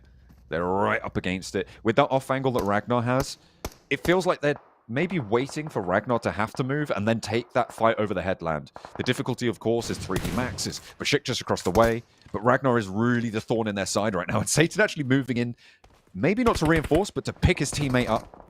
And this should be go time for Brute Force. They move in and immediately... Oh no, they step up, perfectly timed for Brute Force, and Falcons lose 2. Now can Gaith and Ragnar hold on and Demar hold on this high ground. Nades going forwards, being sent on in. And Ragnar picked away. That's BEŞİKTAŞ picking up the point. We've got 11 eliminations now on the match, by the way. Yeah. But still, disaster for Falcons. I mean, when you get this circle, that position that BEŞİKTAŞ is holding at the start of the game, it's just win. It's just a winning spot. 3D Max might be able to challenge for it, though. And that's Falcons out. So we have Brute Force, 3D Max, and BEŞİKTAŞ, our last 3 teams. All on 3 players apiece.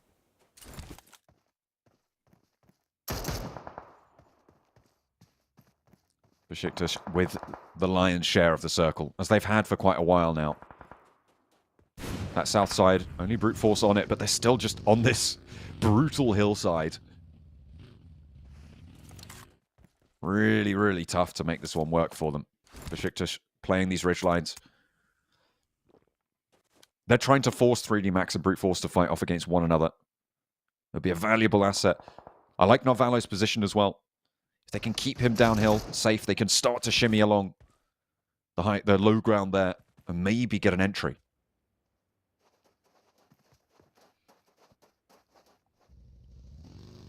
Really Max need to be patient now.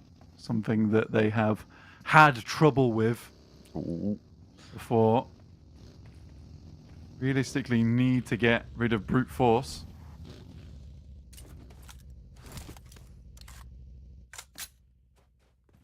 Is also a problem. Over on those flanking angles. This is coming into our final zone now, John. This is incredibly tense here. BEŞİKTAŞ, you can see they've got control over the south side, but they are leaving this north side a little bit unattended. And this is a weakness that potentially 3D Max can exploit. Poser is their lone ranger on this side, right? If he slips up, if there's a pick, it could go either way. 3D Max just scouting out. I mean, reasonable to put the burn in. They don't hear footsteps, so they know it's clear. And more attention for BEŞİKTAŞ over on the south side, and Lewis goes down. This could be another over onto Tospik as well, because Judo is absolutely out for blood here. 3 players still alive, and Tospik has to hit the deck, has to try and get some healing on board. The rest of the team, do they respond? Or do they try and hold 3D Max out? In the meantime, Tospik goes low, and the rest of Brute Force moving over the hilltop as well. Neos and Freezer both moving on in, and Tospik goes down. Poser on the backlines. What could 3D Max do? They're being too slow about this. They need to move up now. They're into the vehicles. They're getting ready to go. Poser from the top rope, trying to get rid of Brute Force. Sprays 1, looks for Neos with the weapon swap as well, and gets 2. Wow. A third now needing to go down. It's Judo who was able to open things up, and 3D Max roll on in the buggies. They're sending straight to the mix of it, and Narvalo wants a chunk of flesh. Is he going to take it out of Poser? He can't find him! But he's finally able to get the shot, get the knock, and there goes Brute Force. 3D Max roll over the top, and it taken away from BEŞİKTAŞ. Brute Force open the door, and 3D Max slam it in their face. It was a slow ending there for 3D Max, but finally they get it together. And I think that is nice. You know, they were trying to find that sweet spot. I think in that last game, they just about get it there. Really, really well done. It's nice to see Narvalo happy too, because it's been a while. Rob's taking the notes there, writing that one down. I like that as well. We won. Know? Good job. That's what he wrote. We won a game. We had some kind of patience during this game. They lost Rob's early as well. They played as 3 for that entire match. Yeah. Honestly, very, very well done. I'm pleased to see it for 3D Max. It's been a great week so far for them. Yeah. Vast improvements. Still, despite that, I think there's still a long way to go for this team. And again, I will praise them because they definitely deserve the praise. But there's so many times where we watch 3D Max and we're like, they can do so much more with this team. To the point where they could easily be in a top 3. They could easily be in the top 3. Absolutely. I mean, I had them predicted in my top 3 I at know, the start you of the keep tournament. telling us. I'm going to keep bringing it up when they do well and saying nothing when they don't do anything. But yeah, no, absolutely. This was a little bit hair-raising when Narvalo went in like that and wasn't able to land the shots with the DBS, but it worked out. Look at the damage from Poser, though. Besiktas, this is the domination that they show, right?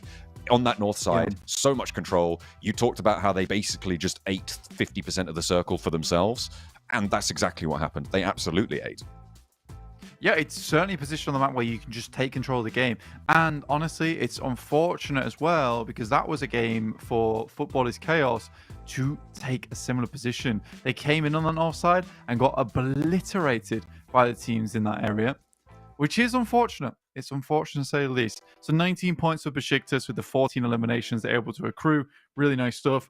Brute Force once again clawing their points back on side. With best they can. With 3D Max's points here as well, they are within striking distance of that 200-point mark. They started this match, I believe, on 135 points, if I'm not mistaken, and they've been able now to jump up to 155, right? They're 45 points behind, and if they stay on form, they can do it. They can take down IWNRX at the top, a thought that was nigh unconceivable at the start of today. Yeah, I don't think anyone expected that happening. Second page here, Footballers KAOS, 0 points. Really, really not the ideal time to be putting up these kind of points in these games. Heroic managed to get 2. Twisted Minds just the 1 on that match. They do have one more day tomorrow. But again, it's Footballers KAOS right now who is in the danger zone, John. Absolutely. It's Footballers KAOS, it's Twisted Minds, it's Heroic, all vying around that bubble position. Heroic, I think, right now, in the most dangerous position. With the points that are able to get there, not really adding up too far. It is a chase that is on. Can Twisted Minds outperform Footballers KAOS? Can Footballers KAOS outperform Twisted Minds? And can both of them outperform Heroic tomorrow? That is what we're going to be looking at to see who is going to drop down to those bottom spots. It's highly unlikely that Onyx Ravens are able to get up into the mix. They are quite far behind as it stands. We'll be seeing them back into the mix tomorrow. I would say it's impossible for Falcons to make it as well. And Na'Vi would really greatly struggle to do so as well. But we'll have to wait and see because we've still got more games to play. Let's take a look at who was able to take home those chicken dinners over the course of today. Obviously, we had 2 chicken dinners coming through from Team Spirit over the course of it all, which has meant that they've been able to keep their numbers up a little bit higher than they certainly had done previous to today. Yesterday's games not quite as strong. In that last match, they were able to survive out quite a long while as well and keep themselves just ticking over the edge. But they're going to have their work cut out for them over the course of tomorrow to be able to get up there into the positions that would get them the bonus points they're looking for. Here are our daily winners. 3D Max, 2 chicken dinners, both with 10 eliminations. We're seeing quite a flat number of eliminations across all these chicken dinners. And I feel like everything today was quite controlled and was quite purposeful in these wins. Yeah, absolutely. And I think Team Spirit's going to be happy too with their 2 chicken dinners they were able to get here. I think yesterday they felt like they were in a bit of dire straits, right? They needed to bump those points back up again. And I think when you're looking at IWNRX, and I've said this multiple times today, when you're looking at IWNRX, you're thinking to yourself, this is going to be a tough team to be able to actually top over. So let's get those points on the boards whilst we still can, so we can get the bonus points. We're going to take a look at that MVP very shortly. Is it going to be 3D Max? That's the real question. Come on. Oh, okay. Koa from Moneymakers. Interesting. A surpriser.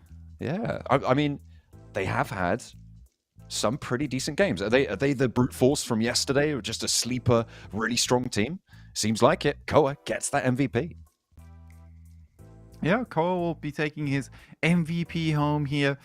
Very, very nice plays. It's certainly always stepped up as a player, has Koa in the past. And you know what, Moneymakers, it's funny that they get their MVP even just off the one big win. But they did have some pretty significantly good games today as well. And this is what we were asking for from Moneymakers for a long time, is just, can all your points not come from your chicken dinners?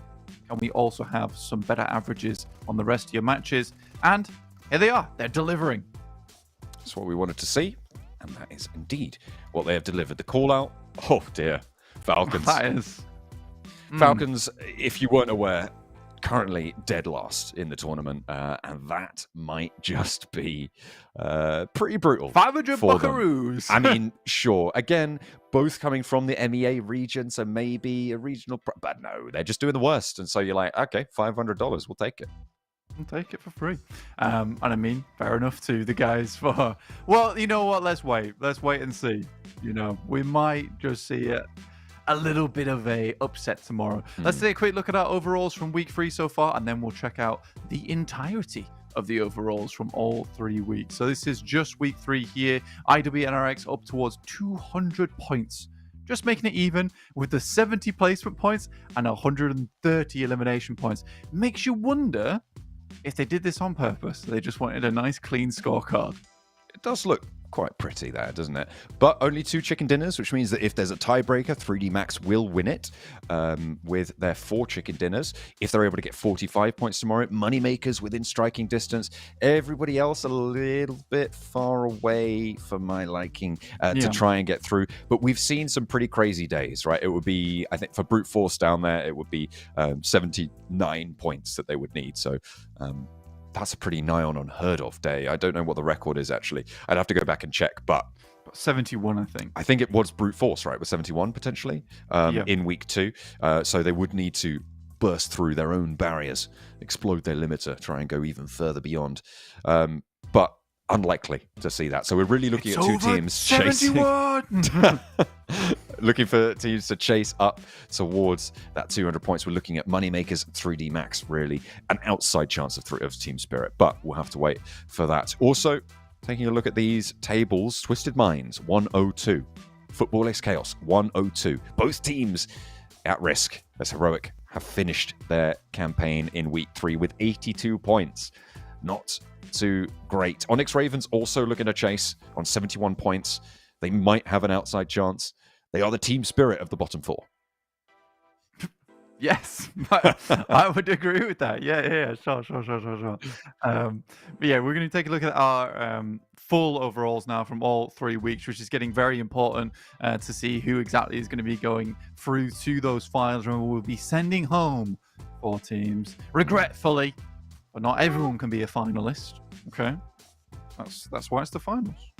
That's true. That's true. But yeah, so let's take a look at that right now. Whoa. On our screens. Whoa. Just like magic. Here it comes. It's crazy. It is coming on up there. Obviously, at the top. Well, actually, hang on a minute. Not obviously. IWNRX have managed to jump up quite convincingly over Team Spirit as of yesterday's games. They were able to jump up on through 544 so far. They haven't managed to get that 550 that they would have liked over the course of their matches. Of course, Team Spirit do still have 6 matches to play, which means that 20-point gap could still go the way of Team Spirit. And we'll see if they're able to do that tomorrow. 20 points, I think that's doable. Moneymakers in 3rd, which I think is quite surprising. But I'm also looking at 3D Max chicken dinners. And brute force. You're right. 10 chicken dinners is pretty nuts, given the points gap between them and Team Spirit. Yeah, it's a pretty awesome scoreline coming through from the Moneymakers, and no one gets chicken dinners quite like they do. Brute Force at 477, but yeah, this front page feels fairly definite right now. I think that for 3D Max to catch up to Brute Force, it would be very, very difficult. Possible, very, very difficult. But yeah, I think the big one is the one you mentioned before, is Team Spirit, 20 points behind IWNRX. I think they can certainly do that tomorrow. The question whether they can get close towards a second or third position is that one's sort of up in the air, right? Yeah, it could be. I think there are some shifts potentially lower down on these tables as well. But let's take a look towards the bottom. Twisted Minds are in. As of now, they are in 16th place on 307 points. You can see, though, Heroic. That's the big barrier, right? 315. Yeah. Above that, FLUX, they're pretty safe. I'm quite happy to sort of ignore them in terms of people being able to jump up over them, because that points barrier, I mean, it's doable, right? 39 points between Twisted Minds and FLUX. And we're going to have to wait to see Footballers KAOS as well, a little bit lower down. But I imagine that it's kind of a similar story. It's doable to jump up over FLUX, but FLUX also have point scoring potential tomorrow as well. So that barrier is just going to keep moving. Heroics, however, is not. Footballers KAOS almost certainly in with a shot here at jumping on through. Twisted Minds as well. It is such a small gap. 13 points between Heroic in 15th and 17th place, Footballers KAOS. Are they going to have a really terrible day tomorrow? We're going to have to wait and see. But those are the three teams we're really going to be paying attention to. Onyx Ravens, a little bit far behind there. It would require them to be jumping up and getting, I think that's close to a 50-point day on tomorrow to be able to jump up over Heroic. And even then, I think they would still have to clear both Twisted Minds and Footballers KAOS as well on their days. So yeah, it would be pretty tricky. It's going to be very tricky. Something that's very easy to do, though, is to join us here on the PMSL EMEA and just listen in, watch some fun games, and make sure you get involved with our PMSL Pass with the Dark Arts Gentleman set and the Dark Legend UMP 45, running through from May 31st through to June 30th. It's going to be some pretty tasty stuff. We're going to flash up a code for you in just a moment so that you can get 2 points vouchers as well. So make sure you're getting ready. It's coming. There it is. EMEA X PMSL Pass. Type that in. You can redeem 2 points vouchers to get your suit. Look as fine and fresh. Oh, you trying to just give it a... Looks like he's my mic now. Oh, hello! Hello, Lord. How are you? Doing okay. That's Kelsey, I think, on the left, isn't it? From S2G. Lord on the right from NIGMA Galaxy. Obviously representing the EMEA region in those Dark Arts Gentleman sets. Lord of the Mics, indeed. Looking pretty good. You can check out who's getting those Dark Arts Gentleman suits, who's able to perform, and you can catch up tomorrow. If you're not able to watch it, you will be informed via social media tomorrow as to who will be our 16 finalists through the social media channels below. Instagram, YouTube, TikTok, they're gone already. You're quick enough. You already knew about that. You guys are already following that, I'm sure. And if you're not, make sure you're going to check on out. But we got one more day of week 3 left. Tomorrow, the 2nd of June, will be the last day of the league stage. We will fully lock in our finalists who will have a chance to ramp up to that top 4 position for a chance at the group stages over at PMWC, and that 5th place position obviously getting to those survival stages as well. So our top 5 all-important finalists will be decided next week, starting the 7th up to the 9th. So make sure you tune in for those ones. Remember, we do have 2 extra days off next week. So if you tune in over on Wednesday, rest assured, and you're like, where's the show? It's not here. Sure, it is coming up. It's over towards that Friday and the weekend for the finals. But thanks you so much for joining us here for the PMSL EMEA, John. Absolutely. Thank you so much. If you are missing out on the broadcast next week, you can just rewatch one of the old ones on YouTube. Just check that one out. Check a couple of the TikTok clips, or I'm sure there'll be some sort of content you can consume, but we won't be doing it live. That will have to wait until the 7th. But we've got one more day of week 3 left to go, where we will decide our top 16. It's all to play for. 3 teams in the mix of it. Can they make it happen? We'll see you tomorrow.